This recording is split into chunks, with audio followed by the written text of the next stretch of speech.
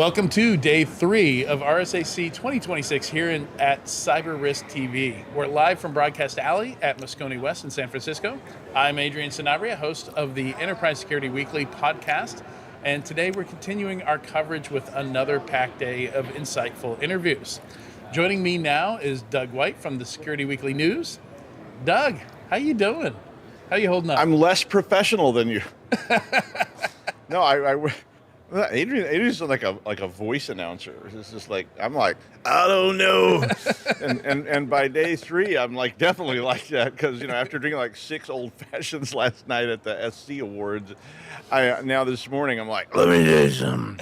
I have been legitimately concerned for my voice. Yeah, I mean every event I've been to, like the volume for normal conversation is, I'm like, I'm not going to make it. Well, yeah, I used to teach boot camps. Yeah. And literally by day 3, I was just like, I was putting cough drops. I was like loading my cheeks with cough drops because I would be like, okay. I think it's all the whiskey to soothe my throat. So. Oh, well, maybe that was the solution. Yeah, because I couldn't do that when I was doing boot camps. We did some whiskey tastings last night. It was good. Fancy. So, it's interesting. So I just came from the 451 Research Breakfast, which I used to be at 451. I still go to the breakfast. They're a lot of fun. They kind of share the data that they've collected to this point from the previous year. And they collect a lot of interesting data. And, one of them, they have a finance guy. And really interesting to get, because he doesn't care about security. Security is just a bucket. It's just a category to him. So just very laissez-faire, here's the numbers. Here's what's going on, and so last year was a huge year. We had single transactions, just the Wiz transaction was bigger than entire other years in terms of M&A activity, and so they're predicting this year is going to be a down year. There's not going to be a lot of acquisitions. There's not going to be a lot of money flying around, and there's a lot of companies I don't think are going to raise a Series B. I think are maybe not going to find an exit. So it was my prediction last year that the AI for SOC stuff, if we didn't see an acquisition by the end of last year, it's not gonna happen for those folks. And there's 36 of them. And so either that means AI in the SOC is not very useful, it's not working out, or not to the extent that they thought it would. Or it means it's so easy to build themselves that, the MSSPs, the Arctic Wolves, don't need to purchase one. Or, I would say... You have a third or? Yeah, no, I do. I think... I agree with those first two. I am not going to say that those are wrong, and that's not what I mean. But I also think there's this we're still in the exploratory part of the scientific model where we're still trying to fool around and find out. Mm-hmm. Because I think a lot of people have, and your SOC is so critical to your organization. I mean, and it's another one of these infrastructure components that you don't want it to stop because you need it. Yeah. And when people come in and salespeople come in and they say, "Let me cure all your ills here. All you got to do is bolt Tommy the AI onto your SOC." Yeah. I think a lot of people are still kind of trying to hold back to decide how does this integrate with what we're doing.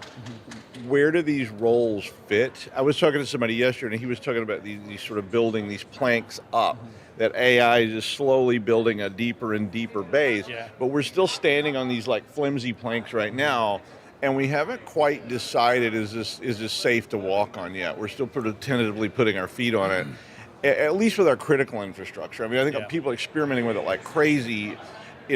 As I've had people call me, saying, is it okay I tell my employees just to go ahead and use, Copilot in everything they do? And I'm like, no. Yeah. And he's but they will do it anyway. Oh, no, he'd already done it. And he was like, well, I just was trying to get some reaffirmation. It was just a formality. I'm already doing it. Well, he said, I was just going to make sure you... Open clause on 37 systems. Yeah. Yeah. That was actually, I didn't say 37, but I said, yeah. How many have OpenClaw on them already today? And he was like, what's OpenClaw? And I was like, you'll find out. Yeah. So, it's I've got a few thoughts there. One, I think, so I put out some posts a couple months ago.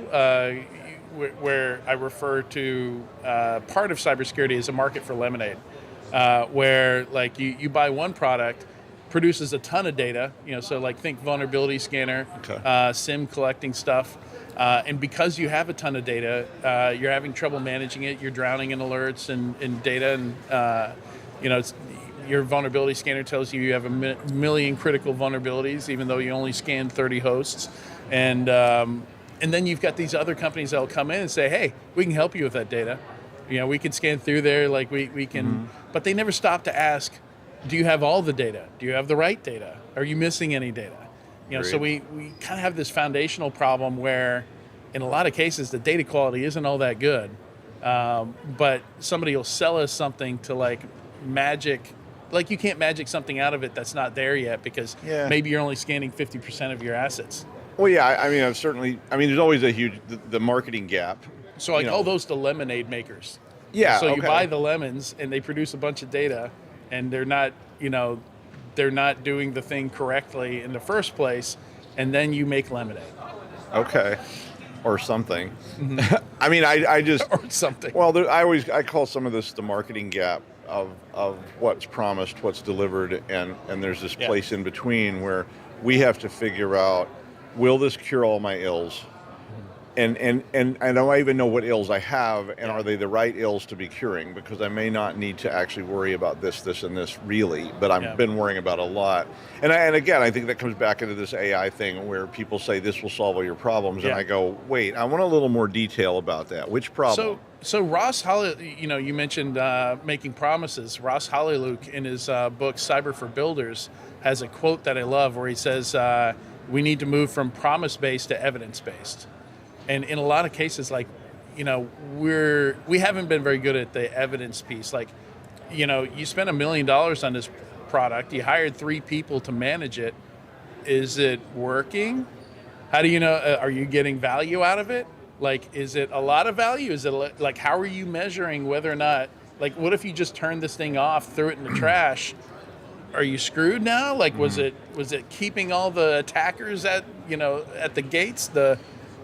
Well, yeah, I mean, in management literature, I don't remember if it was Henry Mintzberg, so I apologize, Dr. Whoever, if it wasn't. I remember seeing this chart, and they were talking about paradigm shifts, and there was this line, there's this, and all of a sudden there's this like crazy thing, and then there's this other line, and it's this crazy thing is kind of where we are right now, of this uncertainty. Yeah, and it's this maelstrom of people trying to figure out what the best decisions are to make. How do we do this? And maybe when you have these kind of shifts, it may mean that AI in a SOC or AI in some other context will change what that back end is. And so instead of it being, well, we should collect how many widgets did we make this year, we now need to collect something else entirely. And when we look at it from a security perspective, it may mean, well, nobody really cares anymore about this.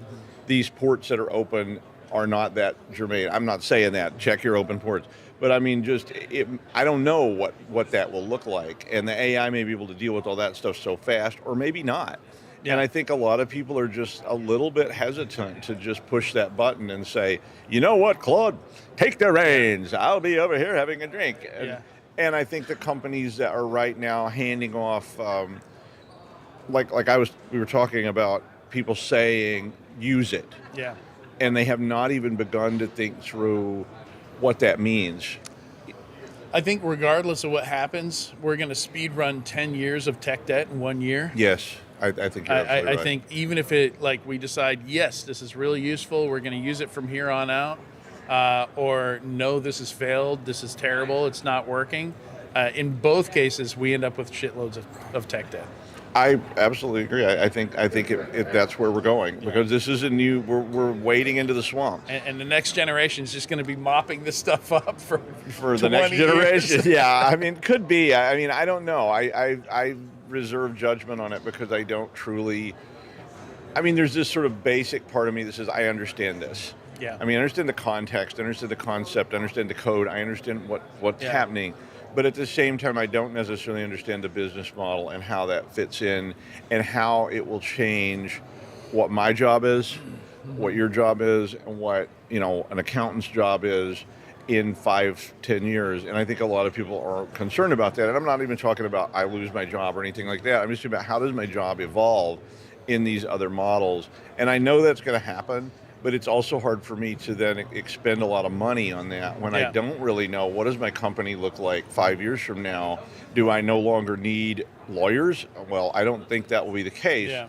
But it's hard for people. Well, maybe to plan. You don't have internal counsel, but you still keep external counsel. Or maybe you still need internal counsel. I mean, that's what I don't really know, because it's hard for me to fathom how. I mean, based on my use of it, I'm like, okay, you're going to fire your internal counsel and say I'm going to rely on this thing that just made up 15 Supreme Court cases that don't really exist and told me, go ahead. And there is an LLM product for that called Harvey. Of course. That's built just for lawyers. But we don't. So we kind of seeing the same thing everywhere, where it's a really great, everyone agrees, it's a great assistant.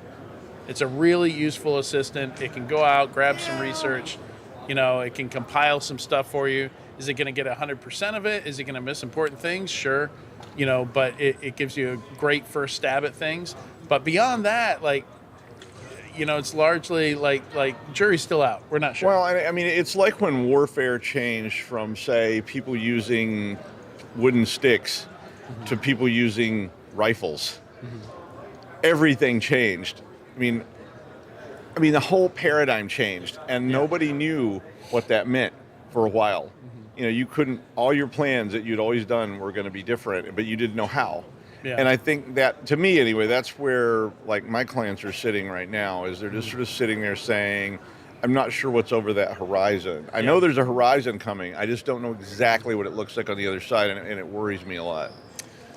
Yeah, so I've been trying to figure out where we are in the cycle, what the cycle looks like. It definitely looks different. Like if you look back at all the previous RSAs,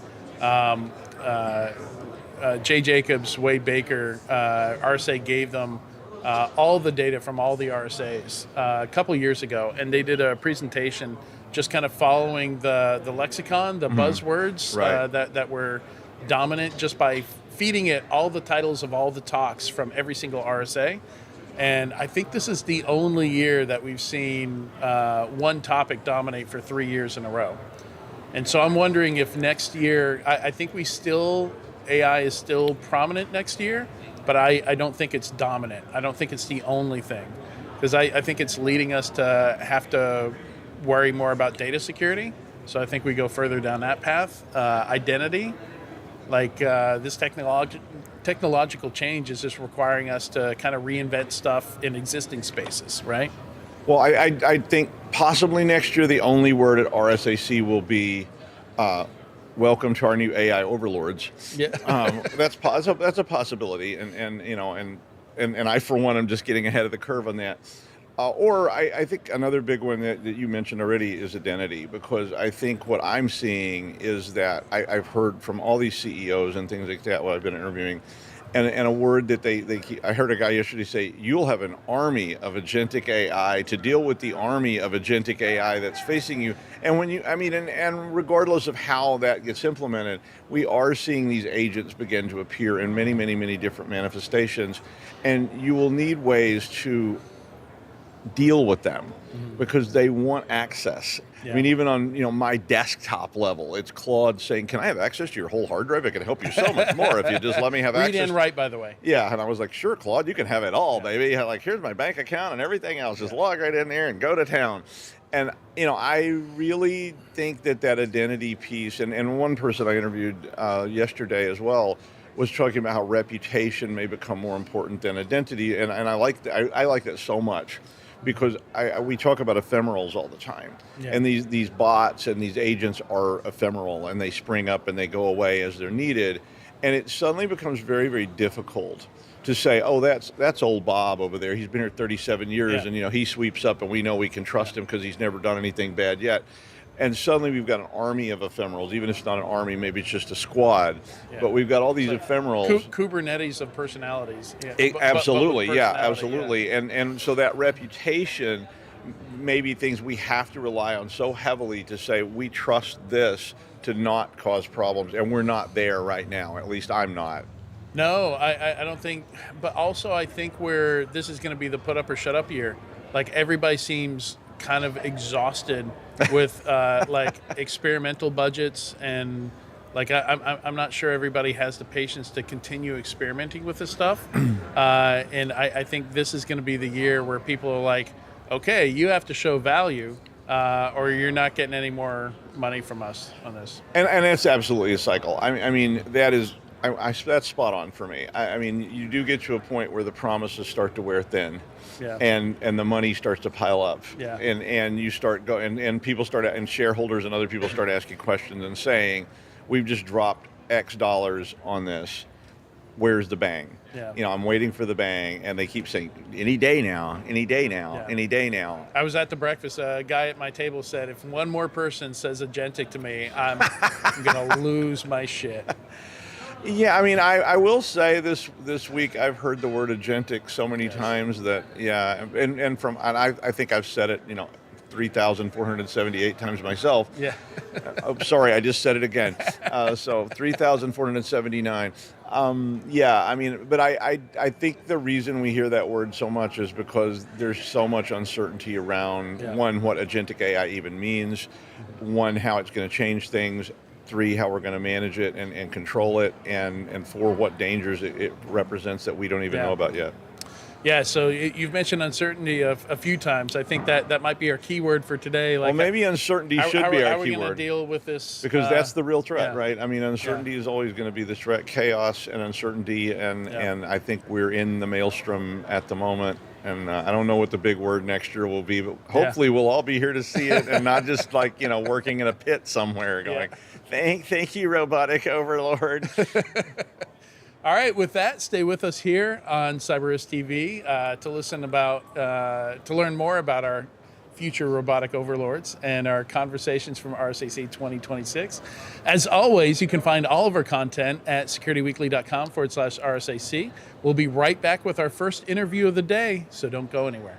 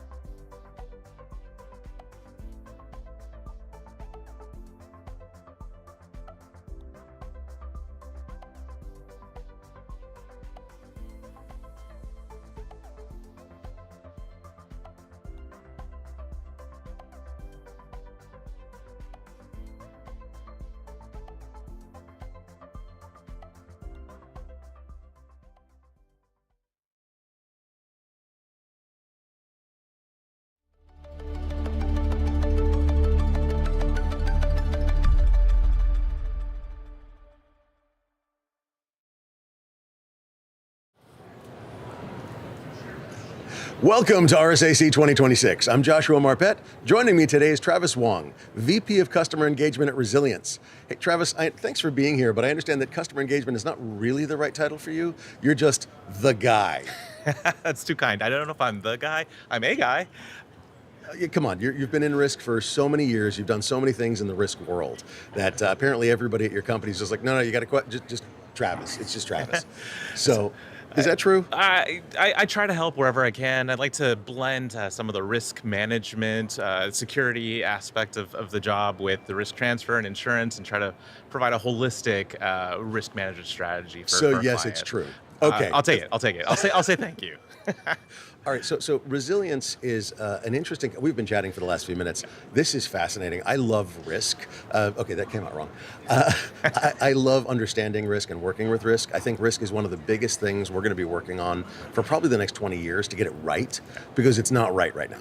It's just not. You talk about likelihood and impact, and I go, that's nice topics of conversation, but as we said, it's not math, and it's not mathematical, and you can't take ordinal valued, small scale things and put them into formulas. And we do every day, and it's wrong. So I have so many questions, I'm sorry. I think the big one, though, is let's talk about what resilience is. Can we start there? Oh, yeah, for sure. So Resilience is a cyber risk solution company. Okay. So we're a holistic risk management software provider. We also provide risk transfer or insurance for our clients. And so we're helping our clients really understand their risk a little bit better and then what to do about it. So whether that be improve their risk mitigation strategy or improve their security program, or perhaps find some ideal insurance terms. The most important thing for us, though, is to translate kind of all of the security activity that our clients are doing into something that's meaningful to finance folks, whether they be risk folks or a CFO type person. You do that by being dollars. You talk about dollars, your dollar denominated risk. Yes. And you're not saying, oh, it's 80% chance we may see ransomware sometime this decade. You're saying, look, if it happens, it's going to be $1 billion, $500 million or whatever of risk. Am I vaguely correct? Oh, you're spot on. And so one of our mottos is your risk is our risk, because we're bought in together. If something happens to one of our clients, we're the ones who are writing the check. We're paying out that money. Explain that. Oh, definitely. So as an insurance organization, you're responsible for paying any claims that may occur. So that gives us the advantage of the visibility of both the things that happen from a frequency basis and how often those things happen to our clients, as well as how much those events cost. So the important thing to us is we have all of this data. We don't want to sit on it ourselves and use it for selfish purposes. We want to socialize and democratize the data and the analysis and kind of our view of what can occur, what has occurred, and how much that has cost. So that empirical data of these are what the claims look like. That's what it should be. That's what it should be. Actual empirical actuarial data. When this happens, this is how many dollars are going to go out the door. From an underwriter, you're actually underwriting these policies. We are. So we're an underwriter in that we write the insurance for the policies, but we go beyond the typical insurance process. Quite commonly, and if you even go back 10 years, insurance was 100% done through a static application. Oh God! 10 years ago, it was a 5-question application. It's not great. I've seen single question applications. Do you have a firewall? There you go. It's in a box on the shelf. Does that count? Yes, it does. You get insurance. Don't even get me started. Okay, sorry, go ahead. No, and in today's day and age, risk is dynamic. Yeah. Especially the theme of this conference is AI. Agentic AI. Agentic AI. Have you seen the Agentic AI? Yeah, okay. I think I need some agentic AI somewhere. But it's the real effects of AI are that risk is becoming more and more dynamic. Yes. So that static once a year insurance application, risk assessment doesn't cut it anymore.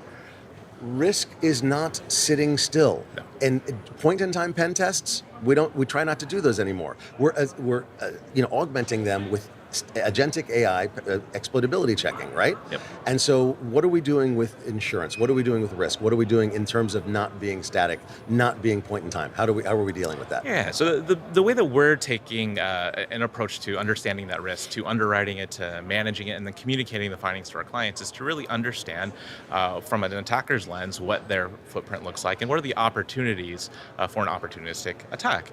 So we take an outside-in approach that's also augmented by optional inside-out data. our clients are able to provide us with integrations, right? Okay, so they can if they want. Now, if they provide you with an integration into their ticketing system or into their firewall or into their whatever, do they get a better insurance rate? Insurance is a mixture of underlying insurance rates and premiums are a mixture of underlying risk. So risk characteristics specific to the organization, but also market pricing. So there's not a direct correlation. But what we really focus on are the benefits of engagement. So it's the back and forth between us, the insurer or risk solution provider, and you, the client, that really matters to us. And so if we see that back and forth, someone that wants to work with us, that we want to work with as well, we're going to recognize that with the best terms possible out there. It's a relationship. It's a relationship. It's a technology-driven relationship. Yeah, but it's also, we see that you're doing proper things. We have integrations into your firewall, into your ticketing system, into whatever the integrations are, and we see you're continuously doing smart things and the best possible, best practices things. So because of that, we're going to give you better rates. I mean, am I paraphrasing it slightly? Yeah, I think it's a fair characterization. So we're going to give you the best possible rates and terms possible. Right. And we believe one of the core values of resilience is transparency. So if you're transparent with us, we're going to be transparent with you. You give us that data. In return, we're going to show you exactly our view of risk that we see of you. So all of the same models, all of the same analysis and data that we use for our own underwriting, for our own insurance procurement processes, right. We share that with our clients. We show our clients, you're going to share with me the data as to why you set my risk at X instead of Y or whatever, right? That's the goal. Okay. But nobody wants to share that data because it's valuation data. It's intellectual property. Don't you see it that way, or am I wrong? Well, for a lot of insurance companies, it's proprietary information. They want to create as much profit margin as possible, and it's a standard business operation. There's nothing wrong with that, but we believe in a higher mission. Like, our goal is to make the world, de-risk the world from a cybersecurity perspective. It's okay. You can say, I want to make the world a better place. Oh, it's okay. We're kind of altruistic in that way. Is that okay? Valid. Look, if we could make money at doing a lot easier things, okay? Fair. This is because it's important, and that's why we do it. So I'm good with that. Okay. It's important. We want to provide folks with the visibility and the understanding to know where they are now, how much financial risk are they presenting to the entire organization, and really equipping that security leader with the data, with the narrative to help translate their security activities to something meaningful to non-security discipline folks. The finance team, the board of directors. So you're helping them communicate with the other levels and helping technical people, technologists, to communicate in business, because you're helping them communicate in dollars. Do you know how many times I've said that? Do you know how many times I've said that over and over and over again to people? If you can't communicate in dollars, business people don't listen. Yeah. And so you're giving them, not just giving them the insurance. Awesome, very cool. Yeah. You're giving them insurance based on the information they're giving you, so that inside-out perspective we were talking about. But you're also giving them the tools to communicate with their leadership as to why we're getting this rate and what we could do to make it better. And if we make an investment of X dollars, we get a Y% deduction in our rate, or could have. And so, am I correct in what I'm saying? Yeah, and so we're looking at what is the optimal risk strategy for our clients, and helping them decide on their roadmap as they continue along over the course of a few years. As we've talked about AI here at this conference, we understand that risk is dynamic. Yeah. So your cyber risk strategy has to be dynamic as well. Is it good enough to set a strategy and then check it in a year? No, absolutely not. Can't do that. Absolutely. Look, we talked about point in time. That's BS. It's been 11 months. Let's get everything ready for the insurance people. Come on, man. It just doesn't work. It's like a pen test. You do a pen test, 5 minutes after you do the pen test, some developer commits code, and guess what? Your pen test just went out the window. Yeah. So it's the same thing with risk. Yeah. And because that code that they committed is risk. It's risk. Whether it's a risk mitigator, or whether it's a risk creator, it's risk. Okay, I know, I'm sorry. It's an interview of you, not me, okay? Let's be clear, but I'm having fun. This is actually fun for me, because this is kind of where I live. And I mentioned I started a nonprofit to work on this. And after this is over, I do want to work with you on this. But the thing is that risk is fluid, it's dynamic. You're giving these people the information to deal with it. Yeah. I cannot tell you how nice that is, because we operate in a vacuum. And most security practitioners operate in a vacuum and risk practitioners. How do you think, and this is a weird one, sorry, it's coming out of left field, how do you think that what you're doing is going to change the risk field, especially in cybersecurity, of course? Say 5 years, 10 years, 20 years. Go ahead. Speculate, please. Oh, I mean, who knows what the future holds? Right. But my hopes, dreams, desires are that when we take a look at the GRC discipline, we're not so focused on the compliance aspect of what's going on. We're emphasizing the risk. Yeah. So let's make R the dominant letter in GRC. Risk, there's acceptable risk, there's unacceptable risk, and if it's unacceptable according to your own organization's risk tolerance, well, what do you do about it? And that's where we can help provide or equip clients or organizations with that strategy. You can transfer that risk via insurance, that's okay. That shouldn't be That's a valid way to do it. It's valid. Shouldn't be your only risk strategy. Mitigation is a nice one. I like mitigation. We're good with that. We're good with that. This conference is all about mitigation. And so No, this conference is about ads, but anyway.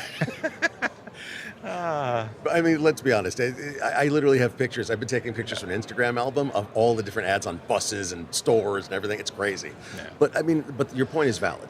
This conference is about the tools, techniques, people, processes, technologies that we can use to mitigate risk and to be better at what we do. And I think this mindset, philosophy that you're espousing of understanding risk, using the data that you collect as an underwriter and pushing it back, that really brings it interestingly home. Your risk is our risk. Yeah. I like that because you're saying if you're going to transfer it, we're going to take that transfer. But if we think that you're taking unnecessary risks, that transfer fee, it might be a little too large.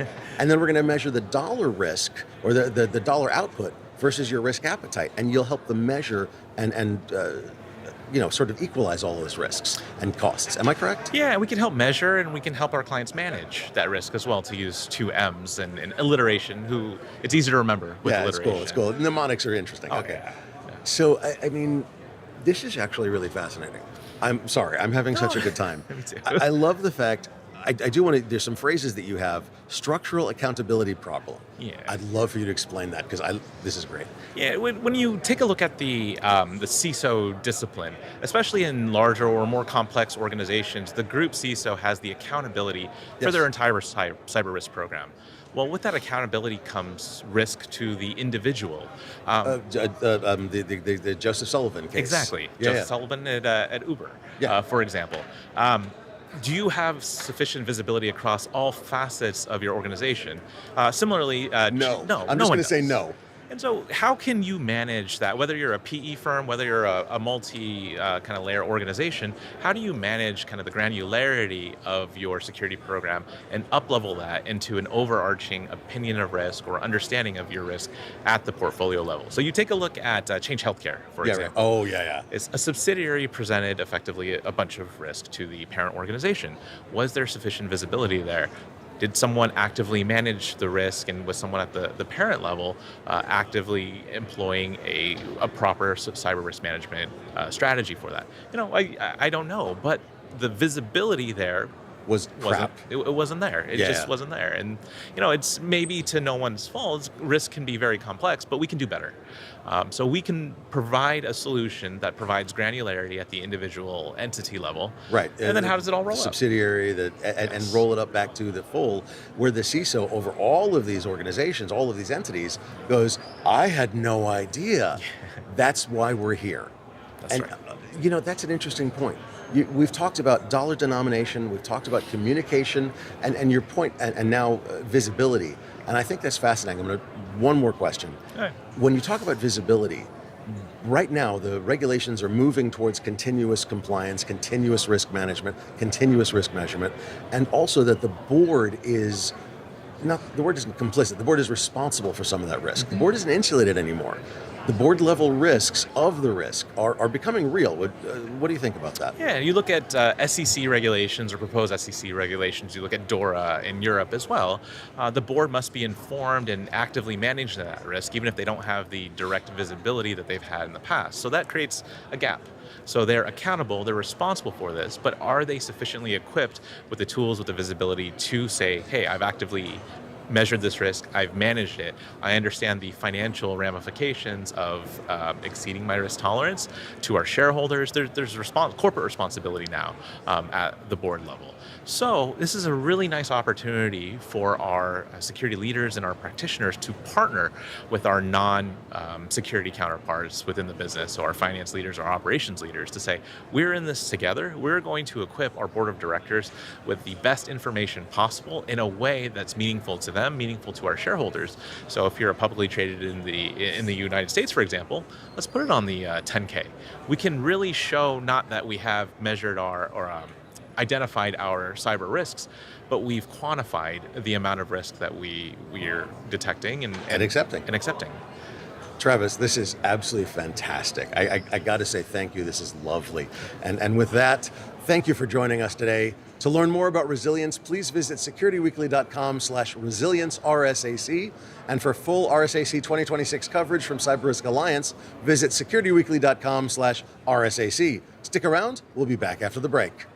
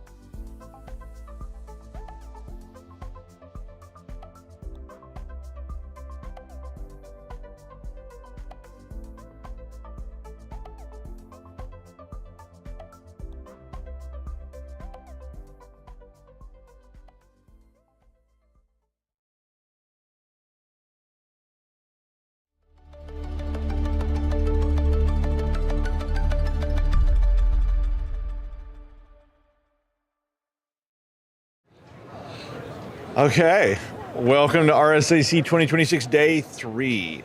I'm still here. We're all still here. We're all still having fun. Yeah, I'm a little worse for the wear, but we're managing. I'm Doug White, and joining me today is the amazing Aamir Lakhani. Hey, Aamir Lakhani. He's has a title that I mean, this is a title. The Global Director of Threat Intelligence and Adversarial Artificial Intelligence Research at Fortinet, and yes, I practice saying that.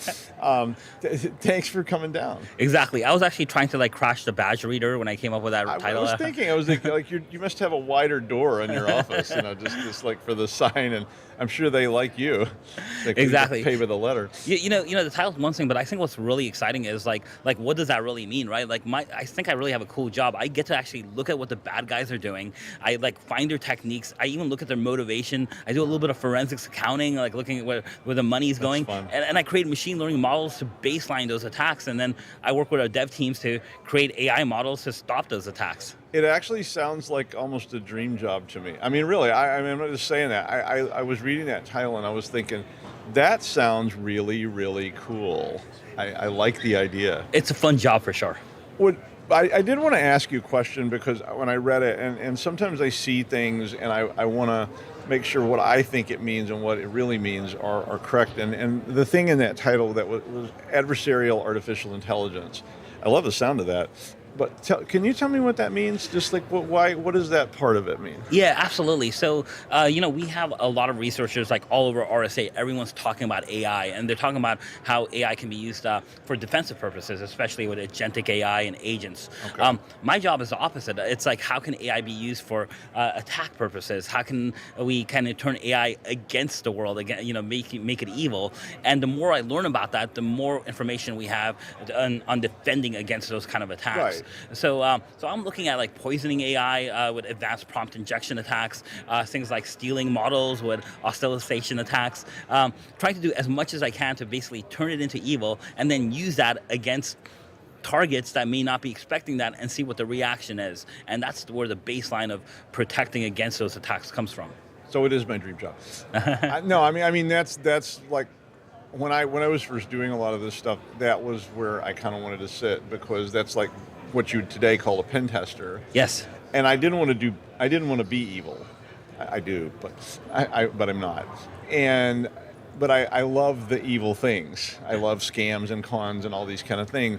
And being able to design attacks and run them against simulated systems and teaches you how they work. Exactly. Like most of the people with this type of job, I think they started off as pen testing, red teaming, got into actually writing exploits with shell code, and we were spending a lot of time in debuggers. And then I think this is a natural evolution of basically red teaming with AI agents. Then you got, let's attack these agents itself. Yeah, I mean, just like I have a firewalling class, and last week I ended up writing a click fix attack, and it's all on a private network, and and it was so much fun. I was writing this thing that would, once the victim downloads it, it starts beaconing and talking back, and it was just so they could see the firewall, stopping it. Like, how do you damp this down? It was so much fun. I love doing that kind of stuff, but I don't want to be a bad guy, so I get to have fun. And it sounds like that's what adversarial artificial intelligence is doing with you. Exactly. So you guys have a huge report, which is probably what we should talk about, that is about these kind of trends. And just a little while ago, Adrian and I were talking about, what will be the big word next year at RSAC and so forth. And I said robotic overlords. And I guess my question for you is maybe, what is the one big word that you think is going to be coming on the horizon from your reports? Well, I definitely like robotic overlords. I think that's interesting. When I looked at that report, it's easy to see with every threat report, hey, things are getting bad. They're getting worse than they've ever been before. That's every year, right? Yeah. Attacks are increasing. That's every year, and AI is everywhere. And I saw that, but I tried to look at what some of this data means behind that. For example, I saw things like brute force attempts are going down, reconnaissance is going down, and at first I was like, that's kind of cool. Are we doing a better job? But that's not true. What's really happening is exploitations are going up, which means attackers are just getting a lot more efficient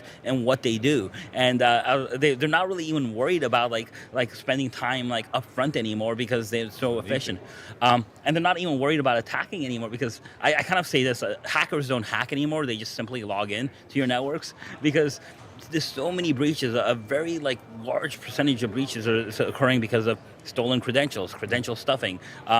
As security guys, like, I know we probably have a separate username and password and two-factor authentication for everything we log into, but that probably isn't normal for most people, and people are like losing passwords, and that's occurring. Yeah, and I mean, actual criminal bad guys have always been efficient. Yes, because the harder they have to work, the more risk they experience, and running brute force attacks and doing clever. I mean, I've been talking about this for years, and I'm like, why would you come up with a 0-day, and spend months or long time trying to come up with these things when you could just literally say, could I have the keys to your car? Right. And oh yeah, sure. And exactly. We follow like some of these like private Telegram groups. Sometimes they're private WhatsApp channels where the attackers are actually talking and having conversations. And it's funny because maybe 10 years ago, if you like used a off-the-shelf tool like from GitHub, modified that, you were a script kiddie, you got like no respect from your peers as an attacker. And now it's the opposite. If you don't do that, you kind of like get no respect. Or like, well, you're stupid if you're actually writing your own code. Like, take something old. Even just a couple of weeks ago, I saw a repackaged Mirai botnet, and Mirai, when did it come out? Like 2013 or something like that, right? Or earlier. That's an old one. Yeah, it's an old one. But someone took that. And it looked like we had evidence that they used a frontier model, AI model, repackaged that, put it into Rust instead of whatever it was initially in Python, I think, and repackaged that, changed some things around, and it was actually pretty effective for a very short amount of time. And why not? It's already done. All the hard work's done for you. Yeah. Do you think that I was talking to somebody yesterday, and we were talking about resourcing, old things, and that's exactly what I think one of the pieces AI does for people is to take something that's maybe tired and old and completely revitalize it and inject new threats into it. Exactly, and AI is getting smarter. Like the attackers have tools that are kind of pretty neat. I would say, like, if anyone's used like Fraud GPT or Worm GPT, it used to be like these tools were great at like crafting phishing emails. It's much more than that. It can say like, I want to attack, organization XYZ. It'll say, okay, I will scan organization XYZ. I'll look on Shodan. I'll look at what they have exposed to the internet. I'll see what vulnerabilities they have. Here's the packages you can write. And by the way, the best way to attack is by attacking these people through social media. And you don't even have to make friends with them. Right. You can just join the same Facebook group as them and start posting things, and most likely they'll click on it. Yeah, another thing that I was talking to people about was about the ability to collect massive amounts of data on anyone. Yeah. And then not just about their name or whatever, but like by collecting their photographs and all this, and sending out AI agents to just literally say, I want to know what room you're staying in at this conference, and this photograph and that photograph, that there, I bet it's right there, and that kind of thing. I mean, those are really emerging threats. Exactly. A couple of years ago at Black Hat, I did a talk where, and it was a proof of concept, but essentially like we were using LinkedIn profiles to try and target people of certain like backgrounds and ethnicities. Yeah. Like, could like a country like Russia possibly target Ukrainian citizens in the U.S. and basically it was all using AI, agentic AI, to find these people, use facial recognition, and craft an attack based on their social media profile. And some of that is just like old-fashioned spycraft. It's just at an accelerated pace. I mean, because I remember going to I don't know what they call it, counterintelligence training or something that was supposed to, when I worked for the government, it was supposed to, help me, identify Russian agents who might be approaching you. But now I think that's accelerated. I mean, it's become almost instantaneous. Yeah, I think you bring up a good point because, we used to find a vulnerability used to come out. Attackers used to scan those vulnerabilities, look for systems that are not patched. It's funny, when I first got into cybersecurity, everyone used to tell me the best thing you can do as a cybersecurity professional is to patch systems. And I think whoever said that never had to patch systems at scale, right? Yeah. Right. But that's not even true anymore, because what's happening is systems are being continuously scanned and indexed, right? And so AI already has, or databases have this index of what the system exists. And once a vulnerability comes out, time to exploit is pretty much zero these days. Yes. And that's terrifying. Yeah. Because I certainly do know about patching and patching firewalls and patching VM servers and things like that. Sounds easy until you try to do it. And of course, I came to mainframe world where the IPL patch process was like 7 hours or something, and that was a bad 7 hours. But well, even in my personal lab, so I have a personal lab that's co-hosted, that's not at my house, right? So even when I patch, I'm like, okay, I don't have physical access to this, so I need to make sure this patch actually works. That I have some sort of backup, like automatic reboot. If Been there, done that. Exactly. It's called drive to the university at 3:00 in the morning, because I tried to patch my firewall and the whole thing it locked, and it was fine, but I had to go physically there to bring it back up. Exactly. It almost sounds like a marketing line, but we are being attacked at machine speeds, and the only way to really combat that is to defend at machine speeds as well. And I think AI is the only way we can help against that, right? And with automation, of course. Right. I kind of feel like this is the first time in my career where I feel like we kind of have a fighting chance. It's more than just a cat and mouse game, that we actually have a chance, because right now the barrier to entry for AI is still a little high with advanced GPUs and costs and memory costs and stuff like that. Right. So I think the good guys probably have a little better chance, but I think it's a really small window, for a of course. while, for a very, very small window, because we know things are changing, and we know how even your local models that you're running on your laptop, on your Mac minis and things like that are very, very good. Yeah, I completely agree with you, and I think that in the very short run, though, we're going to see the rise of rogue AI, and just like we have with everything else, there's going to be a dark web of AI where you can buy into it. Absolutely.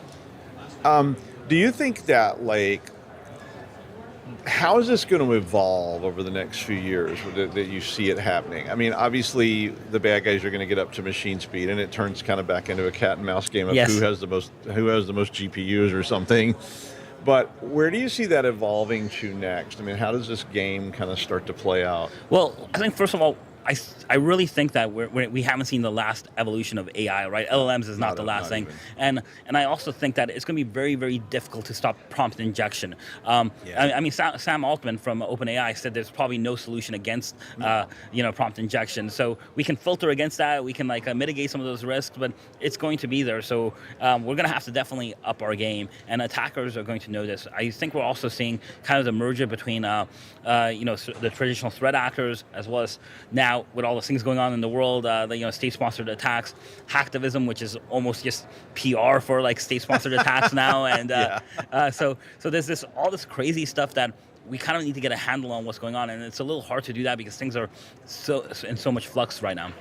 And one of the things I kept thinking about was a kind of evolutionary rogue AI, where just like we're talking about the social media, if I can give a very powerful AI that has no real guardrails on it, because I think that's naive. Yes. I can already sweet talk Claude into doing things that it probably shouldn't do, giving me code it probably shouldn't give me. It's not for nefarious purposes, but I still can do it, into something that you can say, I need to, and you could of course maybe not say this, but I need to compromise that. And something that machine. But you could probably say, "Tell me a story of how to." Or it's a rogue AI, and I go, let's hurt somebody today, and it can go out and collect this massive amount of information about every possible attack surface, and put all that together into a cohesive strategy. Right. Well, that's already there. Those tools are already there on the darknet, and I think Worm GPT, if I remember correctly, a lifetime membership a couple of months ago was $1,000, and it's basically GPT 4.0 completely unguarded. Just no rails, no nothing, and it'll do whatever you want. Exactly. And I think we're going to develop capabilities to be able to spin those kind of things up both permanently and ephemerally. I see these ephemeral AIs coming up too that are like special purpose tools. And I think we're going to get to the point where we can almost do that on, a local desktop. Exactly. I think people are we always talk about identity being so important, and people need to now realize that identity is going to just expand like tenfold, right? Like it's going to be like non-human identity of agents, identity of devices, right? And like how do you manage that, right? That's going to be the key. Yeah, I actually talked to somebody this week who was talking about that reputation would become more important than identity, because these non-human identities, these ephemerals, will not be able to establish long-term identity. Right. You know, it's just they pop up, they do something, they go away. And it's going to be impossible to manage this in this traditional, let's get you a username and password, Bill, and we'll get you signed in and a badge. It's just not going to work that way, and we're going to have to find ways to manage these unbelievable numbers of identities. Exactly. Even in our labs right now, we have basically proof of concepts of agents.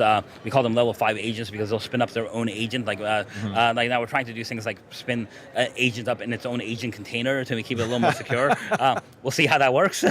But there's all these ideas out there. But like we're at the point where agents can spin up their own agents. They can like basically connect to a toolbox, like download APIs for a certain task that it's already analyzed and complete that task, and then if it's no longer needed, delete itself. Or wow, that's, I mean, and I'm not a doom and gloomer, I'm not. I sometimes play that role, but I'm really not. But a lot of this is very scary to me, and I think paradigm shifts are always very scary, and I think we're really literally standing in the shallow water of a very deep pond of paradigm shift that's coming very soon.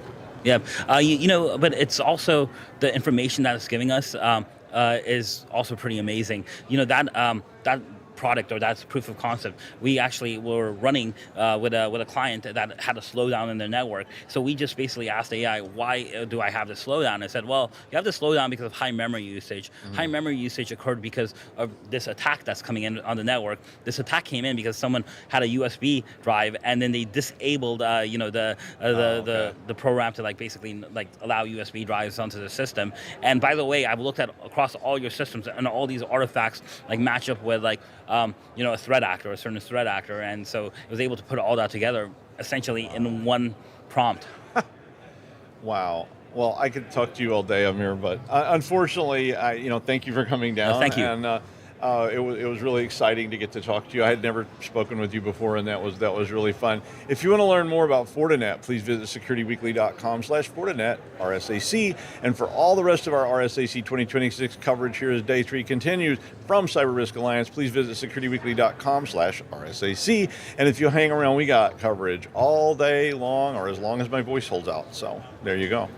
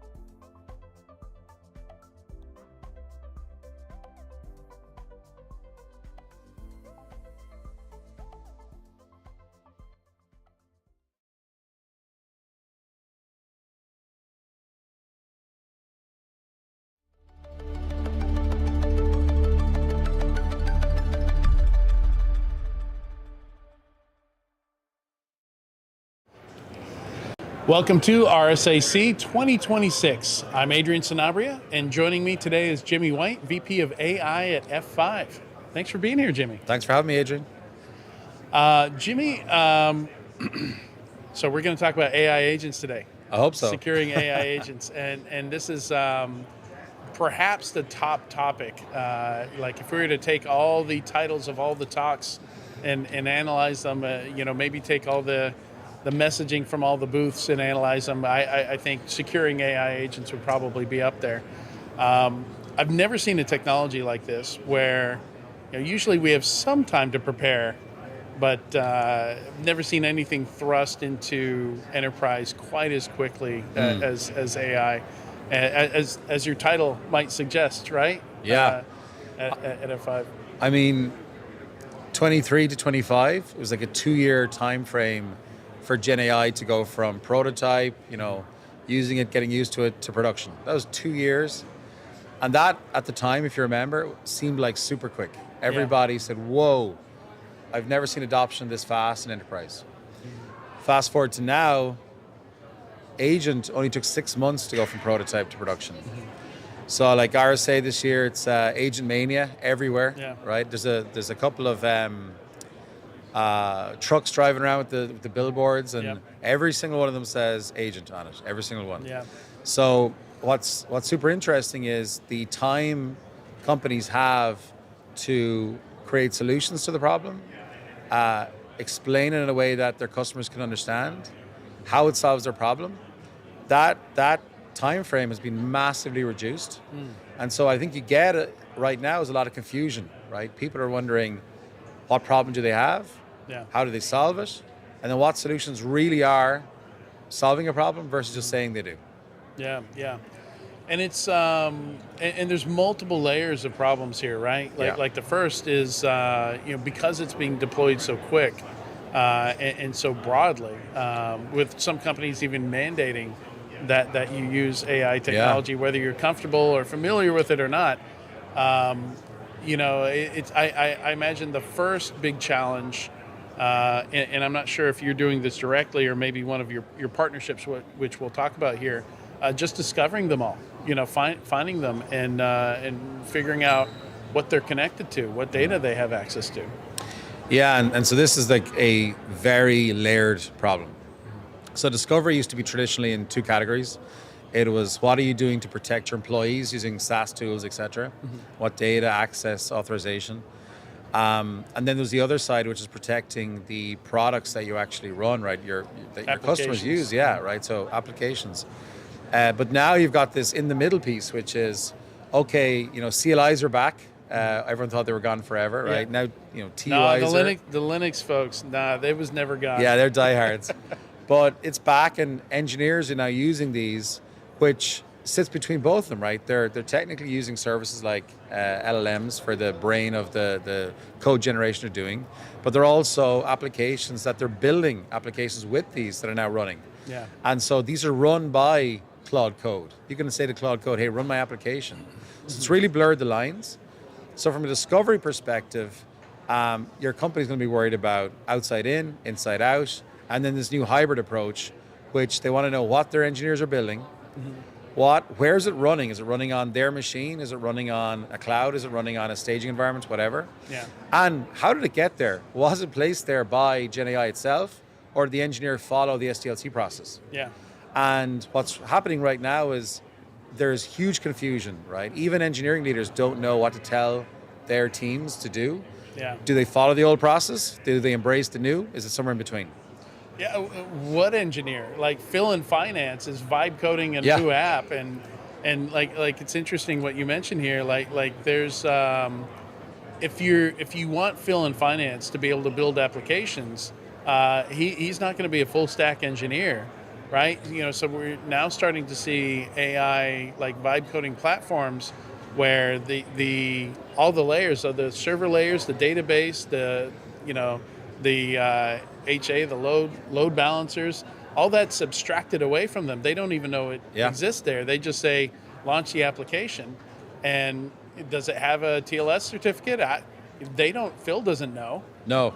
And our stance on that is, Phil certainly doesn't know. Not to say anything bad about Phil, he's a great guy. But when an agent's building something, it's too late if it's built. It's too late if it's running. And so what we need to do is, and it seems a little bit dystopian to talk about it this way, but agents think of this chain of thought, and they're figuring out what code to write and what code to change, what code to modify, what to do with that code. And so Phil is giving them an outcome he wants. The agent will figure out what to do, how to create that. But there are many permutations of viable ways of achieving that, just like a normal engineer building it. And so what's the right way and where are the wrong ways? Now, something that's really cool about agents is they act very like humans in that they think, they try something, they rethink, they try something else. We don't want that necessarily with agents though, right? Humans, we have trust in them. And the speed they can operate at is limited to that human being. With agents, they can go at machine speed. And so it's critical that you police the thought, not just the action. And so understanding what the agent's planning on doing. So it's almost like a Minority Report pre-crime, right? You're trying to stop them before they do something. And then when they're going to do something wrong, if you block that, it has the same effect as a stroke for that agent, right? The agent loses the connection between its brain and its body. And so what you need to, instead of blocking it, is inject a nuanced nudge, right? A thought. Okay. So change that thought from, I'm going to create a SQL statement that doesn't have a limit, to saying, hey, remember, we need to reduce our impact on the database from a latency and load perspective, and then it will rethink and come up with a better SQL statement. Top 1,000. Things like that, right? Yeah, it's interesting. It's so obviously you need to be in line somewhere to be able to do that sort of thing. And it's like generally we found with AI, the more descriptive, the more specific you are, the better chances you have of getting a good result. But some of these people prompting these things, again, Phil, maybe Phil does need a course on prompt engineering, but he's not going to get it right 100% of the time. No. So this is something you're actually talking about doing, or actually doing, like inserting. You can walk down to the floor and see that crazy stuff in action right now. And so, one of the things I really want to get across is that the what is always important, the outcome, right? So people are over-indexing on the what, but the how is way more important with agents. Because with a human, if you say, hey, it's warm in here, Mary, can you make it a bit cooler? Mary's not going to throw a chair through the window, right? And create some draft, right? Whereas an agent, right? An agent could go, hey, what's the quickest way to cool down this room, right? And so the how is super important, right? So that observability is critical, not just monitoring the what. I love that example, because that's literally like I need you to clean up this mess. Okay, deleting inbox. Yeah, right? yeah. Like we've actually seen some of that. We've seen the equivalent of a chair through a window to cool off the room. Yeah. It's like if you ask your kids to tidy up their toys and just throw them under the couch, right? Yeah. They've technically achieved the goal. Yeah, children are very good at finding these loopholes. Right, and actually that's how I tend to treat agents, right? If you're too prescriptive, they just follow to the letter of the law. You're not getting any force multiplier effect. If you're too vague, you're going to get really wild interpretations. Interpretations, exactly right, yeah. That's great. Let's talk a little bit about, so one of the big challenges here with AI is, it feels like we're starting to coalesce around some solution, some structure here on how we handle identity with them, access control. Because obviously for them to be useful, we want them to have access to as much stuff as possible, but then from the security perspective, oh my God, no, you don't get read-write to the entire code repository, like we can't do that. So managing the identity piece here, I think you do have a partnership with Skyfire, which I'm not familiar with. So tell me a little bit about that. Yeah, so one of the, I think, obvious things when especially when you're walking around RSA, is that you see AI in every single banner. And F5 has a hard-earned brand of being a trusted vendor. And when you bring in the AI space, we want to maintain that reputation. And so when we look at areas we want to partner with, for obvious reasons, to bring a combined solution to market for our customers, we need other trusted brands to do that with us, right? So Skyfire and indeed ForcePoint, we know those companies well, we know their brands well, and collectively we hit on all the different areas that we need to do to secure the customer's environment. The data with ForcePoint, we've got the agent discovery and identification with Skyfire, and we've got the guardrails with AI guardrails from F5. And so when you think about those three elements, that's covering the whole ecosystem. And so a customer wants to know that, and we spoke about this before off air, data is critical, right? That data is flowing through AI into agents. Yeah. New data is being created by those agents, locally and remotely.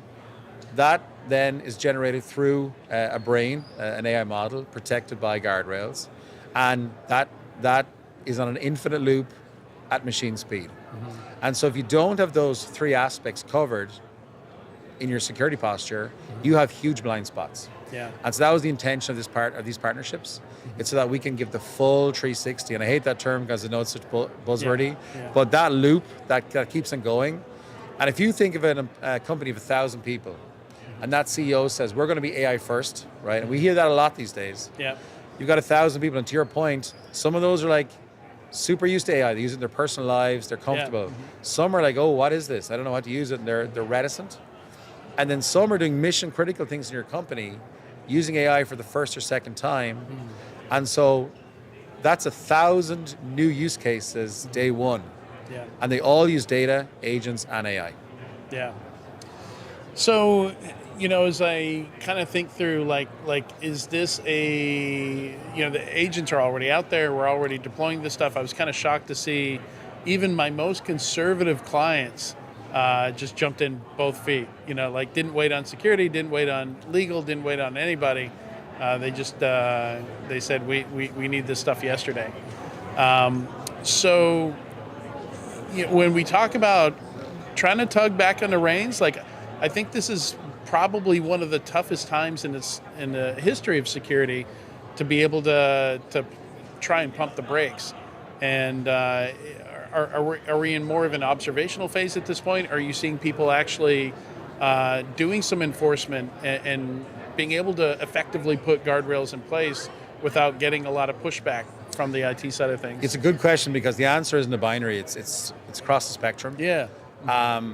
Even within the same company, I imagine it's all over the place. Oh, absolutely. And you've got technical teams who are not always the ones who are embracing it. They've concerns, worries. Yeah. But there's definitely that's what's unique with this is usually it's IT going off and doing stuff. It's the executives. Yeah. Right? Like IT's even kind of like a little nervous, right? Well, there's the term I use is foam AI, right? Yeah. Fear of missing out on AI, right? You've got this huge problem across the industry.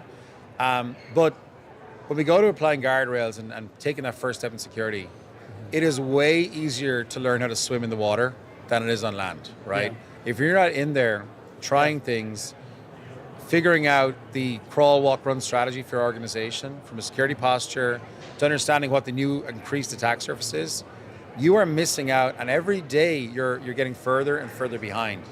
So one of the things I always suggest to our customers is at least establish a crawl strategy. Get in the water, figure out what you can do on a small, very low risk basis so that your team become familiarized with the tooling, they learn what they're doing, and then they start gaining in confidence to say, okay, let's take on the next. Yeah, you do, and that's what I've been advising from the beginning is a lot of people started making assumptions. Well, AI can do this, but it can't do this. Go try it. Yeah, because often you'd be surprised. Or you would think surely it can do this, and it absolutely fails at that. It turns out non-deterministic doesn't work well for that use case. So you really do have to just, and why wouldn't you try it? It's one of the more accessible. With quantum computing also around. It's funny. The difference between the two. One is literally just create an account in 30 seconds you're using it, versus other technologies that are, when big data came out, that wasn't the most accessible thing. And that's big difference here is consumers are using it, right? Everybody's using it here. But I love the water metaphor. You definitely shouldn't practice diving on land. Yeah, without a helmet. Yeah, even with the helmet, I wouldn't recommend it. So yeah, one of the every time I come back to San Francisco, we talk about how quickly it's advancing. I always look at Waymo as a kind of a divining rod. 2 years ago, I took a Waymo and it was very limited to where it could go. Yep. And it had humans take over every now and again. Now I've just heard the Waymos allowed to go to the airport. Yep. Right. Well, for limited people, Oh, is it? Okay. Yeah, they're not letting me do it, but yeah, it's like a beta. Really, like they let. I don't know how many people get to, but I guess I don't use it enough to be open up to that pool. Right. But yeah. But I guess I'm excited about it. Yeah, just seeing the advancement every time, and that's in a real world, immersed in organic nature, right? So the amount of non-deterministic things that happen in nature. If you're looking for high entropy, nature is the answer, right? Yeah. And so in a bustling city of San Francisco, to have a car bring a human being that's precious from A to airport, that's really, really impressive. Yeah. And so then you think about every single person out there has a phone, they're all using AI. I don't know if have you seen a real LinkedIn profile in like the last 12 months? Yeah. Everyone's so beautiful right now, right? Yeah. Because they're all using AI. So what's really interesting is the ubiquity is certainly there already, certainly. But now bringing it into business use cases, folks treat it differently, right? They're worried because it's their job on the line if they mess up, right? And so they're looking to their security teams to say, help me safely use this. I really want to use it. I want to embrace it. I'm used to it from at home. Yeah. But I want to make sure I can't accidentally do something that causes me to get in trouble. Yeah. Yeah. And it's tough for us to promise, but we got to try. Oh yeah. And one of the things when we like the folks using it are trying, the security teams are trying. Everyone's learning together, and that's that pace from 0 to 6 months. We've seen 0 to production, POC to production, and that's the fastest in my 20 plus years career. That's the fastest ever new technology adoption I've ever seen. Yeah. Well, Jimmy, thank you for joining me today. Thank you. Enjoyed the discussion. To learn more about F5, you can visit securityweekly.com/F5 RSAC for full RSAC 2026 coverage from CyberRisk Alliance. Visit securityweekly.com/RSAC. Stick around. We'll be back after the break. Thank you.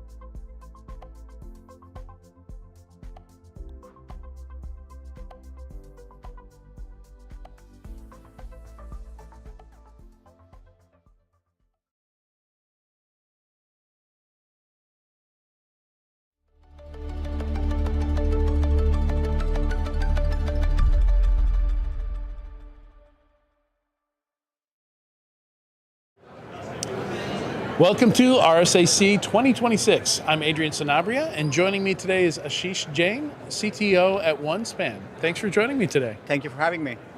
How's your show been so far? It's been great so far. Hectic back-to-back meetings. Yeah. I'm getting my steps done. Yeah, me too. Me too, definitely. All right, so today we're talking about why Passkeys, it's prime time. It's ready for banking. Yeah, I think it was maybe a year ago when I saw that Target defaulted to having you set up a passkey when you first created an account.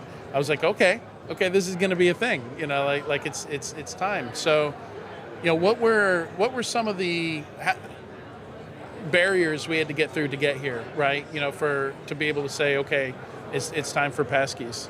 Yeah, I think over the years there has always been a challenge in between, security and experience for the end user. Yeah. And authentication has always been in the middle of that. And at some point of time, if you think about it, login is the first touch point your end user has to your application or your services, and you're changing the behavior of the consumer. Yeah. So we had to get the things in the back right, but we also had to get the things for the end user to get it right, so that we can ask for a change of a consumer behavior. And I think we are at a point now where we can make that happen. So I'm glad you brought that up, because one of the bits of feedback that I've heard is like some people are uncomfortable with passkeys because they've been so behaviorally trained that there's a username and there's a password. And MFA was easy because it was just like a second password, right? Like this code on a hardware token on my phone or something like that, push off, that just felt like an additional step. But taking away a step, that feels weird. It feels unsafe to people. So is that just more training? How do we get people comfortable with using passkeys? Yeah, so I think we have trained our end users over the years that is the behavior you have to go through. Yeah. So I won't say it's easy, but it is consistent. Yeah. And whenever it comes down to consumer rollouts, consistency generally ends up beating simplicity. Yeah. And that's what happened with passwords and SMS-based codes. But if you look at the actual data, and in fact, FIDO Alliance did something you search for called Passkey Index Report. Mm-hmm. So one of the key metrics that you look at for authentication is the sign-in completion rate. So the number of users who show up to the login page and number of users who are able to complete the login. Mm-hmm. For username and a password, generally, that sign-in completion rate is about 80 to 90% across the industry. Yeah. It varies on the platform. Like on the web, it's easier. On the mobile devices, a little bit harder because you have to type it in. Yeah. The sign-in completion rate for SMS is about 60 to 70%. Okay. So the number of people who attempt, you get a code, you type it in, that's about that range. And in the Passkey Index report, I think it came to about 63%, so right in that range. The Passkey completion rate is 93%. Wow, okay. So even though the perception can be that, hey, I'm asking you to change the behavior, but once the behavior is changed, 93% people who attempt a passkey are able to complete it. Mm-hmm. The second data metrics that we have measured is when you do an MFA, the average time it takes for an end user to complete an MFA is about 31.2 seconds. Mm-hmm. The average time it takes for a user to log in using a passkey is 8.5 seconds. Right. So overall, from the data, we are at a point to feel very confident that the experience of the passkey is much simpler and easier. We had to get to the point that people feel this is a consistent experience across every site. I think this is particularly important in banking because like most of the applications I log into leave me logged in for weeks, months, years at a time, right? I have some kind of OAuth token that just sits in my browser cache somewhere and keeps me logged in. But banking, like a lot of banking still times out after 15 minutes, makes you log back in. I remember when I was just going through my transactions, updating my finances, I would probably log into my banking website 10, 20 times each time I do that. And it's really annoying, right? So with Passkey, reducing that friction, Like that seems like like maybe even a differentiator to other banks, right? Something that people do so often, checking their balance, checking their payments. Just reducing that friction. That's a lot of overhead. Yeah, and I think that's the balance that you mentioned the OAuth access token. So generally what happens is you log in, I give you an access token, and depending upon my security risk posture, I may make it to 10 minutes or I may make it to 30 days. Mm-hmm. And if you are a social site, maybe it's okay. For a banking.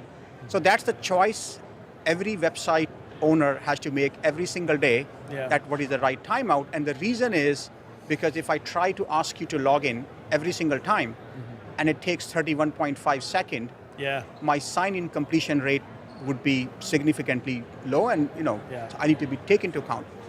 I think what Passkeys have done, which is they are inherently more secure by design. Yeah.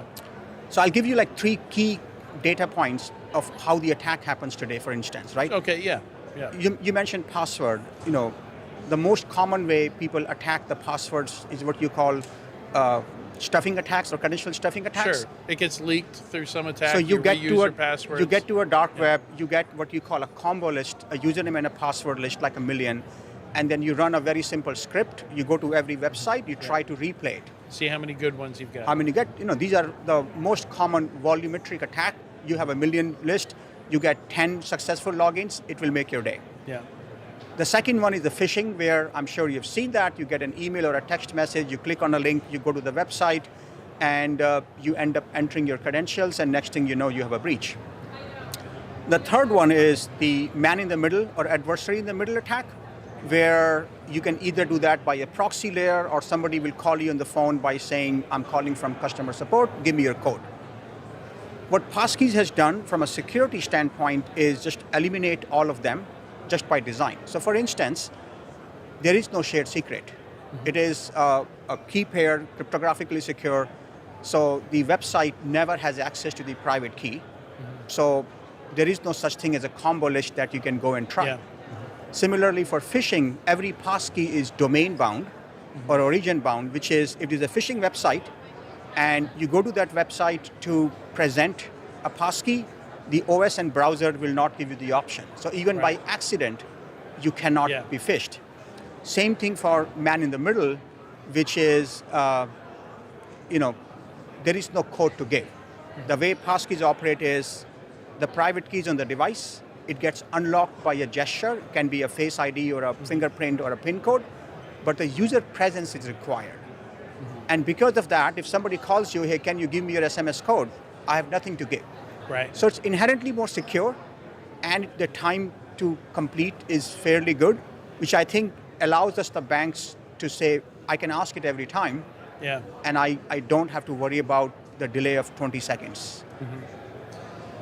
So if it's that convenient, that useful, is there any reason to continue using username password with MFA these days? Are there still use cases where we're going to see a long tail of there's still going to be TOTP, there's still going to be push off, there's still going to be FIDO security keys, hardware keys? I think each of the different authentication methods that you mentioned, they have their pros and cons per se. And when you are dealing with a large consumer population, there are so many edge cases that you have to support the other methods. So I think what I would say is that passkey becomes the de facto standard, but you may still have to support a few other ones, right? Yeah. And like I mentioned, there are pros and cons. Push notification, I think it's a great experience, cost-wise effective, but then you're asking the end user to download an application on the device, so it's an extra onboarding step. SMS, there is nothing to download. It's a very consistent experience, but we have heard of SIM swapping. It is also expensive, like you pay a penny for an SMS. In some countries, like Germany, is expensive. In China, it's about 5 cents for an SMS. So you have to take that cost.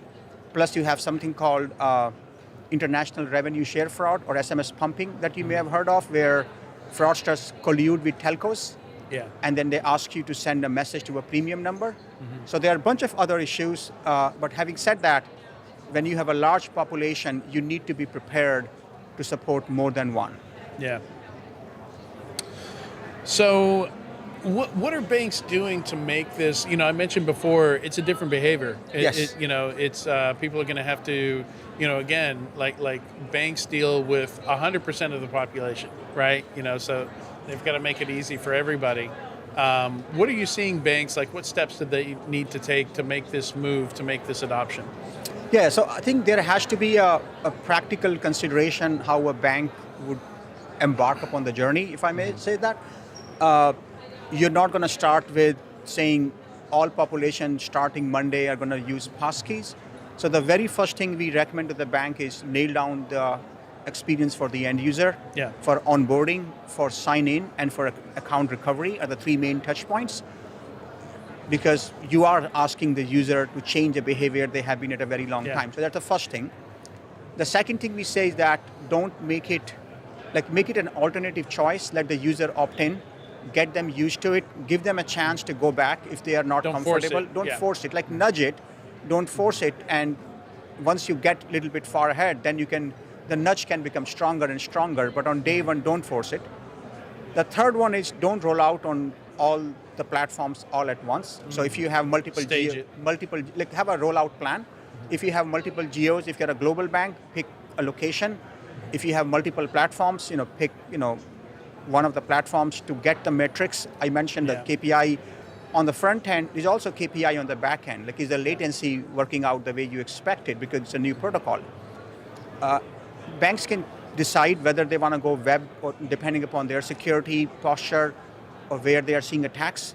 What we have found is that mobile generally makes it easier simply because the end users are more used to using a Face ID or a biometric to log into a mobile compared to an old Windows device. In some markets, there's only mobile, right? Like they don't own a laptop. Like all the banking is done through a mobile device. And at the same time, if you think about it, the population who uses the mobile are a little bit more digital native. They are a little bit more easier to adapt to the new technology because they grew up with that mindset compared to the population who has been using the web for a very long time. So banks can decide, but at the end of the day, you have to roll it out in a phased approach as compared to all at once. Yeah. And before we wrap up, your particular implementation of Passkeys, tell me more about how OneSpan does it. What differentiators do you have from the rest of the market? Yeah, absolutely. So OneSpan has been one of the very early founders or members of the FIDO board. Okay. And then we also recently acquired a company called Knock Knock Labs, which was the founding member of the FIDO. So we have years and years of experience in helping shape the spec, all the different nuances, combinations, and permutations. So from a DNA standpoint, we know the FIDO spec in and out. And you combine that with 30 years of OneSpan selling authentication software to banks. So overall, I would say we have a lot of experts in the company that can help you do that. So that's the first point. The second point is that OneSpan has always offered optionality to their customers. So today, we offer OTP, we offer SMS, we offer FIDO, Passkeys, we offer UAF. We offer you to pick on-prem versus cloud. We offer you to have client SDK and a server-side SDK. We also offer you, mobile. We also have FIDO to security keys, again, the same spec. So we call ourselves, for instance, that same matter, the most comprehensive consumer authentication suite because we have all the options that you get to pick. And then we help you with the transition based on what you already have. The third part is that since we have rolled it out to many customers over the last several years, we have this kind of real-time experience of deploying it in a transition fashion, both the front-end metrics, which is built into the product, and the back-end metrics around latency. We have customers who have rolled out to millions of users, and the latency requirements are very, very strict. Right. So I think the net would be that we have deep domain expertise on FIDO, we have a deep authentication expertise, and then we have a real-world experience of deploying it. For the longest time, OneSpan tagline used to be that we are the authentication company. And for 30 years, we have been calling the authentication company. Now we expanded to a few areas, mobile app protection and fraud for the banking. But that strong DNA of being the best authentication solution still is what we live for. Excellent. Sheesh, thank you so much for joining me today. Love the conversation. I am ready to get rid of my passwords. I'm looking forward to it. Thank you. This is the year. Yeah. Appreciate your time. All right. To learn more about OneSpan, you can visit securityweekly.com/OneSpan RSAC. For full RSAC 2026 coverage from CyberRisk Alliance, visit securityweekly.com/RSAC. Stick around. We'll be right back after the break with more sessions.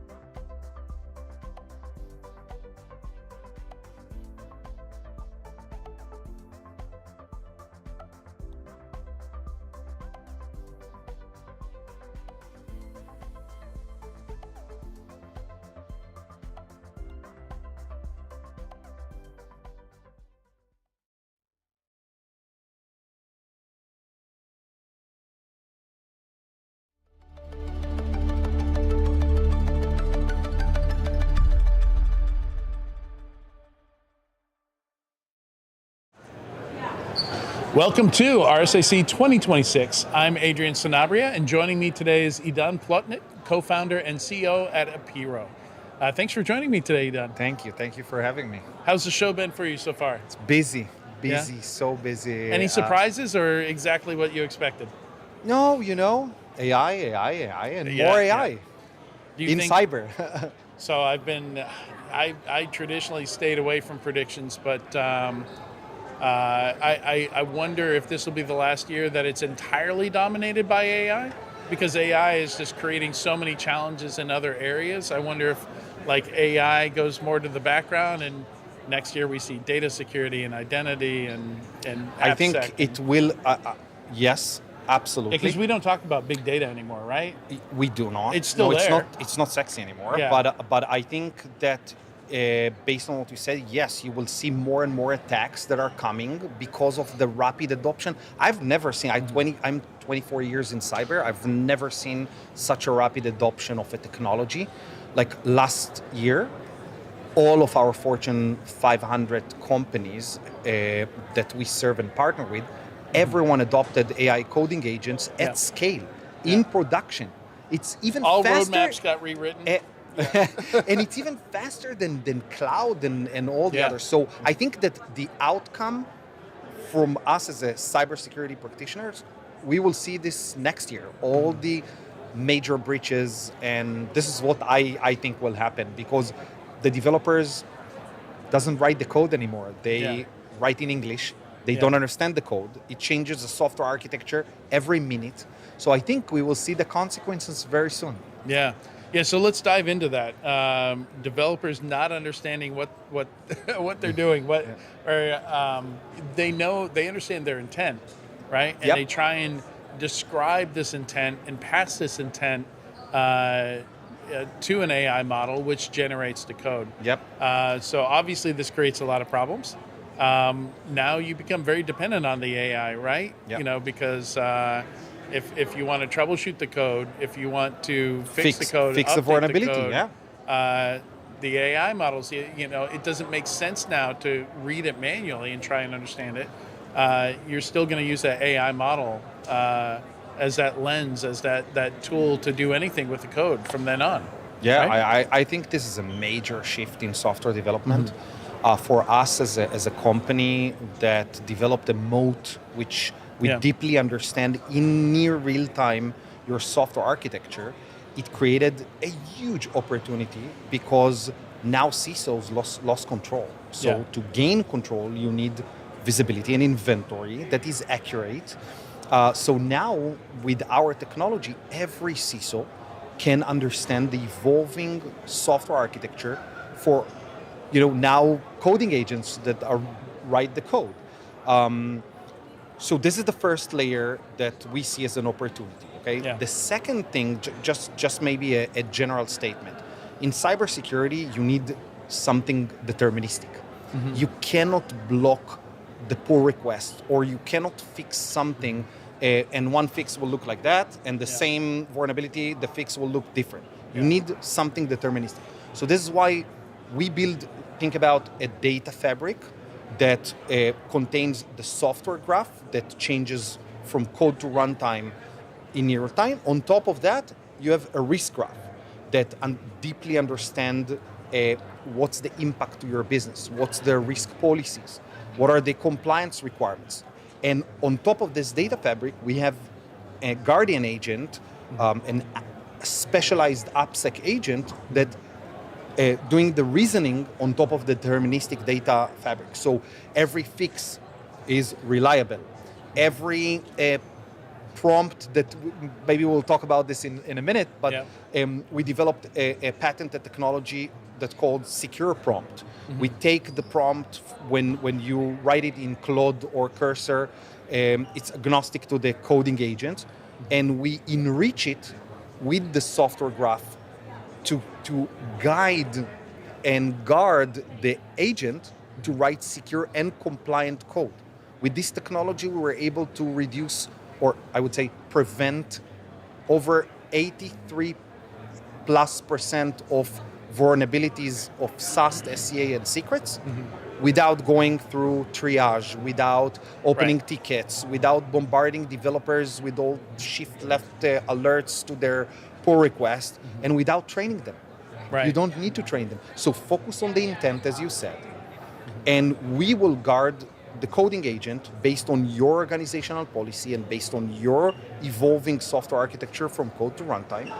And this is how we guard the coding agents to write secure code with zero vulnerabilities. So I want to try and understand like where this fits within CI/CD and the SDLC here. If I'm using something like Codex or Cloud Code, this is somehow in line with that, and it's largely transparent to the developer, whatever we call them now, the vibe coder. The vibe coder. That's typing the prompts.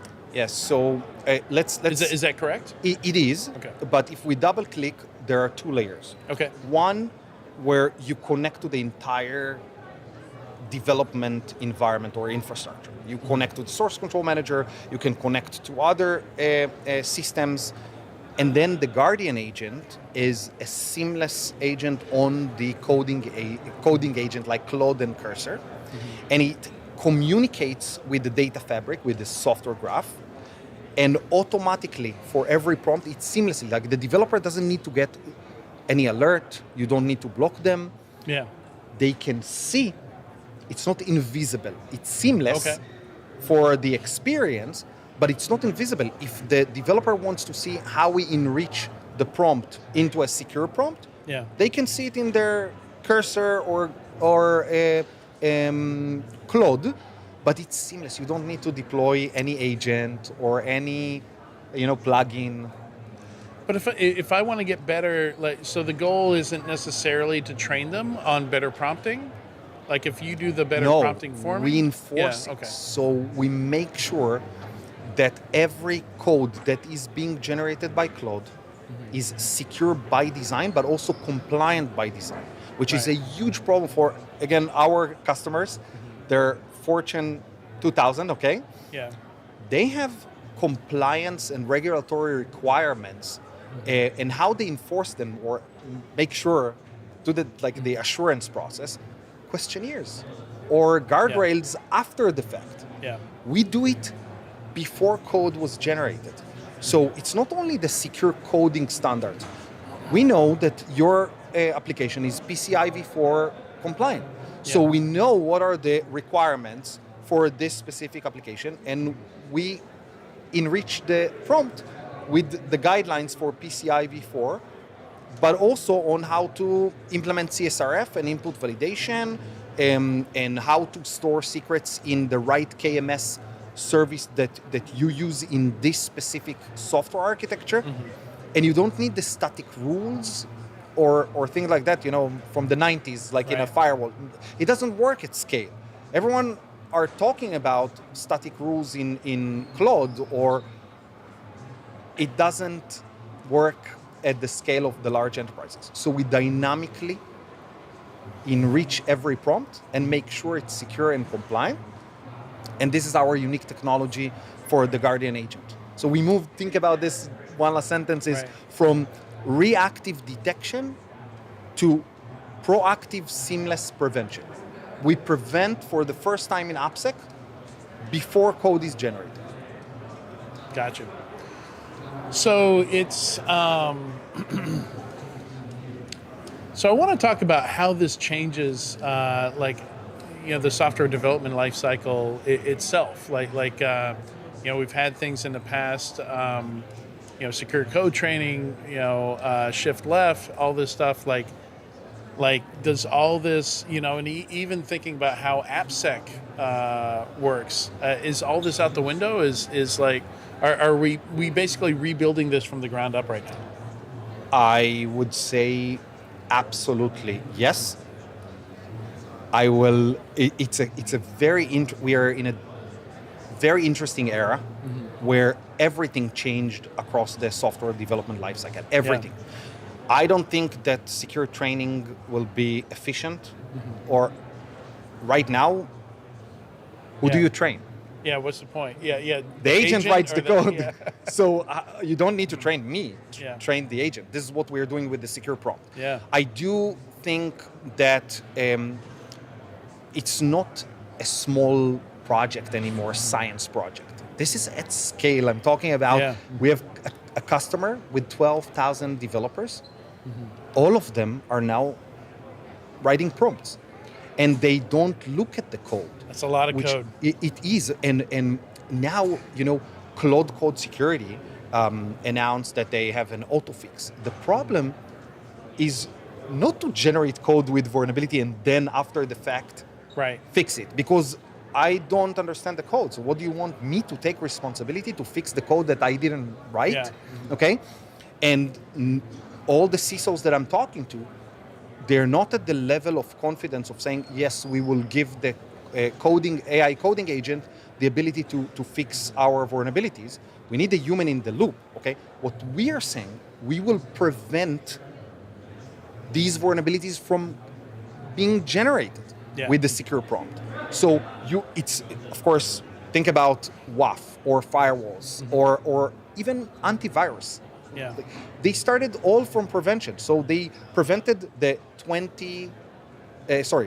80 to 90% of the known issues. Yeah. And then deal with the 10%, which are the most sophisticated attacks. So same concept here.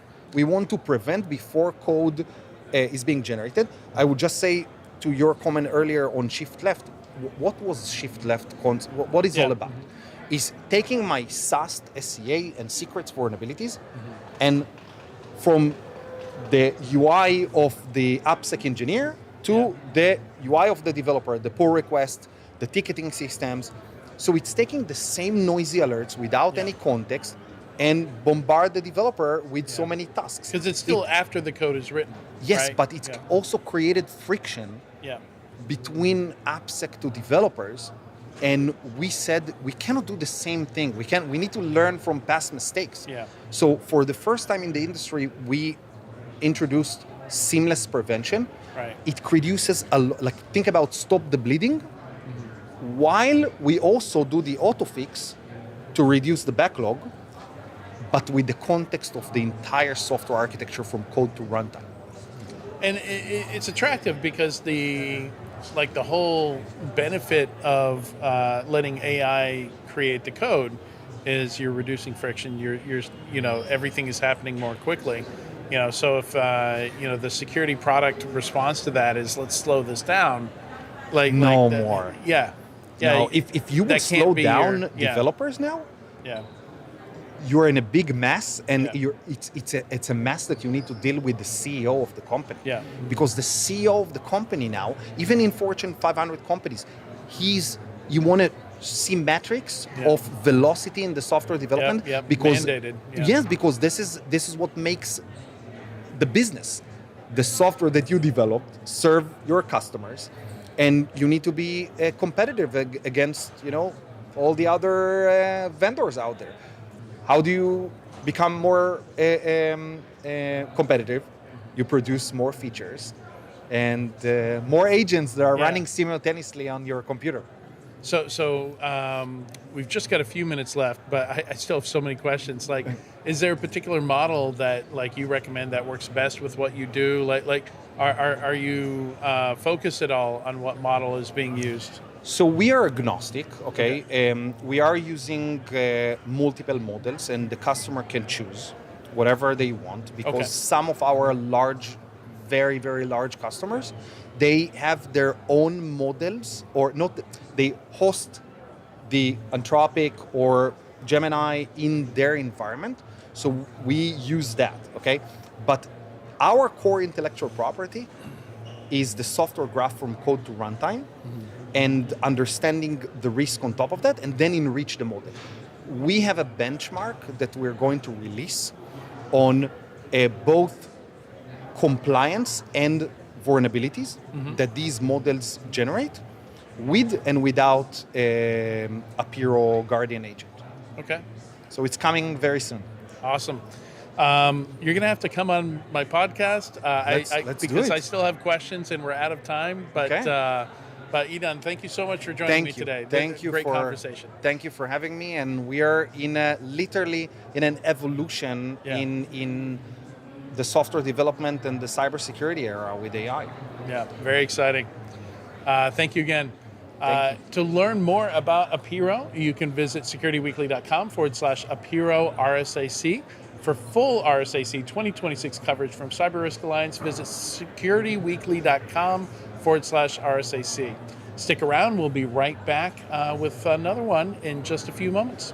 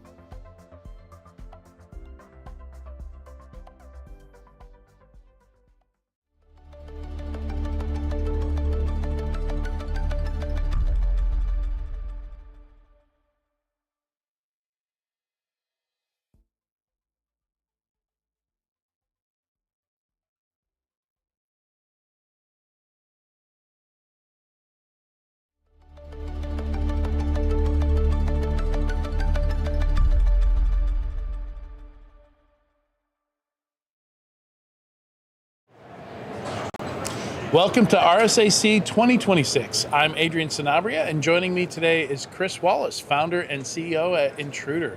Thanks for joining me today. Thank you. Thanks for having me. I think you've been involved with some of our podcasts and things like that over the years.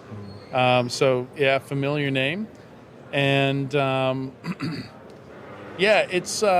enjoying a lot of the conversations today because it seems like a lot's up in the air.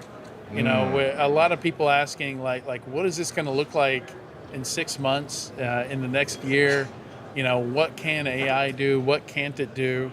And also, I think a phrase I uttered earlier today at the 451 Research Breakfast was, we're going to speed run a decade of tech debt in 1 year. Yeah, meaning we're going to build it all in now. Our children's children are going to be mopping up our mistakes. I think that's accurate. Yeah. So, I think the exposure management is an interesting term. When I do a lot of advisory work through IONS with their clients, and I specialize in vulnerability management. Yeah. And a lot of that conversation has kind of expanded to, external attack surface management tools came out, and then the term exposure management as kind of an umbrella term for everything you need to be aware of, exactly. To not get popped, right? Yeah, exactly. So is that how you would define it? Like help me understand that. Like, what does the lens look like that you view it through? It's a really good question, yeah, because I think it's kind of still new language, right? And I think some people have different takes on it. And my take is that it's an evolution away from vulnerability management, where maybe people would associate a vulnerability as a technical weakness, and this is moving towards what it should always have been, which is it a risk or not? Mm-hmm. So for me, exposure management encompasses, yes, where do you have vulnerabilities, but why do they matter? What can they give you access to? And does it really matter to your organization? And for me, that's what exposure management is about in a nutshell. Yeah, as a pen tester, I'd often say like a lot of the things that would get me in were marked as informational on a vulnerability scan, right? Like, the port 80 open here. I wonder if it's something I can get into with default creds. Most of the time, answer was yes. Well, I love that you've mentioned that, because that's exactly why I started the company. So I used to be a pen tester as well. I spent years breaking into banks and some UK government stuff. And it's exactly that the traditional vulnerability scanners are really good at finding vulnerabilities, patches that need applying, or software that's out of date.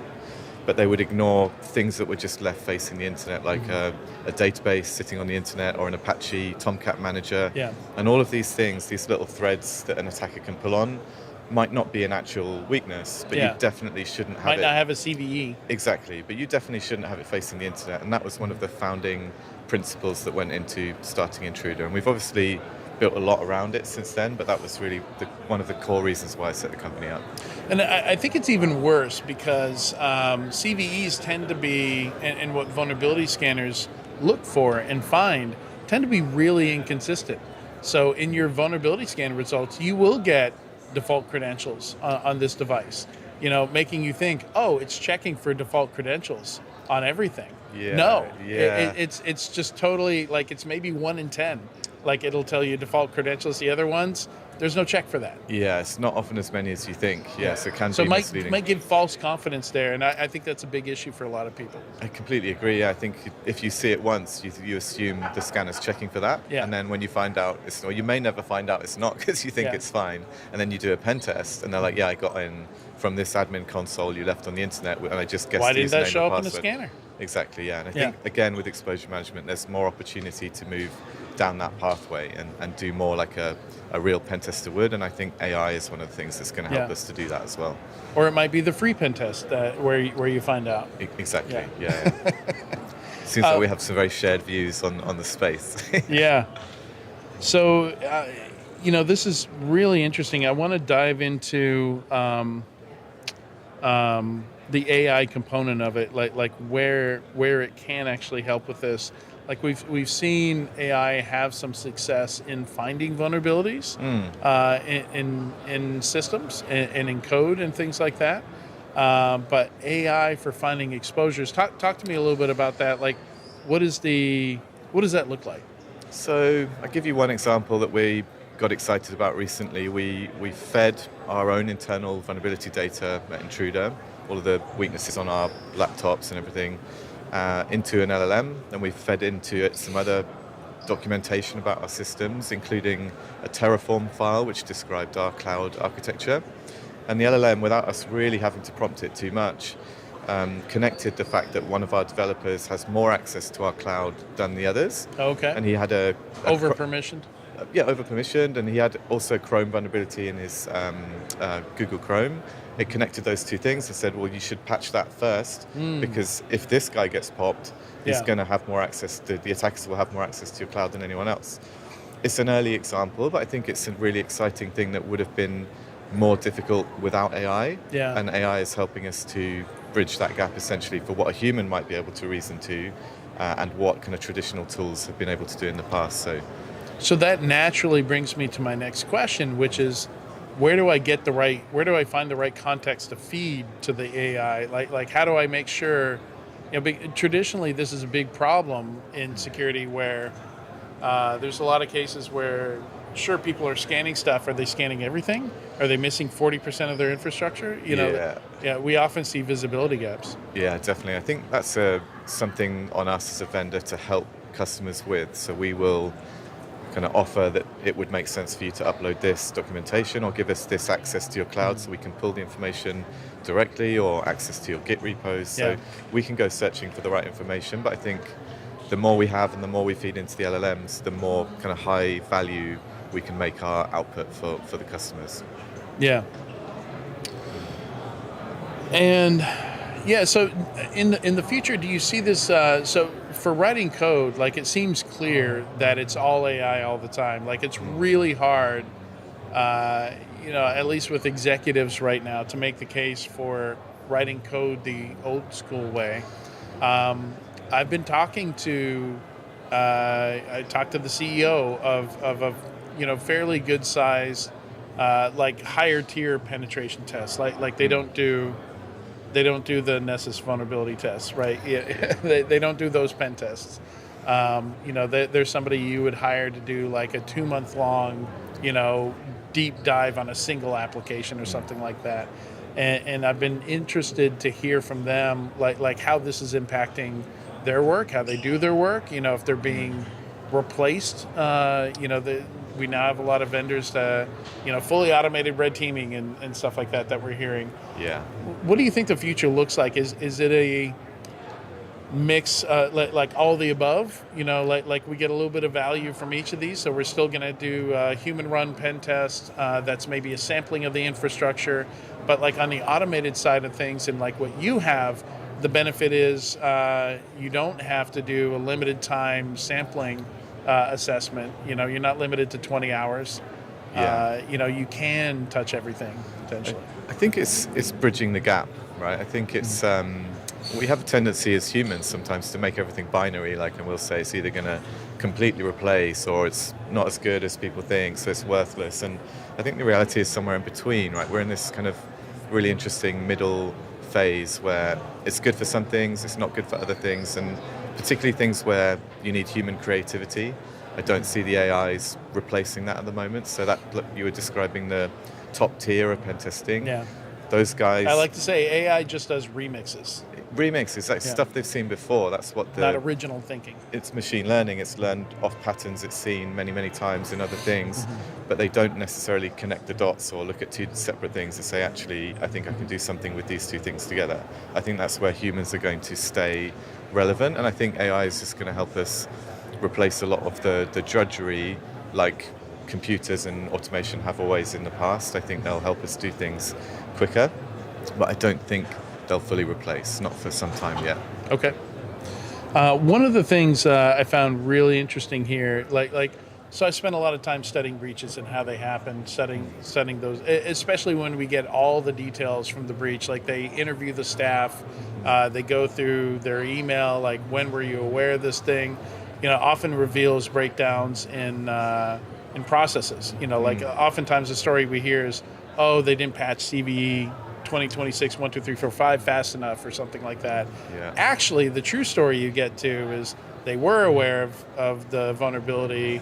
Maybe they didn't find it on their systems, or maybe they thought they patched it everywhere.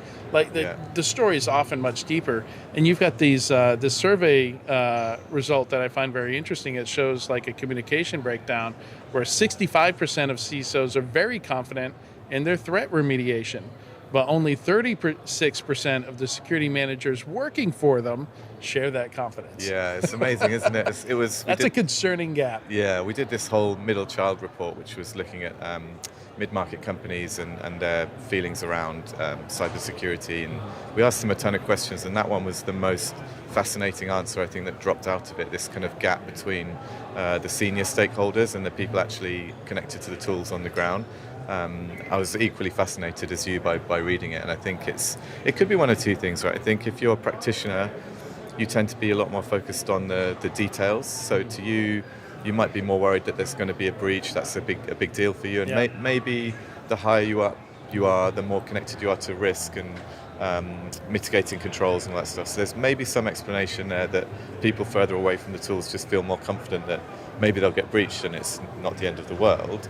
But at the same time, I do wonder if we're asking the wrong questions as well, because the types of reporting we do in cybersecurity is like, how many vulnerabilities do we have? How fast are we fixing them? They're all metrics, but do we often ask questions like, what are you worried about? What are you on the tools concerned about? Where do you think the problems are? I don't think we necessarily have those conversations. Also, I think one of the big data points that we're typically missing is how fast do we have to be? How quick are the attacks happening at this point? Like Mandiant put out some research that said 70% are 0 days, right? Of exploited vulnerabilities that they were seeing.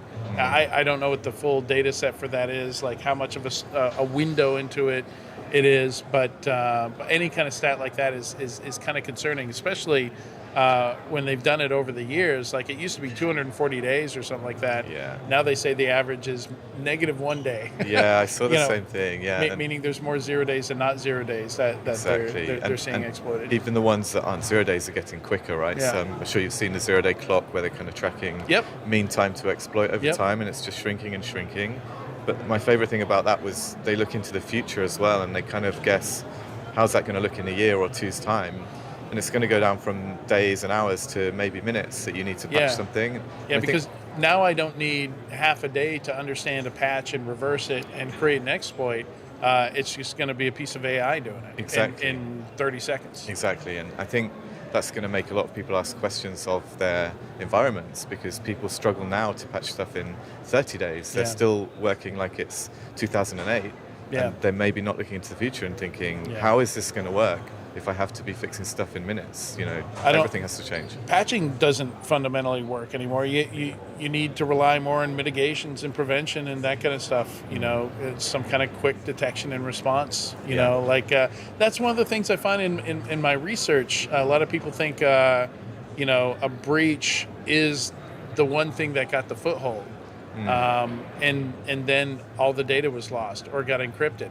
But there were 17 steps in between there, that doesn't come out, because we don't often get those details of the breach, so maybe it's okay that they get initial access if we have a plan for that, so maybe that gets exploited, but we detect it, we stop them, we kick them out.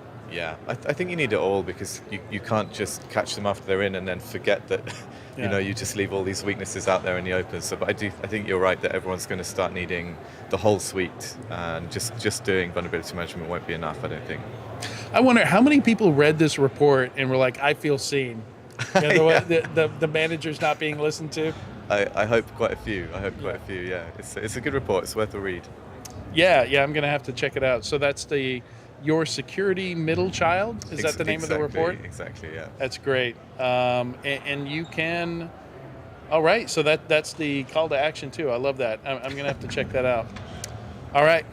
Thank you so much for joining me today, Chris. Thank you. This has been great. Yeah, I enjoyed likewise. the conversation. Yeah. All right, to learn more about Intruder and to check out that report that I just referenced, you can visit securityweekly.com/intruder RSAC. For full RSAC 2026 coverage from CyberRisk Alliance, visit securityweekly.com/RSAC, and stick around. We'll be back in a little bit.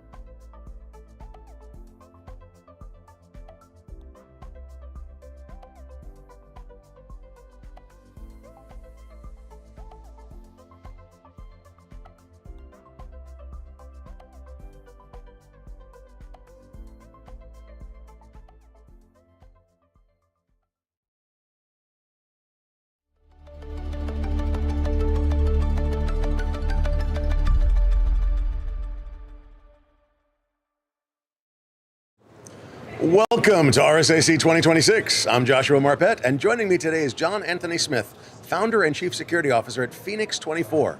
Hey, John, thanks for being here. I really appreciate that. Thank you for having me. So I don't know Phoenix 24. Can you give me a little bit of background on that? Yeah, Phoenix 24 is the fastest path to a recovery post-breach. And we've actually proven this out in practice. Claim. It is a very bold statement, I know. We have worked some of the world's largest breaches, and we've done so even when backups haven't survived, and recovered those organizations faster than anyone else we know. Really? Yes. Okay, because when backups don't survive, you've got real problems. And backups commonly don't survive. Well, you mean backups are done at most companies? I'm sorry, I'm joking, but because I talk to companies all the time. They're like, yeah, we back up. I'm like, where? They're like, we don't know. Or we back up one file, they find out, or they've tested we test the recovery of the backups. Really, how often? 7 years ago? Yeah, That's not a big deal. Right. So you're the ones that come in and go, oh God, we've got to clean this up. Correct. And we do it faster than anyone else because we've been doing it a very long time, and we're highly technical, and we use our own staff. We do not outsource with contractors or anything like that. We do it with our own teams. Respect that immensely. Don't get me wrong. I know a lot of wonderful contractors that do great work. But when you have a consistent team that knows how to work together and knows what you're going to do and have a consistent technology stack and they all know all the tools, in recovery, time is of the essence. Absolutely of the essence, because that's exactly what we solve for is time. Because the single biggest expense in breach is business interruption, the downtime, single biggest expense. And frankly, most who have attempted recovery haven't really focused on the time, they focused on their billable rate. That's not what we focus on. We're not trying to make a big buck on you. We're trying to get you up. Okay, so you're trying to get the business back up and running as fast as possible. Whatever measures you need to take, you're going to do it to get the business back up and running. Absolutely, and we're going to command the recovery. Rock and roll.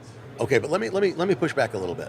Does that impair the forensics, the root cause analysis? Absolutely not, because we work hand in glove with data forensics incident response teams. So the CrowdStrikes, the Crowls of the world, we work hand in glove with them. We actually do their captures for them. Oh, really? We do their captures, we do the containment of the threat actor, the eradication of the threat actor, and then ultimately the recovery if it's required. That's what we do in wartime, as we call it. Okay, so wartime and what'd you call it? Wartime and peacetime? Peacetime. Okay, so what do you do in peacetime? In peacetime, we leverage what we learn from wartime work to actually prepare organizations from the things that, the technical things that threat actors are commonly abusing. A lot of these details are not in the public sphere, right? They're unknown and unknowable. Why? Because lawyers lock them up, rightfully so, to prevent litigation. So they're locking them up to prevent litigation from the customers, from the shareholders, from the whatever. So it's hard for us to understand how the threat actors, the TAs as you call them, are actually working on things and what they're doing, right? Correct. Okay, but you know because you work all of these breaches. Absolutely. We work them, so we get the luxury of seeing how the TAs did what they did, what they targeted, how they exfilled the data, how they destroyed the backups, what was flawed about the configuration of the backup products, right? We get to see it all. We get to see that DRBC strategies and processes don't work in mass destruction. They do not hold up. Right. They're great for fire, flood, and tornadoes, but they do not work for mass destruction. Ransomware, massive cyber incident. Mass deletion, like what happened at Stryker. Oh, that's a sore point. They're hurt. They got hurt real bad. Yeah, they did. And to be blunt with you, what led to their breach, based on what's disclosed publicly, is common in almost 100% of organizations. They're not controlling administrative identity properly. Okay. Technically, administrative identity has got to be done so eloquently that it cannot be done with products like CyberArk and Secret Server. I'm not talking about going and buying a pan. This requires orchestration. This is not a problem you can solve with a tool. Why? This I want to hear. Talk to me. You can't solve it with a tool because tools, in our industry, we've come to really think that there's easy buttons for problems. There are no silver bullets. It takes an orchestration of policy, process, and people. And most important, all that orchestration has to be born from breach truth. You have to be able to technically understand what threat actors are actually doing, how they're doing it, and then orchestrate said tooling to prevent it. And that is the linchpin of the problem. The data isn't, it's unknown. You can't get to it. Okay.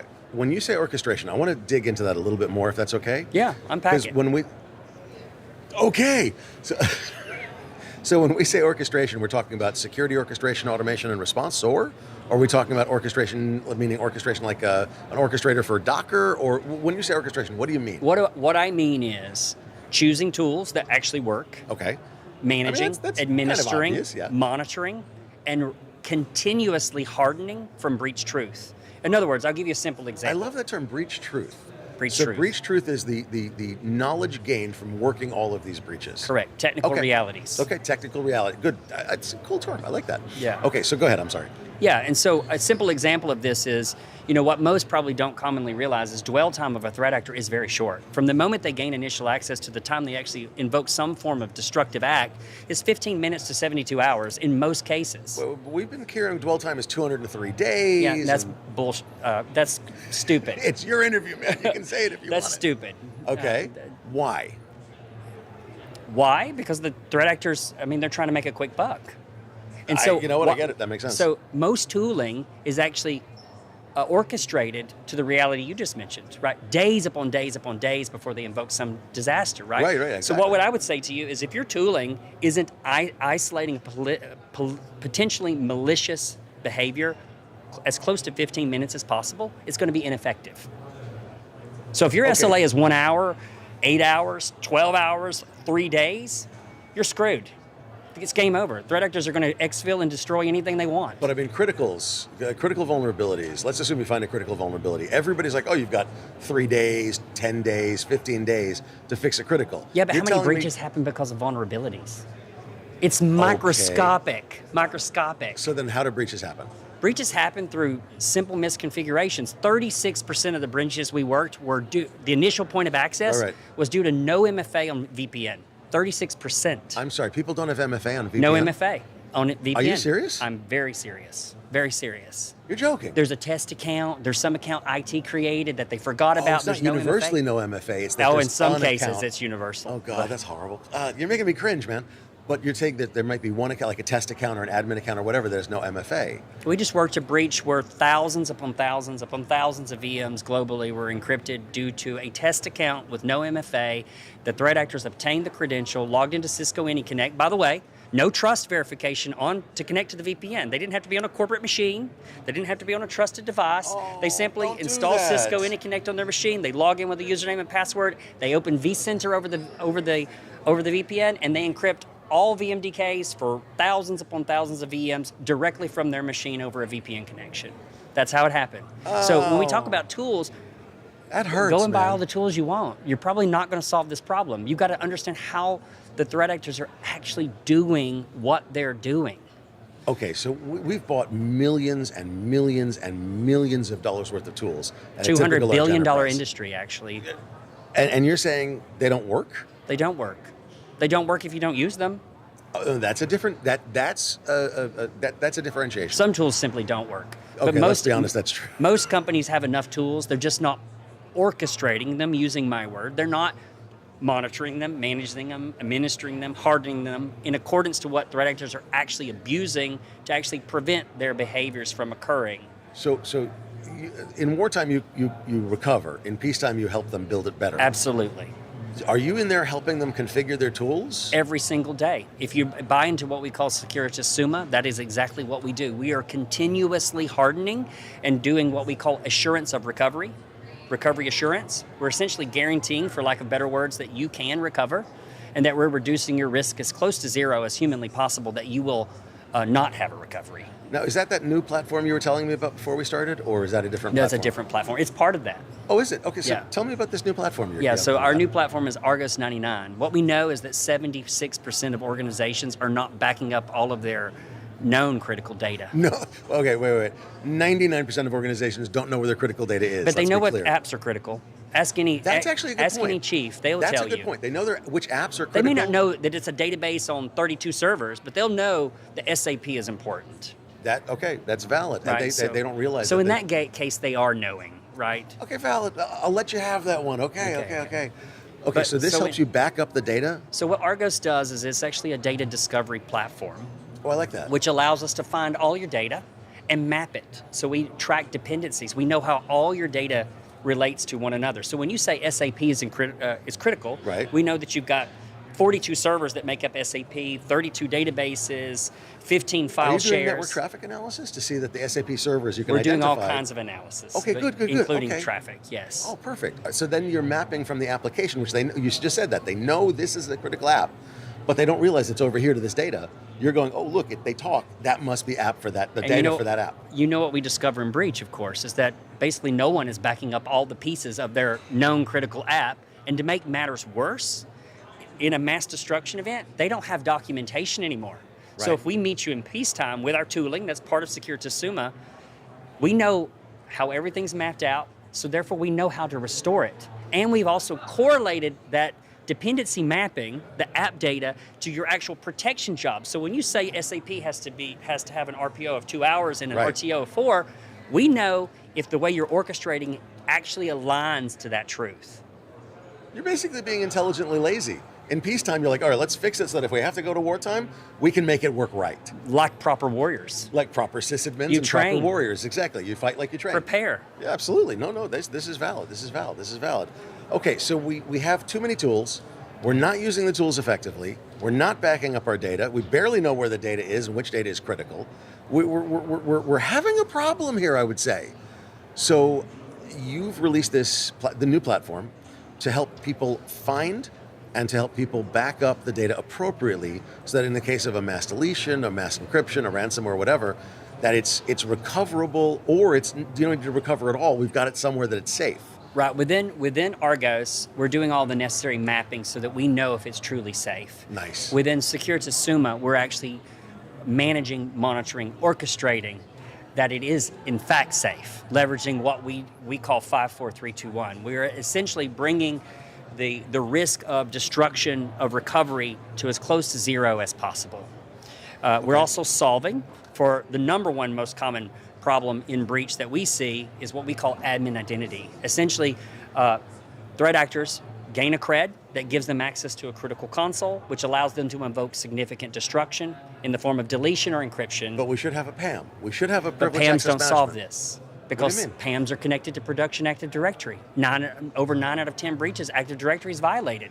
So if they can get to Active Directory creds, they can log into the PAM, they can harvest the creds, and they can still destroy your environment. And we see it play out every day in breach. Really? We absolutely do. So okay, stop. Because PAM systems are marketed and sold and used as protecting the privileged identities from anything. Like they are vaults for privileged identities. And what you're telling me is, no, they're bloody well not vaults. Depends on how you orchestrate it. CyberArk's a great product, but if you put it in your production Active Directory domain, which is going to get breached in one of these events, they're going to log into CyberArk. They're just going to bypass the creds, right? How are they going to get into CyberArk? Session tokens. They harvest an IT cred that has access. They do an MFA bypass. They're doing weak MFA. You name it. Oh, that's not good. They find that test account, which happens to be an IT technician's account, and it has access to something in Active Directory that has access to CyberArk. They chain it through. They get into CyberArk, get 2 more creds, use that. Oh dear. Yeah, I'll tell you a specific example. We worked a major Scattered Spider breach. Scattered Spider was able to get on the VPN, Cisco AnyConnect. They opened vCenter. Right. And they got into vCenter. Once they got into vCenter, they actually created a VM, a ghost VM. We call it a ghost VM. Right. They offlined a non-FSMO role holder Active Directory domain controller. They detached the disk. They mounted it on their ghost VM. They harvested the ntds.dit file, which is the entire Active Directory database, which then gave them the creds to log into CyberArk. They logged into CyberArk. They harvested creds for AWS. They then used an S3 browser to suck out exfil data out of S3. They harvested the Snowflake creds from CyberArk, and then they harvested data from Snowflake. Seriously? Directly from CyberArk. CyberArk is a good product. Don't hear what I'm not saying. I'm not saying it's a crappy product. No, but configuring it correctly is absolutely essential. You got to do it right. You got to do it right. How can companies get to this data? They can't. It's not in the public sphere. How are you going to know this, except you work breaches? I got one last question. So what does a simplified, orchestrated, breach-aligned security program actually look like? It looks like Securitas Summa. It means that someone is continuously monitoring, managing, administering, hardening to breach truth, technical breach truth. Like what they're doing today, they probably won't be doing tomorrow. Right. And the way they do it tomorrow is going to be technically a little bit different. And so you need someone that knows those realities and are constantly orchestrating against it for you. You're largely at a disadvantage, and you're not going to be able to do that on your own. Got it, because you don't have the experience, you don't have the knowledge, you don't have the breach truth. That's correct. Bravo. John Anthony Smith, thanks for joining us today. To learn more about Phoenix 24, please visit securityweekly.com/Phoenix24RSAC. That's FENIX24RSAC. For full RSAC 2026 coverage from CyberRisk Alliance, visit securityweekly.com/RSAC. Stick around, we'll be back after the break.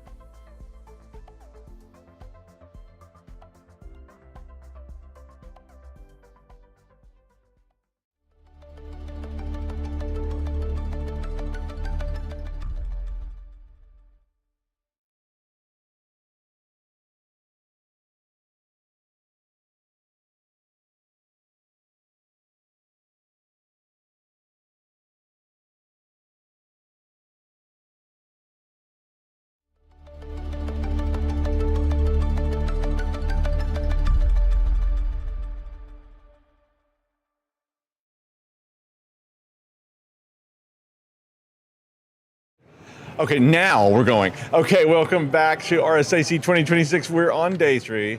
Yeah. Is it day 3?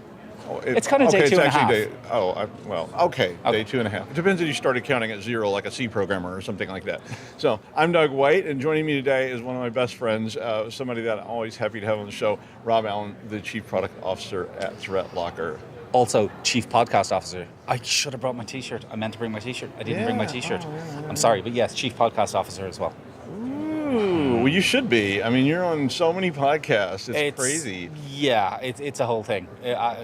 So, Zero Trust World, you were just at. Obviously, I had my Chief Podcast Officer T-shirt for that, which our awesome marketing department knocked up for me. The previous year, I had a Chief Pineapple Officer T-shirt knocked up. That can mean many things. That I didn't know. As far as I was concerned, pineapples were Wi-Fi pineapples or fruit. I didn't and then realize, all these people showed up at your hotel room. Yeah, I didn't realize there was any other connotations. And then after I didn't know this either. In Rhode Island, it's like means welcome or something. And then somebody was like, oh, it can mean many things. Yeah, I wasn't aware of the many things. Yeah, I'm often oblivious to the many things until like 3 guys named Sid show up at my hotel and go, hi, we're here for the thing. And you're like, wait, no, what? No, there is no thing. There is no thing. But yeah, I thought Chief Podcast Officer was safest. Well, you should be.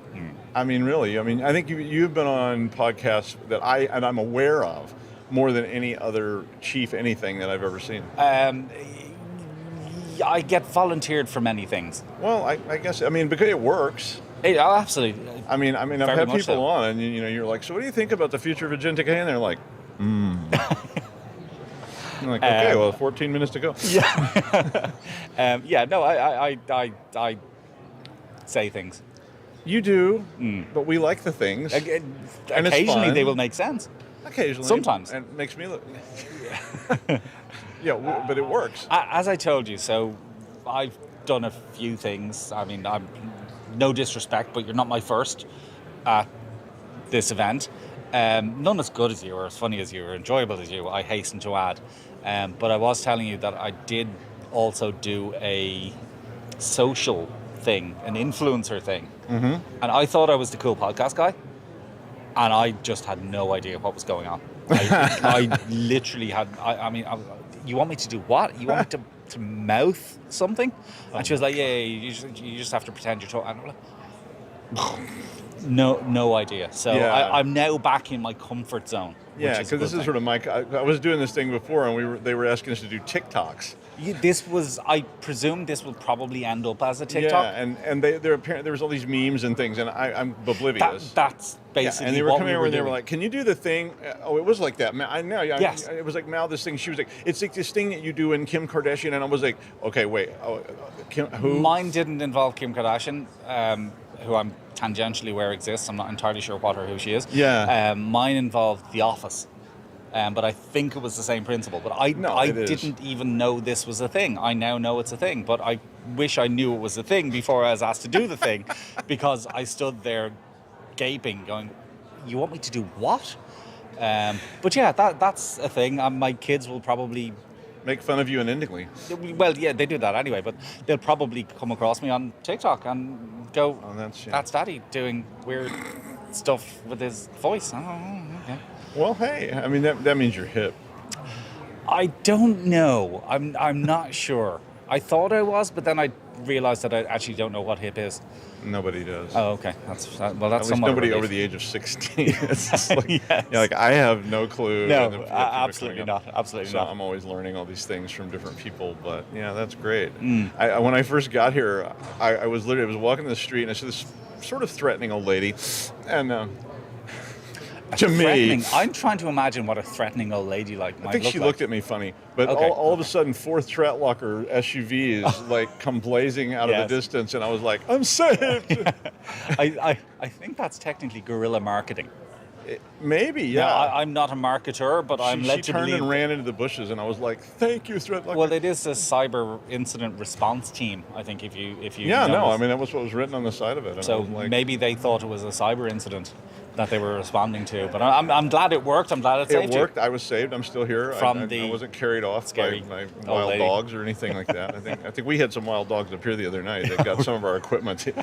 We were at dinner and there's like somebody's texting in, and by the time it got to me, they were saying it was like rabid wild dogs had like torn the whole set down or something like that. I see. And apparently like naked protesters were like frolicking in all of our equipment, and we had to come in and wipe everything. It was really grim. Naked protesters. Rabid naked protesters and wild dogs. Oh, and wild dogs. Sorry, I thought they were the wild dogs. Oh, no, they were with the protesters. Oh, I see. Most protesters here have rabid wild dogs with them. It's a thing. thing. I didn't realize protesting was such a thing here. So we had protesters outside our hotel. Well, not technically outside our hotel, outside the building beside our hotel. Uh-huh. And I'm not entirely sure what they were protesting.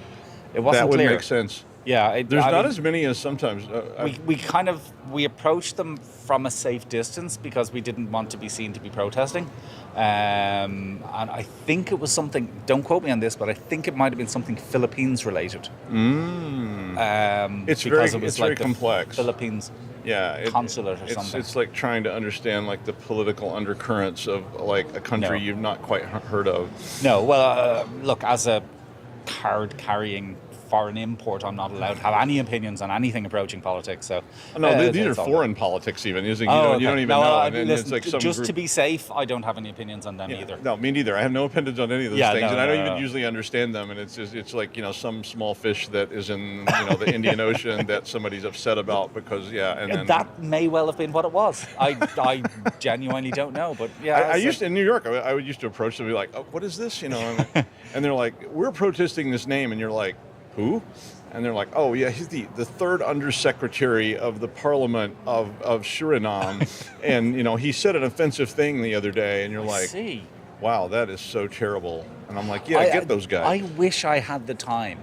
I really wish I had the time. You're a busy guy. I'm. Some of us just can stroll around being threatened by old ladies and talk to people about Suriname politics. Things. Yeah, it's just like. But my friend is here. There's a guy that if you come here enough, you'll see him. He's been. I used to come here for another conference years and years ago. Okay. And he's always around right over here, and he's always walking around going, "Your sister and your mother and your brother and your great uncle," and you're just really? like, I wonder what he want. Does he want to meet them? I keep meaning to talk to him, but I was going to say, you should ask him. Definitely. Maybe I will one day. I've been seeing him for 20 years. It's like we grew up together. And it's just like, it's just like every time I go to San Francisco, I go looking for that guy. So I was once in San Francisco like 25 years ago. I've been here for the last 3 years. My impressions of San Francisco thus far are basically Waymos and protests. And that about sums it up. Yeah. Pretty much. Yeah, pretty much it's always been San Francisco is like it's like kind of like New Orleans, and it's very different from a lot of cities in the United States. I genuinely like it. I do too. It's lovely. Not only do I look forward to the event, I also look forward to the here. It is. It's so much fun, and it's very diverse, and just something new around every corner, and the architecture's different, and it's just you feel like you're somewhere else, and pretty much. And I love that. It's like because I like going anywhere that's different. And this is different. It is different, yes. I did see a store I recognized the other day, and that was like, damn it. A store you recognized?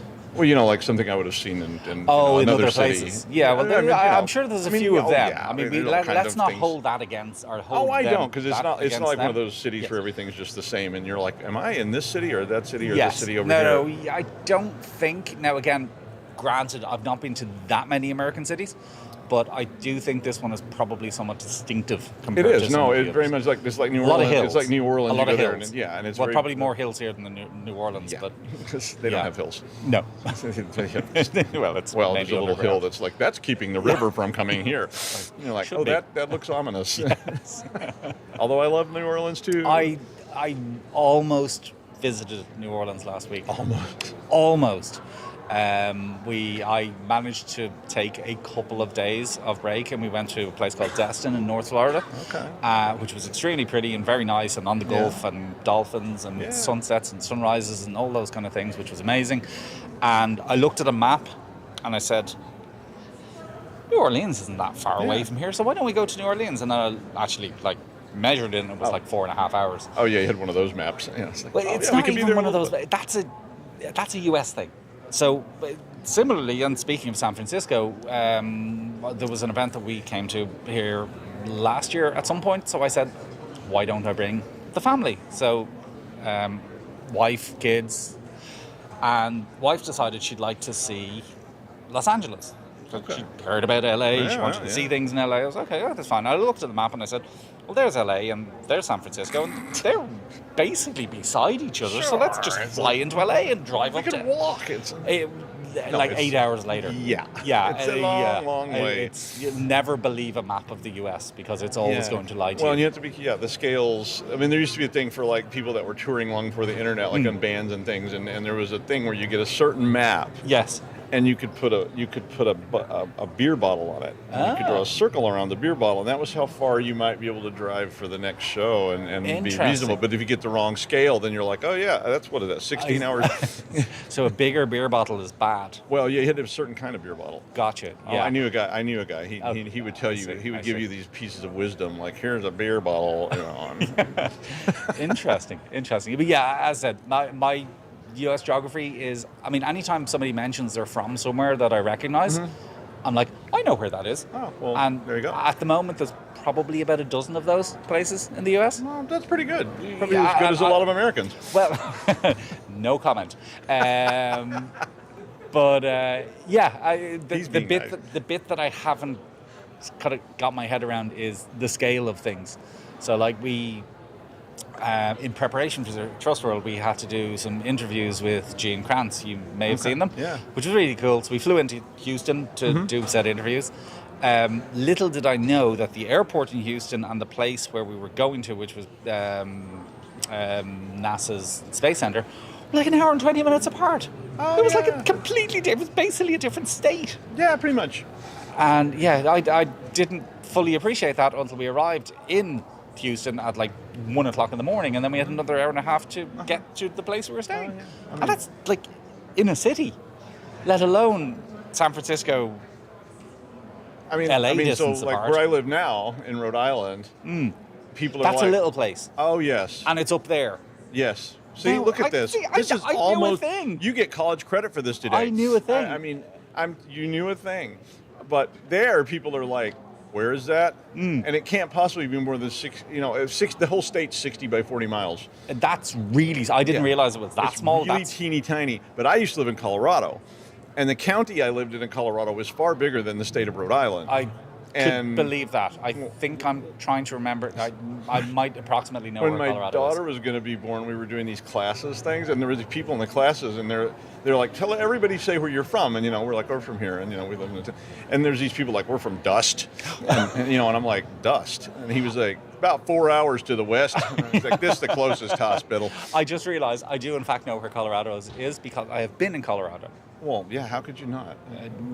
I mean, Colorado's a nice place, but it's huge. Very pretty. I didn't realize it was that huge, though. Yeah, it is massive. Okay. And I mean, because one time they were asking me if I would teach a class at this other campus, and I was like, where is that exactly? And so, again, got the map. Yes. Checked the scale. Okay. The beer bottle and all the whole thing. And then, I'm like, that's like a 9-hour drive each way. And, and the guy's like, yeah, sure. What's the big deal? Yeah, no. No. Thank you. Yeah, so things can be big. And of course, and one other thing we do in the U.S. that I'm sure you're familiar with because you live in where you live, in New York, it's like, it's not about distance, it's about time. Yes. So people are like, how, No, it's interesting you should say that because when we were on our way back, wife wanted to stop somewhere and I asked her how far away it was and she didn't answer me in distance. Yeah. She answered me in time. Yeah. I'm like an hour and a half. When did we start doing that? When did we start measuring distance in time? But you almost have to. Kind of. I mean, in New York you do because it's just like where you're going. It may only be. Look, I can completely get on board with it in New York because traffic and all that kind of stuff. But I wanted to know because I wanted to know at what point I look at my my maps and at what point I need to get off. So it's like it's 12 miles away, and she's going, it's 13 minutes away, and I'm like, that just doesn't compute.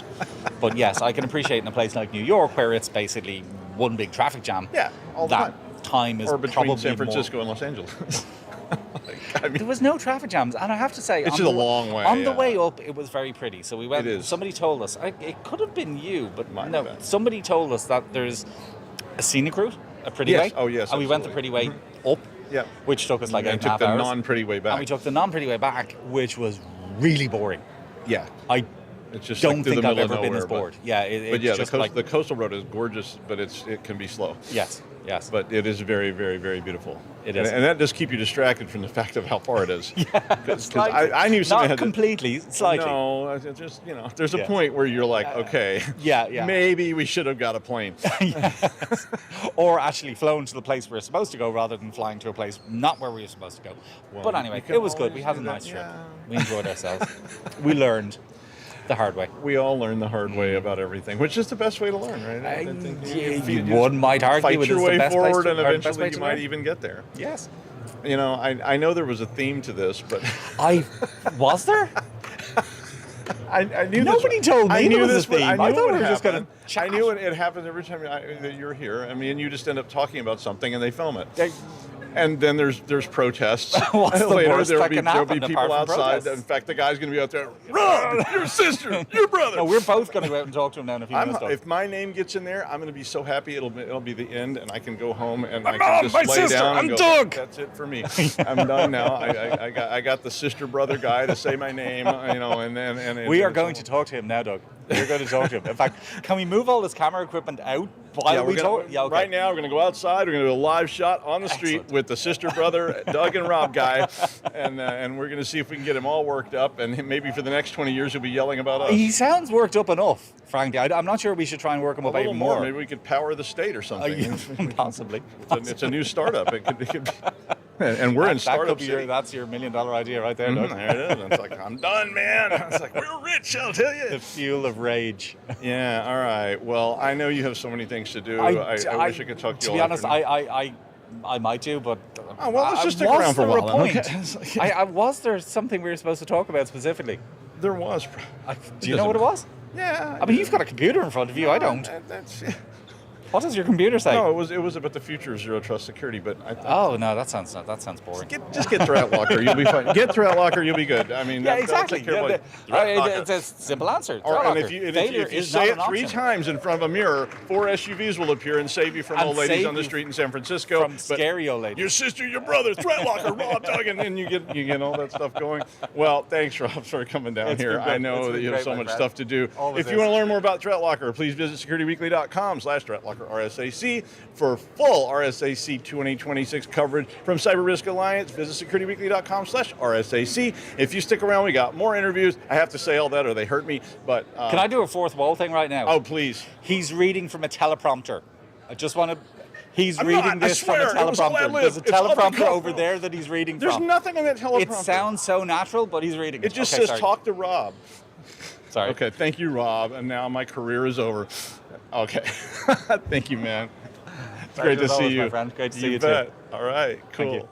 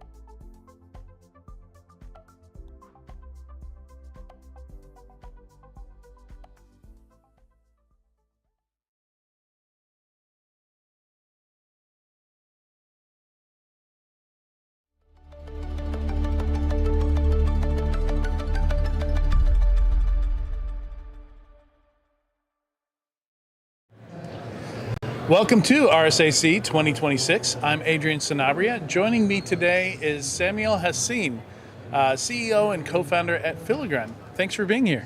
Thank you very much for the invitation. I'm very glad to be here as well. I'm excited about the topic. I keep looking out and getting ones that are right in my wheelhouse, the stuff I talk about every day. So, we're talking, the topic name is Beyond IOCs, a framework for high impact cyber threat intelligence. And so kind of starting with threat intelligence there, it's a very broad term. Like there's a lot of things that fall under threat intelligence. Like I get the impression here that we're, would you call it vulnerability intelligence? Like it's very focused on, preventing exploitation, that kind of thing. So help me understand how you see. Yeah, it's a little broader than that, I would say. The first thing is we're a company where we think threat intelligence should irrigate a lot of functions within the organization. So vulnerability management is one of them, but also... I like that term, irrigate. Yeah, decision making, we're trying to grow. Security operations, red team, purple team, a lot of areas and a lot of domains in cybersecurity requires intelligence to be more effective. And so our mission is basically to democratize threat intelligence and being able to really use that and have impact using threat intelligence at all levels within the organization. So our OpenCTI, the tools we have developed, is a threat intelligence platform that is aggregating, and it's the analysis layer and the operationalization layer of a lot of different sources of threat intelligence, including vulnerability, but also dark web, nation state, indicators, TTPs, campaigns. Yeah, and you mentioned you have some open source. So is the threat intelligence itself open? It's the platform. The platform. Yeah, okay. It's the platform. We're not producing intelligence ourselves. We are connecting to more than 300 sources of intelligence that can be open or that can be the vendors that we all know about that is producing threat intelligence. Gotcha. So is David Bianco's Pyramid of Pain, I assume you're familiar? I'm familiar. Is that still relevant today? Is it still very much, when you're trying to use this intelligence, you have to be careful about, the expiration of the intelligence, how long it's valuable to you for, that kind of thing? Yeah, the life cycle of intelligence is still very much relevant. I think on the Pyramid of Pain, we're seeing a huge shift related just to AI. Because, at the top of the Pyramid of Pain, you have the TTP, which is like the tactics, which is like the behavior of attackers that is very difficult to change over time. The main problem here is changing his behavior now thanks to, agentic AI or offensive operations using AI. It's starting to be a lot more mainstream because you can change your tactics more and more and be able to adapt quickly. So one of the things I see enterprise struggle with is understanding where they are or are not getting value out of a product, out of a process, measuring the value of, they buy a product, they implement the product, then they go buy a new product, and they don't stop to say, okay, is it configured correctly? Are we getting value out of it? Maybe we are getting value out of it, but a year from now we're not. Like, how would we know, right? So how do you enable customers to make sure that they're getting value out of that threat intelligence that they have, and it's not just noise? Yeah, I will be honest with you. Yeah.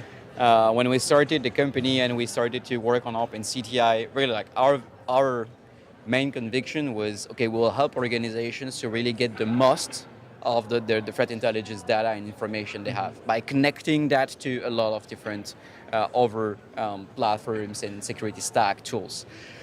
I think we have a certain success doing this, but we had also the conviction that if we're not doing that ourselves and implementing the full circle of threat-informed defense, meaning basically, okay, you have your intelligence. The next question is, okay, is this intelligence, am I targeted? And if I'm targeted, I am ready or not? And so the readiness of the organizations and the security posture in regards of this threat, and then identifying the gaps and remediating those gaps. It was the only way for us, and this is where we came with the idea of threat management, which is MITRE is explaining that as threat-informed defense approach, or CTEM, continuous threat exposure management, is really about this. It's about this loop where something is going on in your threat landscape, it's bad for you, it's a campaign that may target you, it's something that you have seen previously, and so then you automatically in your environment, you test and you assess your posture in regards of these threats, and then you remediate the gaps. And the only way to have the ROI at the end, say, okay, how many gaps I have covered? I am better now than I was yesterday. It's the only way to be proactive. Yeah, and it's and related to that, again, one of the issues I see is a lot of products they feel like you're getting something done, right? Like they produce things for you to do, and you do those things, like busy work generators, right? Yeah. And it's, so like you log, the WAF guy comes to work, he logs into the WAF, he clicks things, he logs out, he goes home. Are we more secure? Right? Like, what if we turned off the WAF? Would anything, would we be less secure? And Ross Haliluk, he wrote a book called Cyber for Builders. And one of my favorite quotes out of that is that we need to move from promise-based security to evidence-based security, right? And it seems like CTEM, it's designed. That's one of the things you should be able to do with that. You do have a validation stage. Yeah. And I hear this a lot. I see companies out there. I was very optimistic about the breach and attack simulation space when it came out years ago. Is that something, do you actually see people doing that validation step? Because traditionally it's very difficult. I'm not allowed to exploit something in production because we might break it, we might take it down, threat to availability. What do you see customers doing there to get that evidence, to make sure that they are vulnerable to something or they're not vulnerable to something? I fully agree with you, and obviously we want people to be able to validate their posture. So, and when it comes to validation, it's not only about technical validation. Is my EDR is working properly? My next-gen SIEM, my XDR, is it detected, prevented? Is my cloud security working correctly as well? It's also about the human response of all of this. Is it triaging in time? Do I respect my SLAs?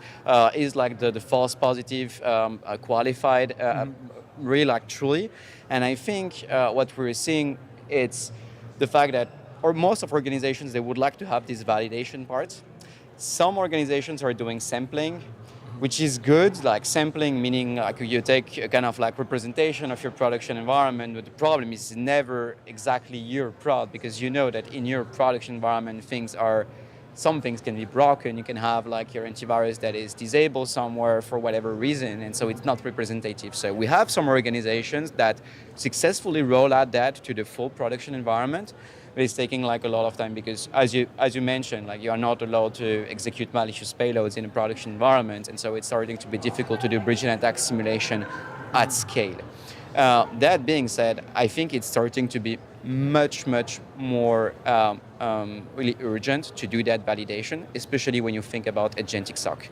Because when I'm talking about human response, no, it's the same with agents. How you validate that the new version of your agent is doing work properly? How you are actually comparing agents together? They're triaging, investigating by themselves, right. And that's really important that you can validate this work. And so, validation and CTEM is even in the agentic era is very, very urgent. Yeah, and that there's so much excitement about what maybe AI agents could do, but also we keep hearing these stories about what happens when people maybe give access that's too broad, things like that. I don't know if I want to think about AI agents doing the validation piece, just like pen testers, like children just roaming free, just exploiting things, right? Yeah. So that's scary. We have to put some guardrails around that, right? So yeah, one of the other things that we've known for a while now is that we do need to filter a lot of our data. A very small percentage of vulnerabilities are ever exploited, ever result in any real loss or damage to an organization and represent risk to them. And we've had some problems here in the U.S. with with our vulnerability databases and things like that. And I've seen Europe has been stepping up to the challenge. What's the quality of threat intelligence? It can only be good that we have more sources and more different perspectives producing these sources of threat intelligence. What have you seen in Europe and in terms of the quality of threat intelligence coming out and more of that building up? Because that's what gets me excited. Yeah, I think you're right.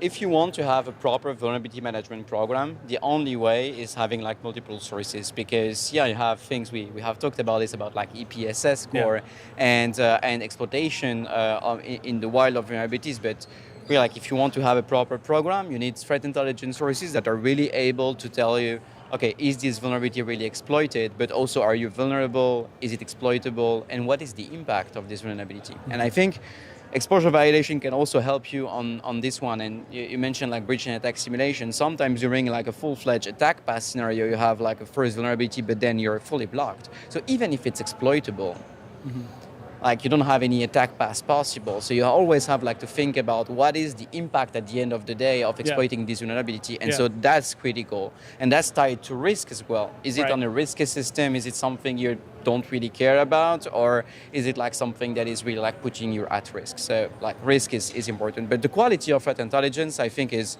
definitely growing. I think AI is helping as well in this area. But still, we're like, some sources are good, but some other sources are not really good at doing and helping you doing the triage on all of that. Yeah, and your note about not all exploits being equal. Like oftentimes, I find it really instructive and useful to zoom in and let's look at this one vulnerability. What does exploitation mean for this one vulnerability? Oh, it's information disclosure. Oh, I now know the internal IP address of this web server. I can't hack it. It's not remote code execution. Like it's not something that's really actionable for me unless there's another vulnerability where it benefits me to know that 172.16.1.1 is the internal IP address of this thing. So like sometimes exploit doesn't mean you can take over the network, you can take over the server.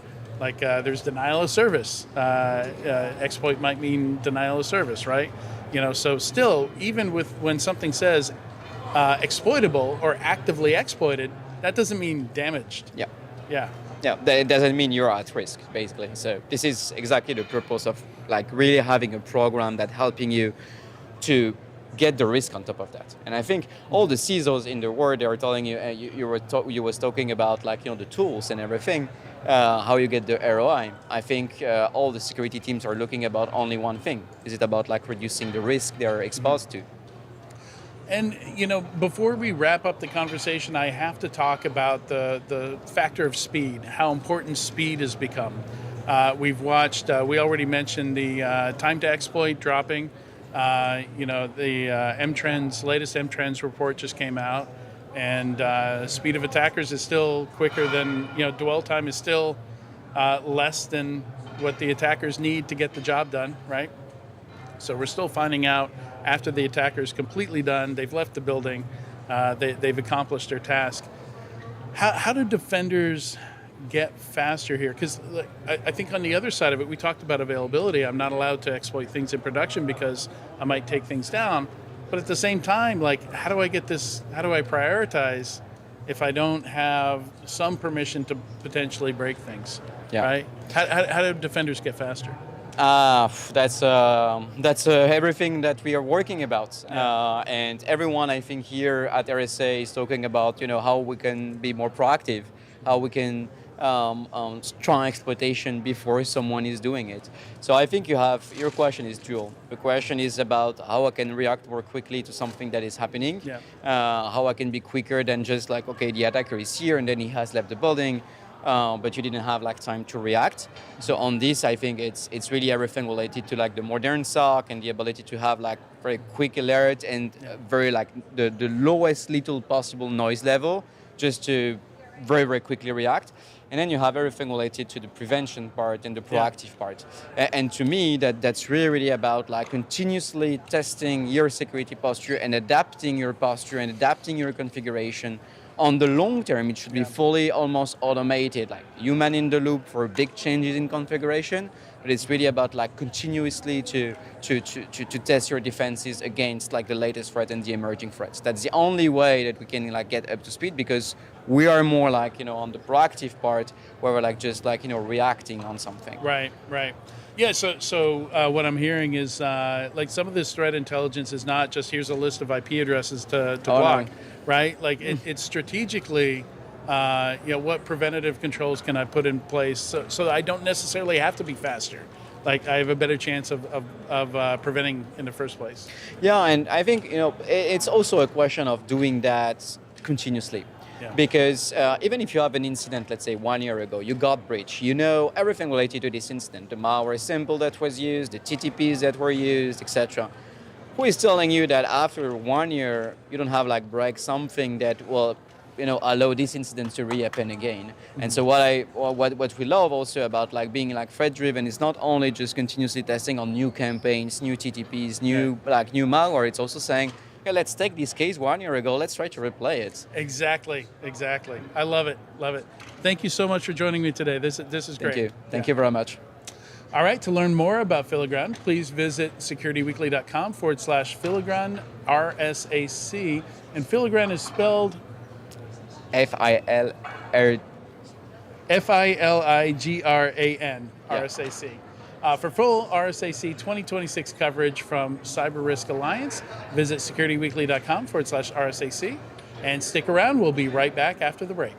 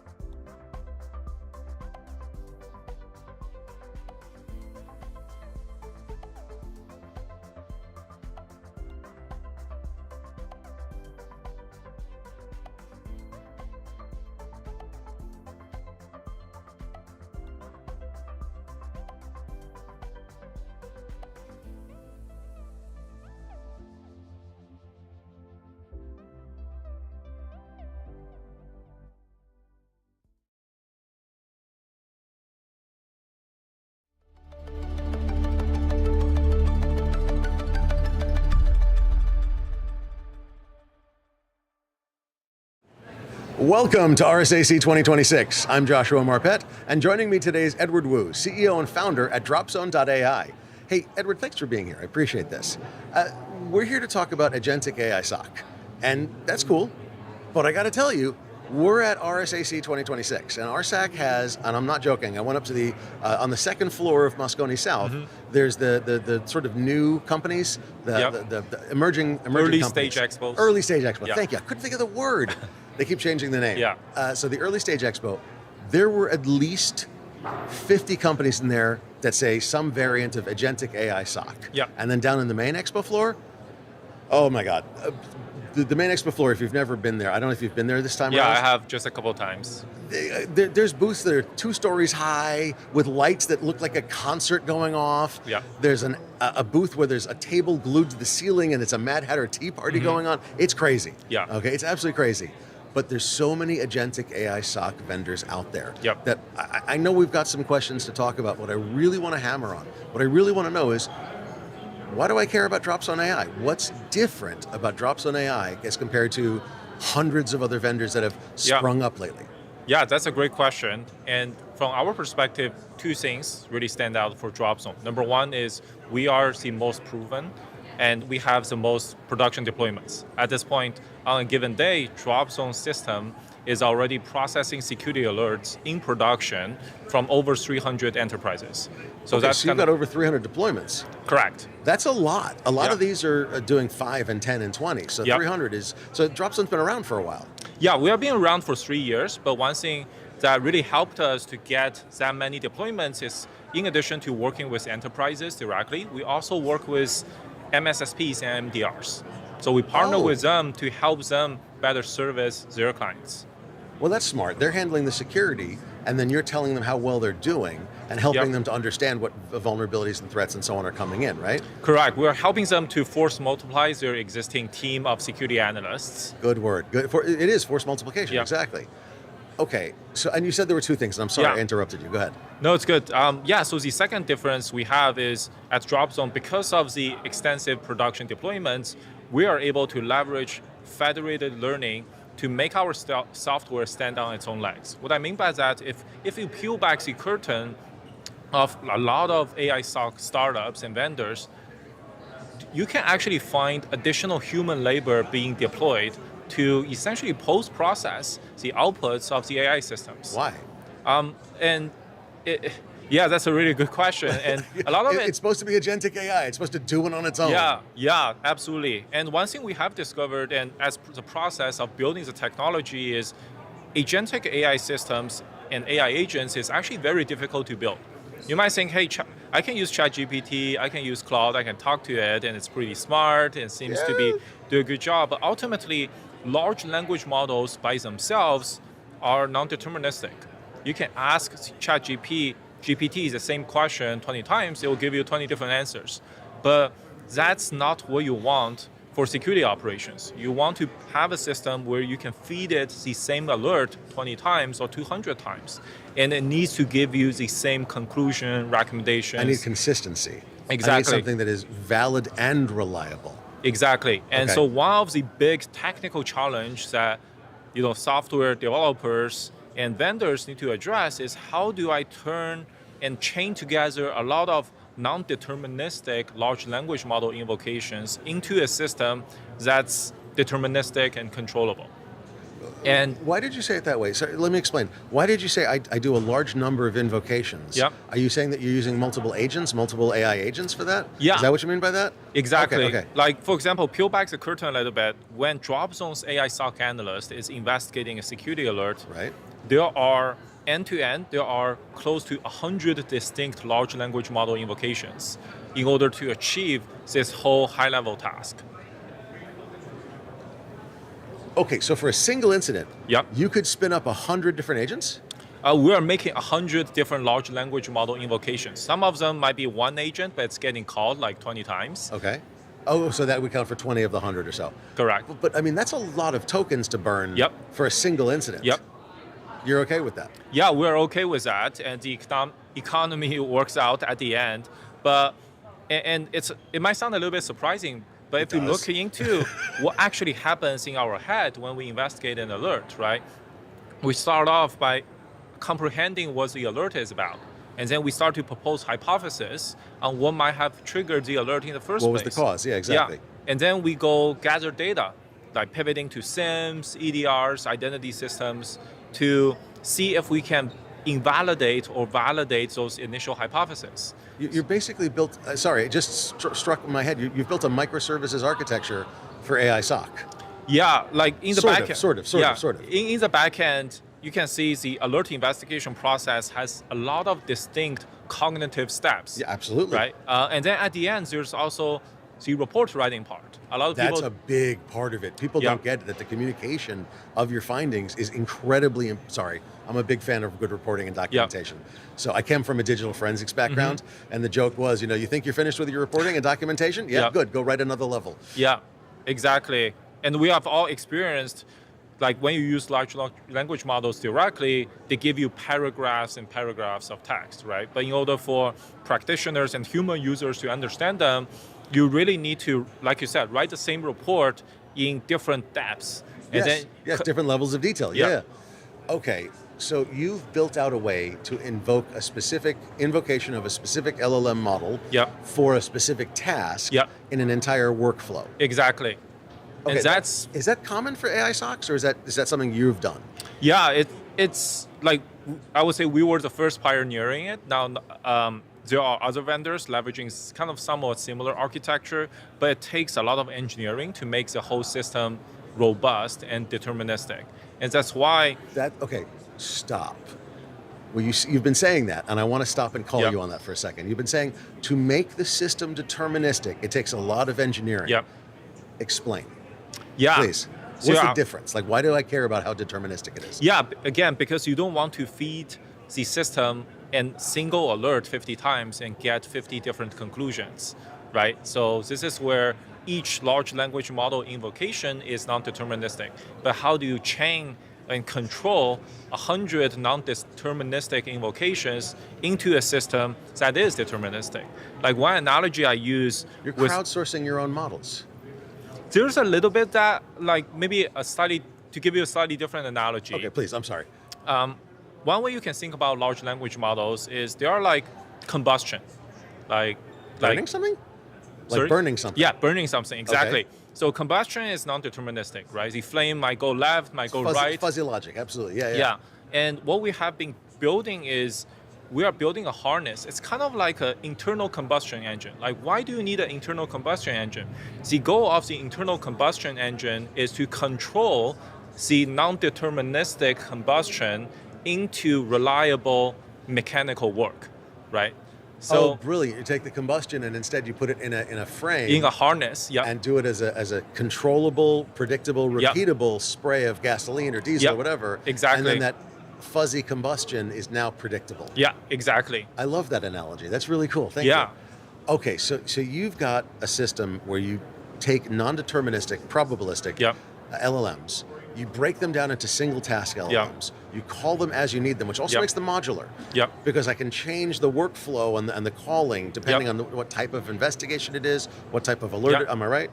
Exactly. Okay. So it's almost like software-defined workloads. Correct. All right. And then I string them together, and through the usage of very careful harnessing of the information input and the information output and the reporting on it, I can take that probabilistic answers, turn them into deterministic answers, and control and make it, again, valid and reliable. Exactly. And that's different from other vendors, other platforms. How? Yeah, the biggest difference is if you do that, then you can really achieve end-to-end automation, right? I talked about one of the difference Dropzone has is 100% of our outcome is delivered by software.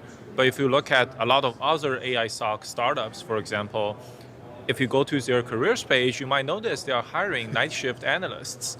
And it's not uncommon to see deployments where you have a team of internal security analysts directing a supposedly full software agentic SOC system, but in reality, it's in-house security analysts directing software that's directing a team of analysts that's working on behalf of the vendor. So you end up with this like human AI human sandwich.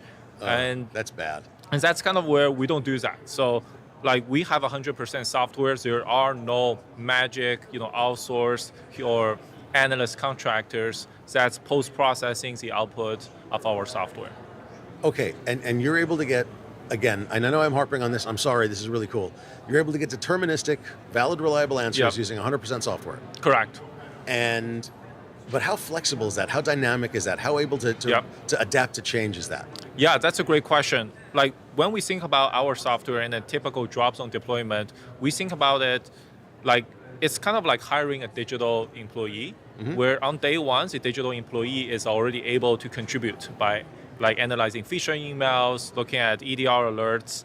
But that digital employee within the first hour might not fully understand the organizational context, like policies, practices, and preferences. So we go through an adaptation and alignment process to help our system understand the actual environment. And we do that by a number of different ways. For example, we can feed it existing wiki pages. Right. Oftentimes, we actually give our AI SOC analyst access to historical case notes of historically triaged alerts. It's very similar to if you have a new hire security analyst on your team, one of the ways to help that person on board is say, hey, look at the alerts the team has triaged in the last 60 days, memorize like how we have done things historically. But because that's the way we're going to do it going forward. Yes. And the beauty with software and AI and large language models is they can read through those case notes within an hour. Yeah, easy. So we've made arguments today that because of the way you invoke your agents, because of the way you use 100% software-based SOC agents, because of the way that you worked very hard and put a lot of engineering in to make them deterministic, that you are different from the hundreds of other agentic AI SOC, did I say agentic enough times? Dear God. SOC vendors, that makes you a better agentic SOC system. Correct. Okay. And I'm gonna, again, I know I'm harping on it, but I'm gonna push back and say, okay, is that gonna stay the same? What's next for you? What's next to keep you ahead of the pack? Yep, that's a great question. For us, it's a couple of things. The first axis is adding additional agents. Okay. Like this is where when you look at the typical detection and response function, obviously you have human SOC analysts, but you have a lot of other roles as well. Like at DropZone, our goal is to build an army of AI agents, and each agent is specialized to automate a specific type and chunk of manual and repetitive work. A task, that microservice architecture we're talking about. Right, okay. So right now we started off with our AI SOC analyst. We have been building it for the last 3 years, and just a week ago we announced our chapter 2, which is building 7 additional agents for the broader detection and response function. So we're actively building AI threat intelligence analyst, an AI threat hunter, an AI detection engineer, an AI security hardening engineer, an AI... To do the hardening, not find out where the hardening was bad or whatever. Correct. To recommend the hardening. Proactive, not reactive. Exactly. Oh, nice. Very nice. We're adding additional agents on the response side of the house as well, like an AI forensic analyst. Like when... No kidding. An AI forensics analyst. Yeah. Oh, I want to. When that comes out, I want to see that. Would you mind giving me a demo, or one of your people giving me a demo? Yeah, absolutely. I think it's really cool. We have been playing with prototypes of these different agents, and I think the future is going to be very exciting, where the existing human analysts and engineers in the security teams will more or less be up-leveled as like generals and special forces. And then you end up having an army of AI agents to be your foot soldiers. Oh, that's brilliant. Okay, I like that. And it's interesting, but that's the clearest vision I've heard, because I've talked to several of these companies, of what the next steps should be. They've all tried to build what you've termed as your first step, right? What's taken you 3 years to build, and they're just starting. And now you're already working on your next step, and you announced it last week. Correct. When is it going to be live? Any of it? Yeah, so our AI threat intelligence analyst and AI threat hunter is in closed beta right now, and we're planning to GA it around summer. And then all the additional agents will be coming online in the coming quarters. Our goal is before summer 2027, we have a team of 8 AI agents that we can sell as kind of like a package to SOC. Nicely done. Very, very nicely done. That is a solid strategic plan. Thank you. With that, Edward, thanks for joining us today. To learn more about DropZone AI, please visit securityweekly.com/dropzone RSAC. And for full RSAC 2026 coverage from CyberRisk Alliance, visit securityweekly.com/RSAC. Stick around. We'll be back after the break.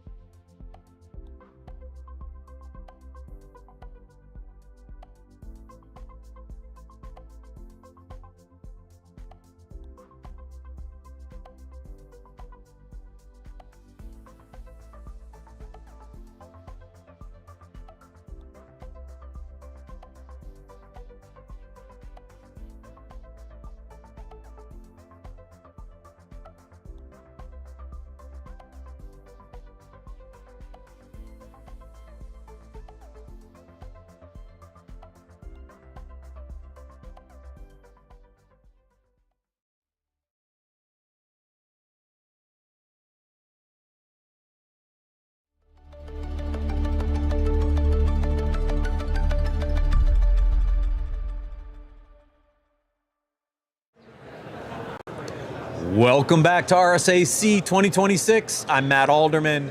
Joining me today is Mark Manzano, General Manager, Cybersecurity Group at Sandbox AQ. Mark, welcome. Welcome. Thanks for having me. Yeah, so we're going to talk about AI guardrails or the lack of AI guardrails. It's interesting, when I was reading the description for the segment, I'm like, wait, did we ever have guardrails on AI? No. I didn't think so. Do we have them yet? No. No. No. Will we get any? Hopefully, yeah. Hopefully soon. Okay. Yeah. So you were presenting, you've done a lot of presentations and meetings this week. When I think about AI, I think about new challenges that we haven't experienced before. Mm-hmm. Correct. Right. So, look, I've been doing this for almost 30 years. We've kind of rehashed problems around and around. And when I look at kind of the landscape out there right now, I see a bunch of companies saying, hey, I can protect your AI. But I don't think they really understand that the way to protect AI is very different than what we've done in the enterprise security space. So where do you see some of the big challenges that organizations are going to face when it comes to putting some security around artificial intelligence? Yeah, I've been having a lot of conversations this week with a lot of decision makers within information security teams, CISOs of really large companies or like small companies. And there are several things that are just common across the board. One important topic that comes to mind is speed and the asymmetry in which the malicious actors are leveraging AI, and how that is not evolving at the same pace from the cyber defense side. Agreed. The main reason is attackers need to succeed once. Defenders need to succeed every single time. Attackers don't care at all about guardrails. And they don't care about breaking things because that's their goal. And they don't care. Right. Defenders need to make sure that if they put AI in use, it's properly controlled. And there is a massive asymmetry there. And everybody is very, very nervous about that. So speed and asymmetry is definitely a really big challenge that it's common across the board. Another thing that I've been hearing about is shadow AI. So it's no one knows for sure what AI systems are present in their environment. They don't even know who is using their private accounts to leverage or be more efficient at work. Right. Let alone other systems that are totally blind. So that's definitely another topic. Supply chain, big topic. We haven't really solved supply chain in the pre-AI era. Yeah. In the AI era, it's just going crazy. Right. Basically, we don't even know which of our current vendors are inserting AI. Right. For not taking properly. It can be fine, but there are other services that are definitely leveraging AI for something internal, and we have no idea. We're totally blind about that. Yeah. And you have no idea what's happening to the data or the conversation. You have no or any idea. of that. Right. No idea. Yeah. And then that takes us to the data. It's DSPs, the traditional data security providers that we've been leveraging, are really good at leveling PII or structured sensitive data. But what happens nowadays is that when you communicate to a system, you're not sending a credit card number, you're not sending an email or a social security number, you're sending a prompt. Right. And then you need to basically try to understand from a semantic perspective if that prompt contains sensitive data or if I'm exfiltrating anything. Right. And this is something we're not ready yet for. And that's only between the user and the first AI system. But then what happens with that data once it hits the first agent and that gets sent to another agent or to another agent? You have zero knowledge about what is done with that information or that data. You have zero traceability, zero auditability. Right.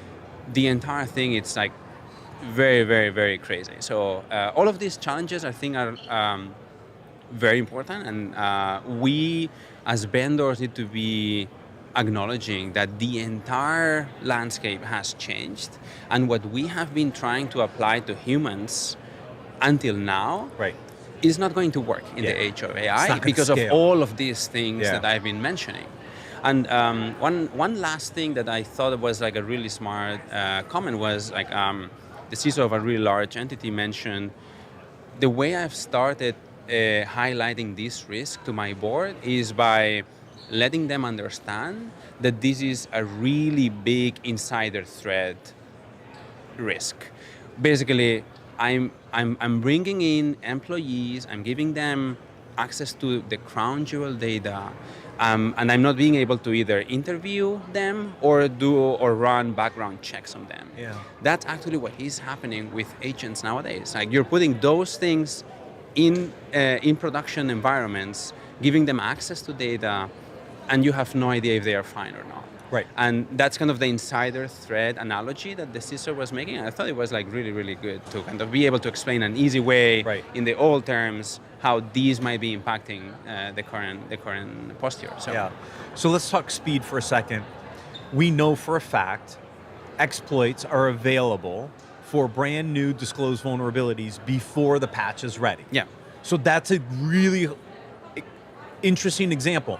The attackers are using AI to create exploits to vulnerabilities that are disclosed before the patch is actually released. Correct. Right? So that kind of reinforces this issue. And if we as defenders don't have a capability to be able to know that that vulnerability is coming and how to protect against it, we are instantly negative time behind, right? Like mean time to detect is like negative. Yeah. Right? Like it's insane, right? Correct. But that's happening today. Yeah. And this is just the tip of the iceberg when it comes to speed, because all this other stuff is just going to accelerate this, That's right? correct. Yeah. That's correct. We need to make sure that like every single system that we bring to help us improve our security posture is able to move at that speed.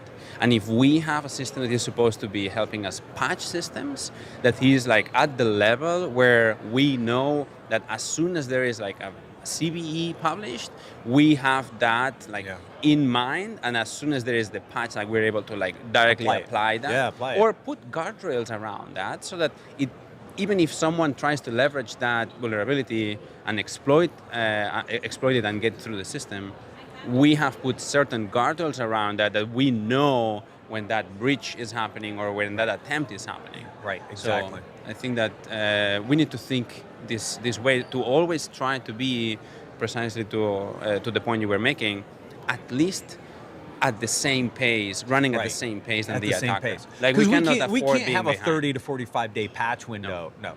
No, those days are gone. Yeah.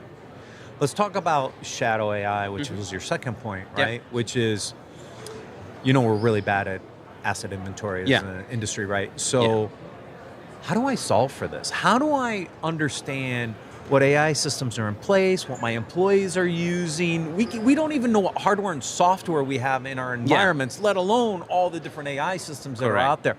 How do we start to solve for that? So I think this needs to be a combination of deploying sensors in the right places and ingesting data that you already exist, that you already collect, and that is existing in your current enterprise, that might give us insight about like whether there are like some hidden things that you don't know about. Right. And the idea is like you gather all of these data, either data that you generate through sensors or that you gather from existing systems, and you converge everything, you deduplicate, and you provide a really clear view of this is what we have found, is this safe for purpose? Yeah. And then the idea is it's not only about inventorying and knowing what you have, you need to know if that's posing a risk. And posing a risk against like what kind of policy within your business context. And you need to be able to connect those dots. So any tool that is not able to give you that really useful information targeting your business context, it's just adding more noise and it's not going to help you. So it's not about like just like listing what you have, but giving you the right like business knowledge about how can you make the best decision to protect your business or to at least like enhance the security posture of it. Yeah, and that evolves into your point 3, which is a supply chain. Yeah, right? Correct. Because again, now I've proliferated these capabilities to all my third-party, nth-party areas, right? And so again, it just the supply chain expands this problem even further, doesn't it? We saw that like a couple of days ago with the light LLM kind of vulnerability. and we're going to be seeing like this like happening again and again. We've seen a very common pattern is malicious actors take an open source LLM model, they insert malware in it, they upload it to the Hugging Face with the same name, V2, and developers just download it because they think it's a new version of the model. Yeah. And then we've seen that live in some environments. Oh, interesting. Where actually when you run some checks on that, like it's very clear, and very easy to detect that there is like malware running in it that is like dedicated to exfiltrate like credentials or some sort of data. This is happening. So if this happens firsthand for developers that use models, like what can happen for other vendors that are also like involving and integrating AI into their systems, and they are not telling you or not being upfront with you about, hey, like they are leveraging these kind of things in their software bill of materials or in their like, I don't know, like generic vendor assessment that procurement runs when they bring vendors on board, right? So we're blind there, and this needs to improve. Yeah. Now you're also a quantum expert. I'm a cryptographer, and I love quantum. So here's my curveball. I told you I was going to throw you one.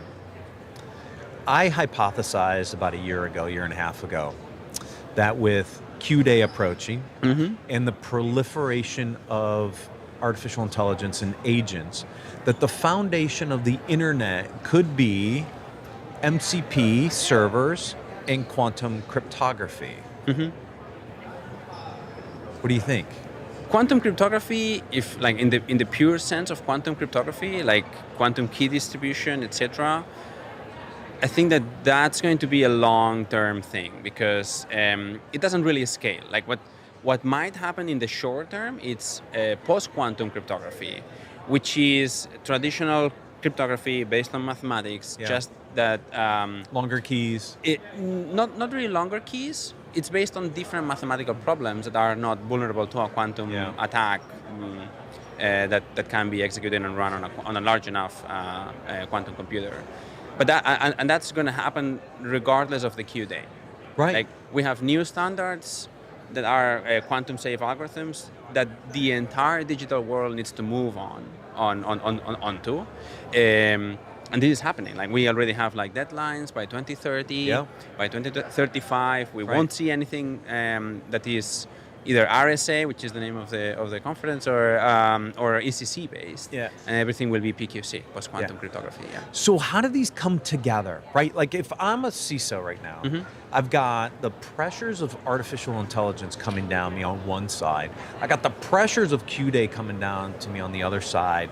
Like how do I tackle this in a way that makes sense for me?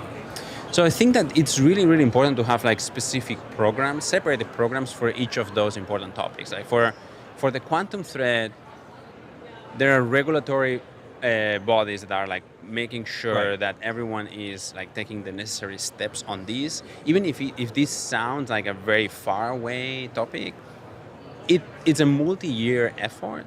And we know that for sure because we've been working on this for a long time, and our like largest customers take years to kind of move this forward. So this is a multi-year effort, and it's a totally independent program to modernize cryptographic governance. Yes, but can I tie it into my AI initiatives and start to get ahead of this architectural challenge now? Both things can be like transformational initiatives within an enterprise. Like you definitely need to start investing into implementing AI security solutions that help you stay at the pace of attackers, that help you not become the person that says no to everything, which is what a lot of CISOs are doing nowadays, because they really don't have any tool that makes them feel comfortable with deploying like more agents or more automation. So you should be able to say more yes if you have the right tools for AI, and at the same time, like you can definitely like explore and implement like a longer term program for modernizing cryptography. Those can eventually converge in the sense that a really modern cryptographic management layer can eventually help you have a much safer and secure agentic AI orchestration layer, Right, because that's what I mean. you'll need Yeah. permissions and you'll need identities that should be granted eventually on the fly, and you cannot do that if for every identity you have to create, you need to open a Jira ticket.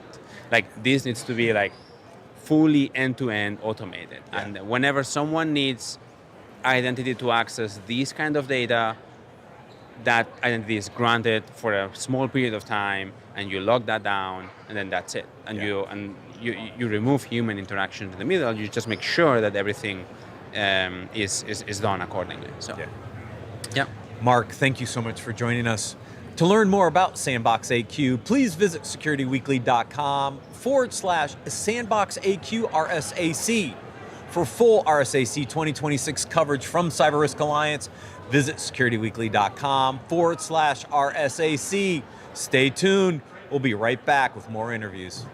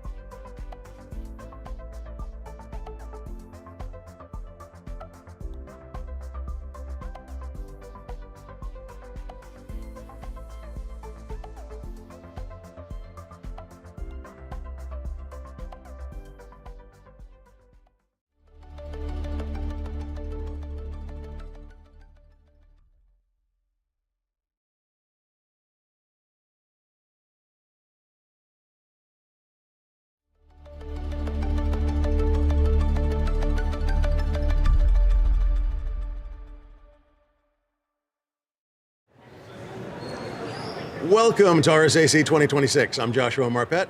Joining me today is Bobby Ford, Chief Strategy and Experience Officer. I think we're going to talk about that at Doppel. So, Bobby, thanks for joining me today. Thank you for having me. I love RSA. This is my favorite time of year. Really? So anything I can do while I'm here, I'm fully engaged, fully excited about. So glad to be here. Well, let's talk. Let's do it. So, okay, I've got to tell you, by the way, Doppel, love the name, because doppelganger, right? It is, yeah, Okay, exactly, cool. exactly. I really like that name. Which is funny because some people will mispronounce it without catching the whole doppel.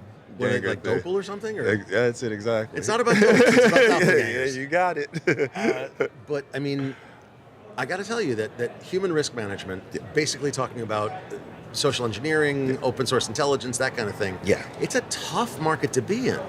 Not only is it that, and I've walked several of the expos here at RSA, there's so many companies that have just jumped into it with both feet. And I mean that literally, by the way, with both feet. Because some of them I walk up, I'm like, okay, tell me what you do. Okay. And they're like, oh, we do human risk management. I'm like, okay, great. How? Yeah. And they go, oh, well, we stop people from clicking links. Yeah. I'm like, any links? They're like, yeah, that's how we do it. Yeah. Like, no, that's not the way it works. They have to do their job. Right. So it's a tough market because there's a lot of newbies, there's a lot of companies that are doing it, I'm going to be honest, wrong. Okay. So do me a favor, tell me how you're doing it right. Okay.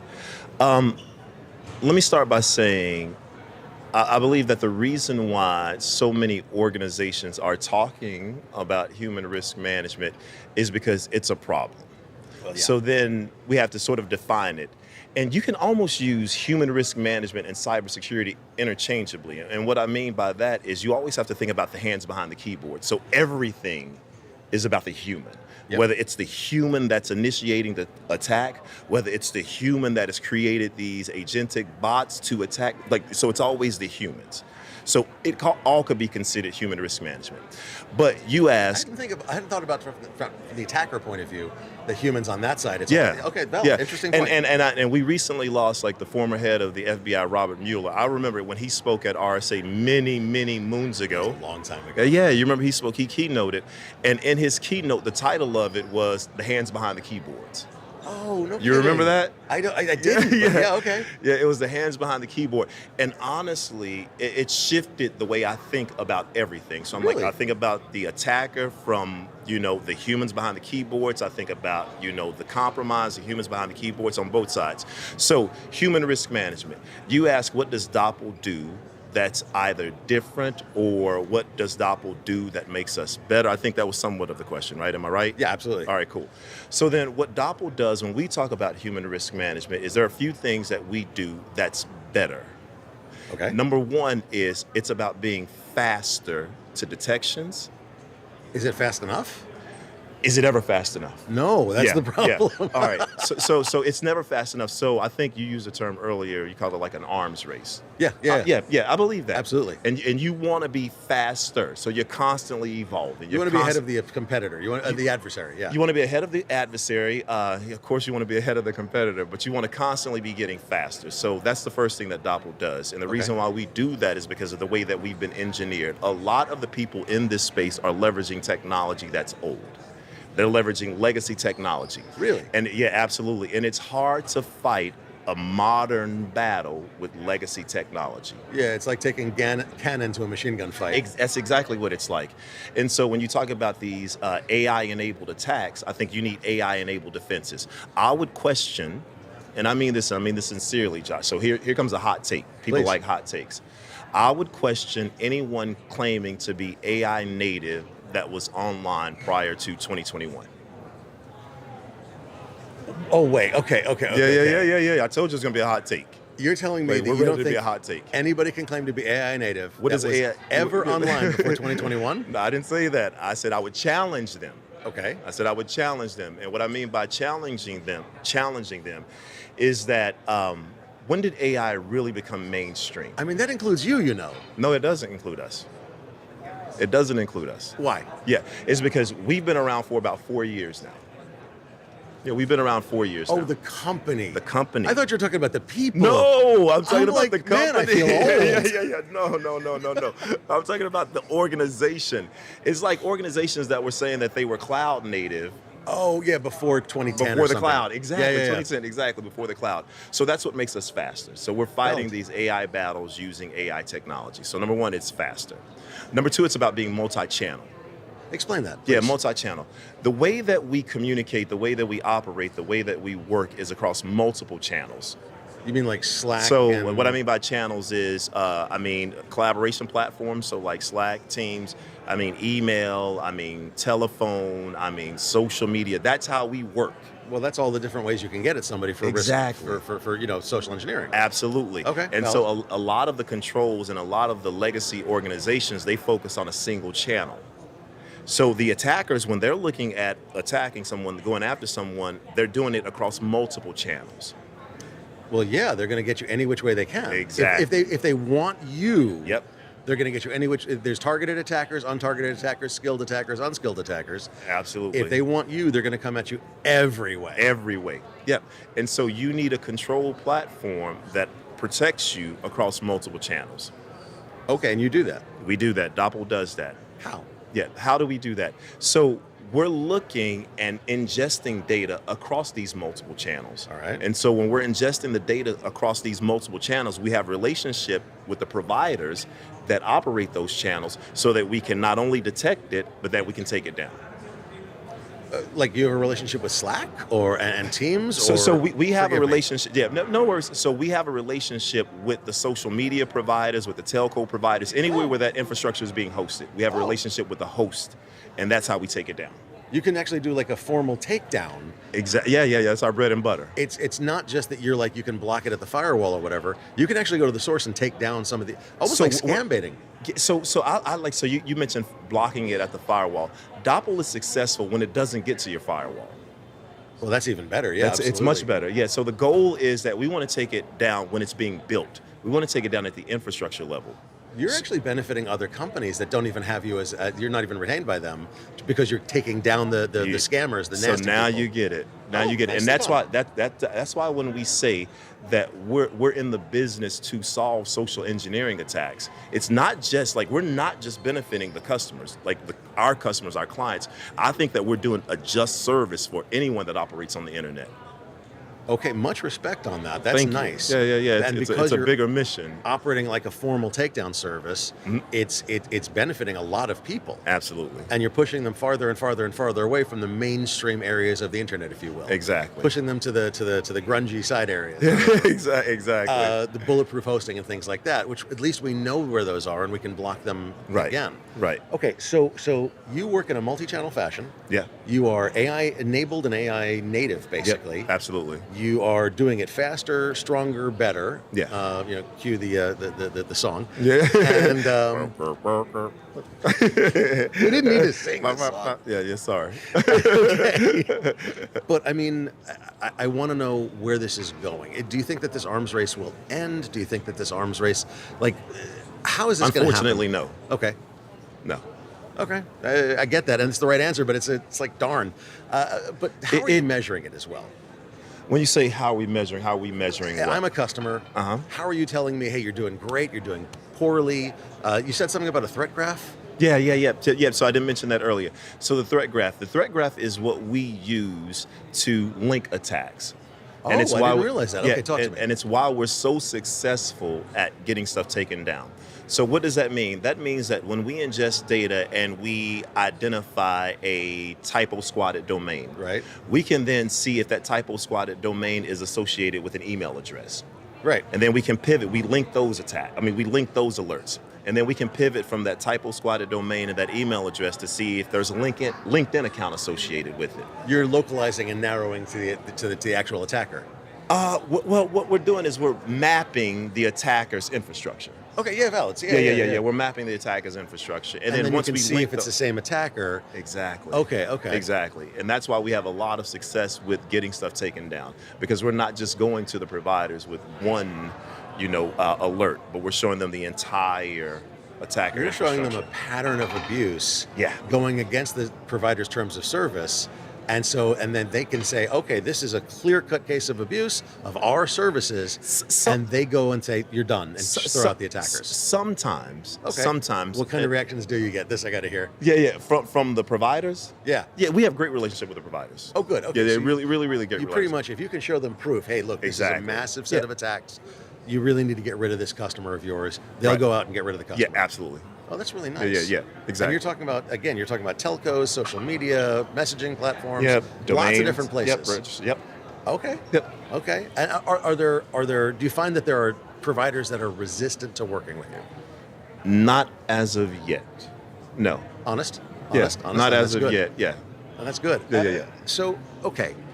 So you've got a way to track the attackers back to their, I guess, home base, home infrastructure at least. Yeah. Which is the goal. Yeah. That's nice. I like, which is the goal. Yeah. That's the goal of the company. Yeah. To get rid of them at the source. Exactly. Like that's why I said for me, my mental model, and for Doppel, if it gets to your infrastructure, if it gets to your inbox, if it gets to your device, then we want to make sure that we stop it before it gets there. That's the goal.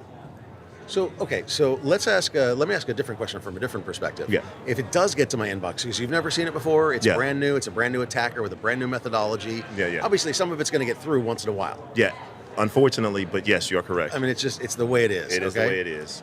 And it gets to my inbox, and I click the link because I'm an idiot, and I didn't do it. So let's talk about that. Yeah, please. Let's talk about that. So if it gets to, and this is how we round out our offering with social engineering defense, if it gets to your inbox or if it gets to your text message, hopefully you've created a program that educates and trains your users on how to not click. Now, so you don't handle that right now? We do, absolutely. Oh, okay, good. Yep. So we do phishing simulation. We do phishing simulations. And some people would question, why do that? Like, why do you want to do that? I think it's still useful for education. Plus, it's their personal life as well. So it is useful. It is useful. But my take is a little different. And here's what I mean by that. My take is that you want to make sure that you have a multi-channel phishing simulation offering or program, because that's how the attackers work. Right. You fight like you're trained. Yep. But not for the purpose of training the users. Because I don't, yeah, exactly. Like I told you, like I'm coming with hot takes. No, dude, go for it. Yeah, because I don't believe you can education and awareness your way out of the problem. And the reason why you can't education and awareness your way out of the problem is because as deepfake technology continues to improve, and as these AI-enabled attacks continue to improve, we'll get to a place pretty quickly, if we're not already there, where you can't distinguish the real from the fake, where you can't distinguish suspicious from malicious from legitimate. Exactly. I mean, it's gone from 6 fingers on the people to like it's scary. It's scary good. Exactly. So if it's scary good, then why have a phishing simulation product? The reason why you want to have a phishing simulation product is because the reason why you want to have a phishing simulation product is because you want to test your controls as an organization. Oh, it's a human risk management pen test. Exactly. I could not have said it better teaming. myself. It's a purple teaming. It's like a purple teaming, red teaming, blue teaming, whatever color teaming. Absolutely. You're sending the stuff in to see if the systems will detect it. Exactly. And to see if it does detect it, then you get positive feedback. Exactly. And if it doesn't detect it, we need to tune this better. Exactly. Yeah, exactly. I like that. That makes a lot of sense. Because a lot of our customers that we talk to, they don't want to play gotcha games or try to. Oh God, I hate it when they go punitive on people for the phishing sims. That drives me nuts. We could talk about this, but you do want to know where you have control gaps. Yeah, that's absolutely true. Yeah. If it shows up, the ideal state is if it shows up. Yeah. The users, whatever they do, should not be able to invoke a malicious or destructive, unintentional, but malicious or destructive action. Exactly. And if we can stop it from getting there in the first place, great. But if we don't let them do anything because we know when bad things show up, we've detected it, we've locked things down, pulled it out of their mailbox, whatever, that's even better. That's much better. Much better. And so the last thing I'll say about having a phishing simulation product, and also voice, right? And I did say phishing, so sorry. So phishing, smishing, and phishing is because that's how attackers work. Right, multi-channel. Multi-channel. You said it already, multi-channel. Multi-channel. And so you want to make sure that you have a solution for simulations that's multi-channel. So if I was to paraphrase and summarize. Yeah. Which you've been doing a great job at. Well, thank you. Yeah. You're different and better. Yeah. Because you're doing it multi-channel. Yeah. Because you have social good at heart. Because you're trying to get rid of it before it gets to anybody, much less your customers. Yep. And because you're trying to make sure that all of your detection apparatus is really always tuned properly. Could not have said it better myself. Love it. Love it. Bobby, thanks for joining us today. To learn more about Doppel, please visit securityweekly.com/Doppel RSAC. That's DOPPEL RSAC. For full RSAC 2026 coverage from CyberRisk Alliance, visit securityweekly.com/RSAC. Stick around. We'll be back after the break.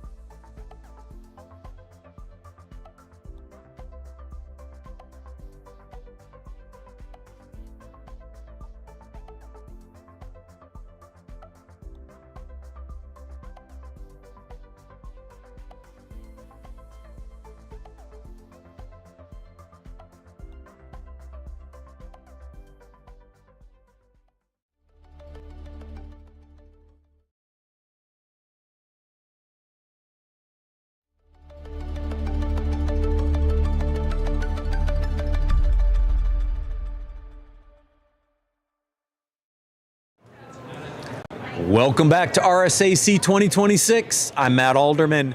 Joining me today is Andrew Rubin, CEO and founder at Illumio. Welcome, Andrew. Thanks so much for having me, man. So I read the title of this and I went, ooh, how deep should we go? So you said go for it, so here we go. Go for it. The it. title of this is The Cybersecurity Lies We Keep Buying. How about we keep selling?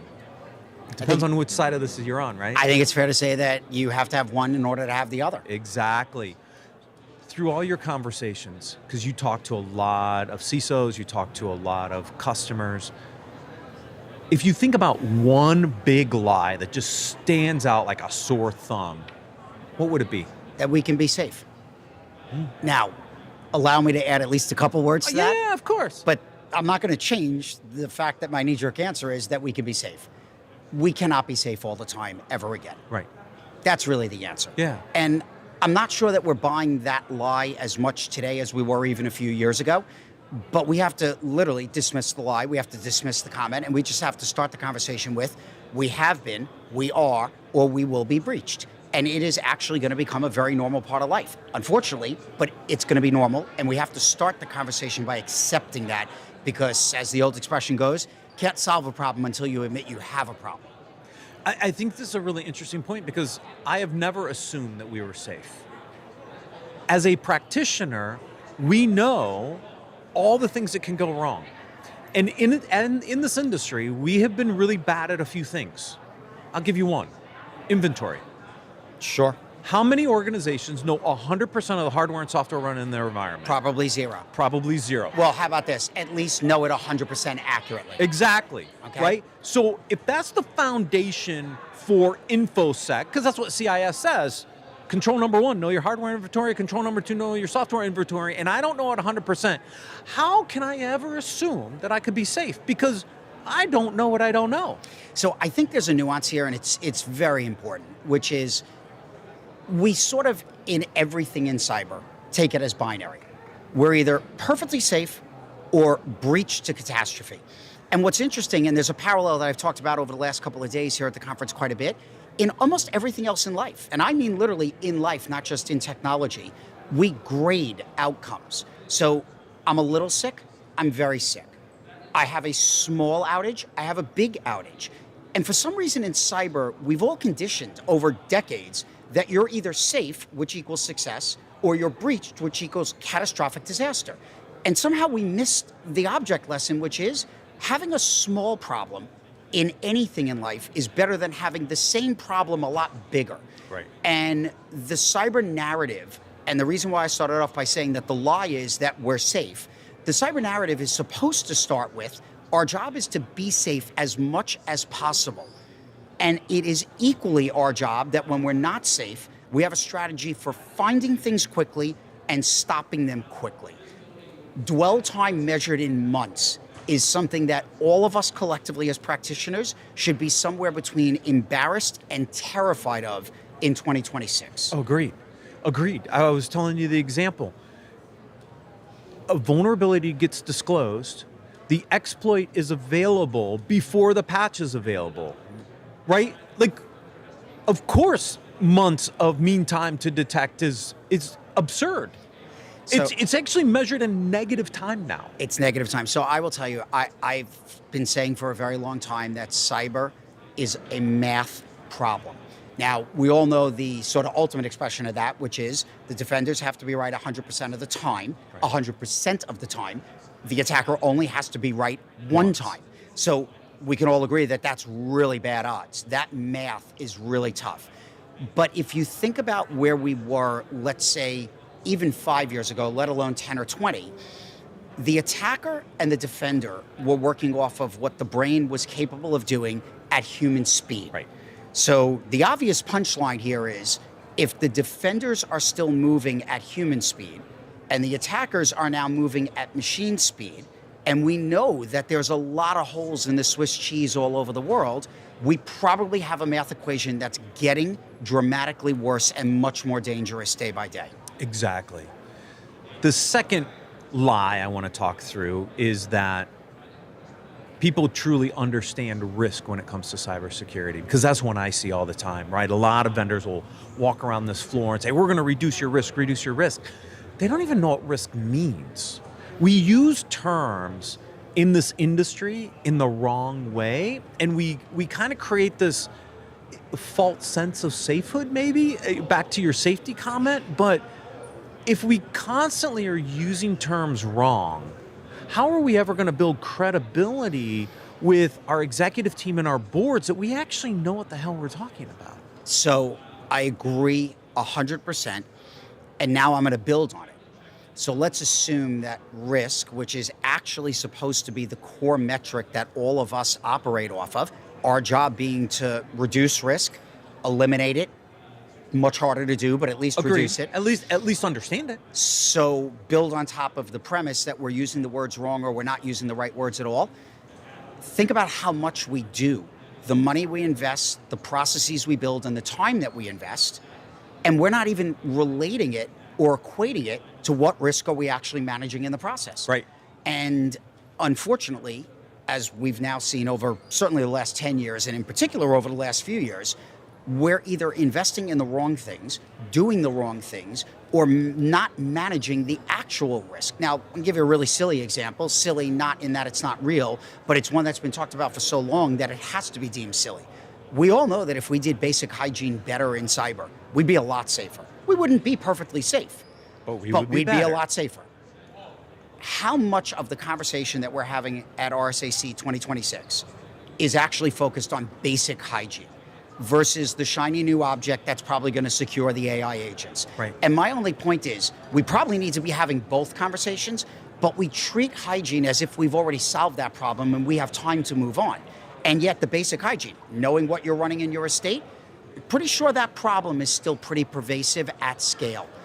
Yeah, because it's not sexy, right? Everybody wants the new, latest, shiny thing, but we haven't done the foundation. And this only gets worse as we think about the challenges that AI are going to present to us. We've had multiple interview conversations here this week on this. Speed is a real thing. And when you're moving as fast as AI and the attackers are moving, and we don't have the foundational elements in place, we just get further and further behind. But how do we change that dynamic? So, first of all, I've been saying this for a very long time, believe it very deeply. I actually think it's true in the kinetic world as much as it is in the cyber world and vice versa. Speed and security are not friends. And I know that those of us in the industry have tried to say, well, we can make security faster. I'm not saying that we can't make security faster. What I'm saying is the best security models would be if we were allowed to operate in a world where things move very slowly, so security could have lots of time, and therefore we'd be in a position to figure out what's going wrong long before it does. It's not practical, it's not pragmatic, but let's start with acknowledging speed and security are not two things that are best friends. So the question is, if the attackers are in a position, because of AI, because of agents, because of the models that now exist and the ones that are obviously coming very shortly, right, if the attackers are in the position to be able to move much faster, and the thing that we're giving them to attack already has all of these pervasive holes and problems that we've never really cleared up, we've given them an enormous advantage. And so, you know, we used to talk about time on target, and the longer that they were able to have that time, the bigger the advantage they had. What if you give them tooling where time is no longer an advantage because they can be efficient and effective in a matter of milliseconds? Right. I think that we're going through, and we probably haven't really started it in earnest, we're going through a transition in the math of cybersecurity where we're not going to incrementally change the attacker-defender equation. We're going to rewrite the entire playbook and all the math around it, and there's some real risk in getting that right. I know. So how do we start to approach that? Like, what are the conversations we should be having as an industry on how this shifts? Because here's my fear. You walk down to the expo floor, you'll see hundreds of vendors that have been around this space for a long time. Yep. I've been in it almost 30 years. And I know a lot of the vendors that are down there, and all they did is they slapped AI on the side of their booth and said, hey, I can protect AI. Sure. I don't think they can, because their approach to how we've done this before is not the approach that's going to solve for AI and what we're going through. So how do we get honest about the conversation, and what do we as an industry need to start talking about to solve this in a different way? Because I don't think the old way is going to do it. So I want to give you two answers, and I want to make sure that I enunciate both of them because I think it's important to hear both of them. If I only gave you one, it's going to sound like I'm calling for the doomsday event. I am 100% optimistic and confident that if we start an honest conversation about where we are, how we got here, what is happening to the attacker landscape, and we really said we're going to dig in, that this is a solvable problem. I believe it deeply. However, there's also this other part of my brain that's been informed over all these years that we have a miraculous ability to rally post-crisis, and we are absolutely terrible at being proactive pre-crisis. The question is, are we going to have to wait for something that's a lot worse than a bunch of credit card numbers or even Social Security numbers being exfiltrated? Are we going to let it get to a point where we have something that resembles more of a truly catastrophic breach at scale that affects real things in the real world, and then say, you know what, we've got a much bigger problem than we realize and we need to go in and really dig in and rewrite the playbook? Or are we going to acknowledge that AI probably changes the math in a way that, left on current course and speed, we're going to end up likely colliding with that brick wall, and let's try and actually start right now and get ahead of it? And by the way, we still might not get ahead of it, but at least we can say we've actually had the honest conversation about what has to change. So what has to change? We have to figure out how to completely change our hygiene posture. We have to start looking at our networks not as transport, but as transport for the attackers who are getting inside through all those holes we've left open all these years. And if we don't start figuring out how to close the holes and understand what's moving through these networks, they're going to get there much faster than they have in the past.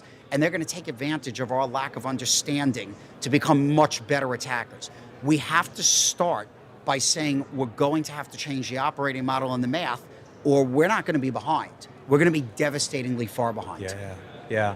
And the way agentic AI is going to communicate also shifts and changes model context protocol and how these things communicate and their lifespan. And we're only multiplying the problem that much more, right? I mean, if we don't understand how our networks are transporting this traffic today, wait until you throw a bunch of MCP servers in your environment and let all these AI agents start talking to each other, and you have no control of this environment. So it's really interesting. I was having a conversation earlier today with a customer of Illumio's, and one of the things that we were talking about was it should seem unbelievably obvious to all of us that if every day we start our day by hearing about the next 20, 50, $100 billion that's being invested in data center, GPU, compute, that clearly the attack surface, the network that connects all of this, is going to get exponentially bigger than it's ever been. Yeah.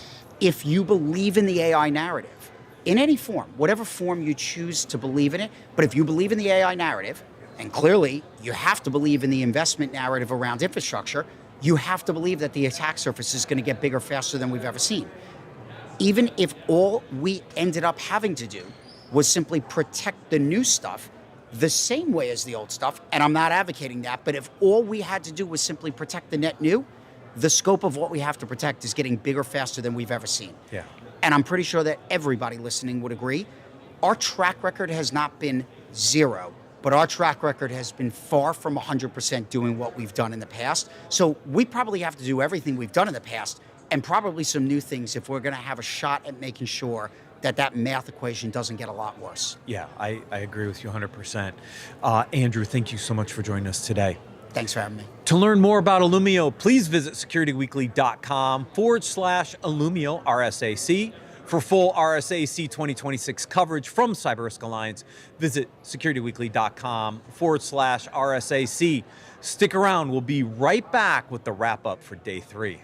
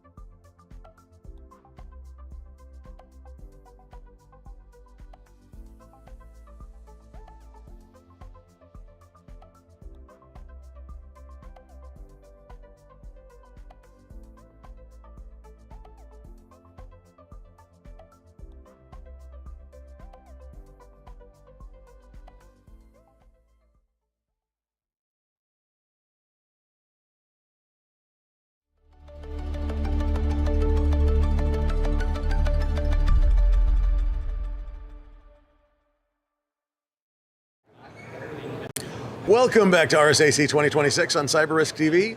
I'm Joshua Marpet from Security Weekly News, and today brought a mix of big ideas, practical insights, and some really interesting discussions across the board. There's a lot to unpack, so joining me is Matt Alderman, host of Business Security Weekly. Matt, what stood out to you today? Oh, so many things. I did go up to Early Stage Expo. Yep. Because I love to go up there, Oh, right? yeah, it's fun. I have to go up. I exhibited there when we were with Layered Insight. We were one of the first exhibitors in Early Stage Expo, so I love it, right? It's grown tremendously, which means there's a lot of startups in the space. However, like 150 or something, it's crazy. is that how many were up there? I didn't count them. Yeah, I didn't either. There were so many. I found one that I had any interest in. Just one. Okay, was it interest because it's something that you're currently working on, or interest because it stood out from the crowd, or? Both. Okay. Number one, I believe one of the biggest challenges we have around artificial intelligence is how do we protect model context protocol? It's a topic we were not talking about a year ago. I brought it up at Black Hat last year on some of the concerns I had with how these agents were going to communicate. And what I haven't seen is a lot of security solutions that were trying to tackle how do I protect MCP servers. I found one up there. Just one? Just one up there. God. Everybody's talking about AI in generalities, but it's like, no, I want to get a little more specific, right? So I did find one that was up there. I'll give them a call out at barndoor.ai.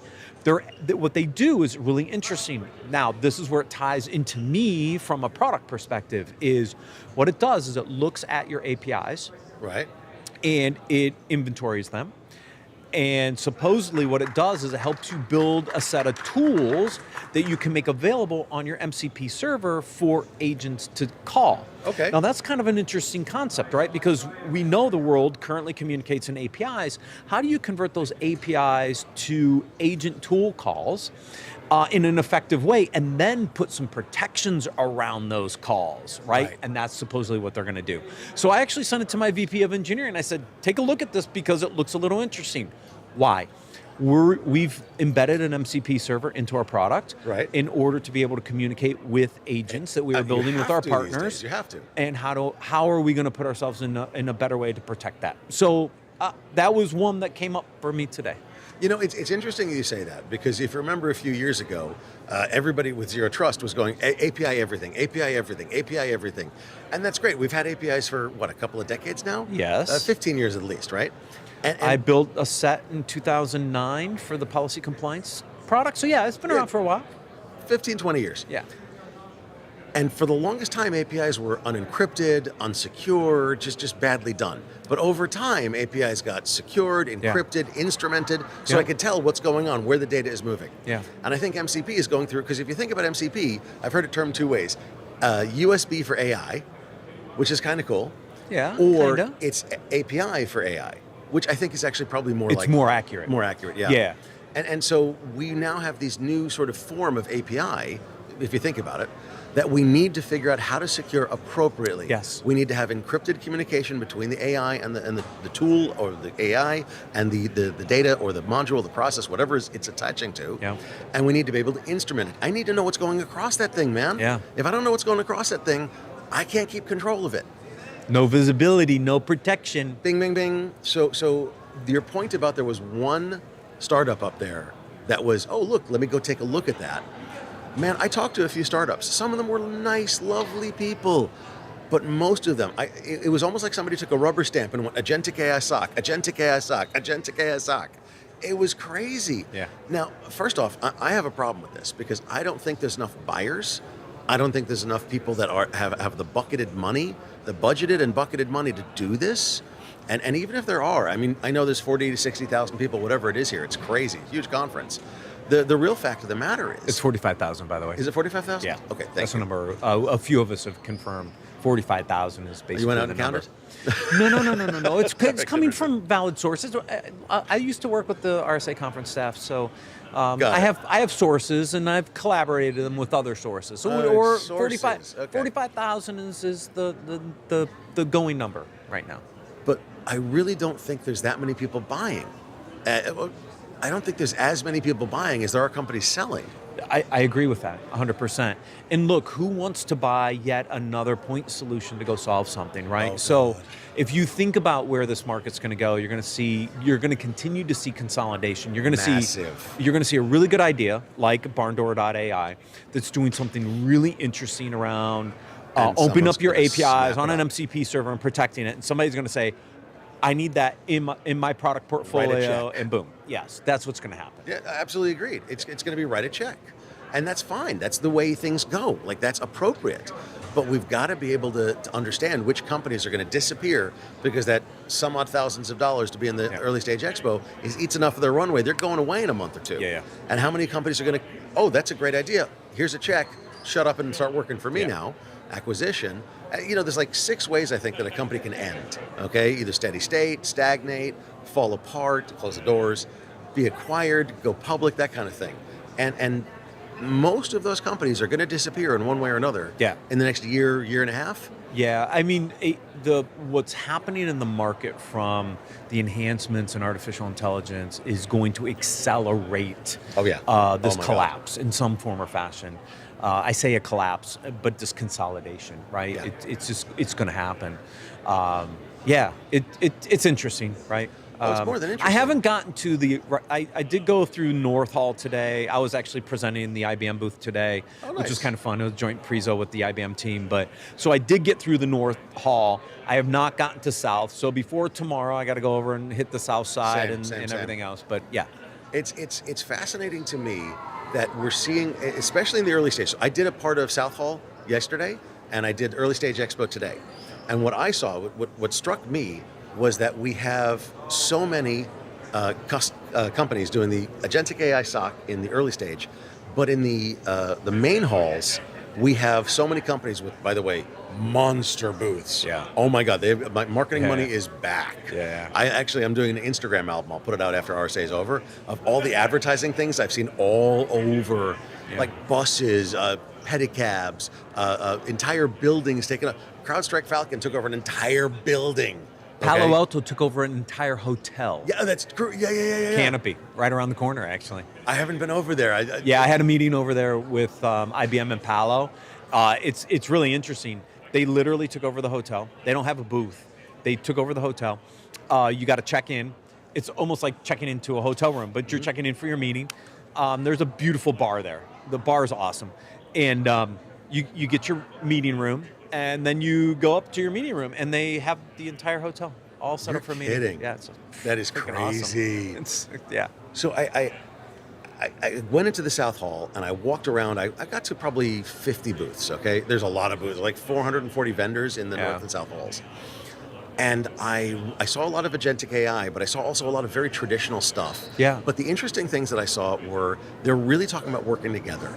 They're talking not like, we're better than them and they suck. It's, we're going to work with and collaborate with even our competitors, and all of our customers are going to collaborate together. They're creating communities. Yeah. And I think that's fascinating. And I think that's a very positive trend. Yeah, I went up to the Tenable ecosystem lunch today, again, because they're a partner, and they were talking about Tenable Open, which is the ability to push other data into Tenable One. It's a very interesting concept. It's something I brought up when I was running strategy over there, like we should consume anybody else's data. Here they're out announcing today they're going to allow other data. You're like, thank you. From other people. And she even said when she was announcing it today, even if they want to pull in Qualys data, we'll let it come in. So you're starting to see these players. That's like the Hatfield and McCoy blood feud, I'm just saying, Smed wasn't in the room. But they're trying to create that community, right? They're trying to bring all that data together. I thought it was really interesting concept. What I'm trying to do is actually get some of that data out of Tenable in a more consistent way. Into your current company. Yeah. No, that makes sense. That's why I was up there meeting with them today. Are they gonna do it with you, think? Yeah. Good, solid. Yeah. We'll work on it. But that's the kind of thing. Yeah. It's and you mentioned it before, point solutions. Yeah. We are tired and done with point solutions. Yeah. So any solution that can handle an entire battlefield, effectively, an entire piece of the battlefield, a strategic solution that can say, okay, I handle this for you, they handle that other thing, we'll work with them so that we handle the complete perspective. Yeah.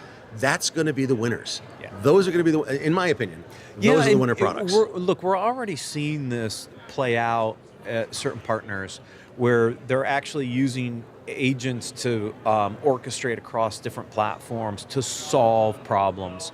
And, as we talk about, it's all about outcomes, right? The so what? So what? All right. So you pull a bunch of data into platform X, Y, or Z. So what? Those platforms have to produce outcomes. Reporting, differences. It's more than that, communication. though. Well, those are the things that they need. They need but it's more than make that. A difference. I go back to this example every single time because it's so real. Go for it. Vulnerability gets disclosed. Right.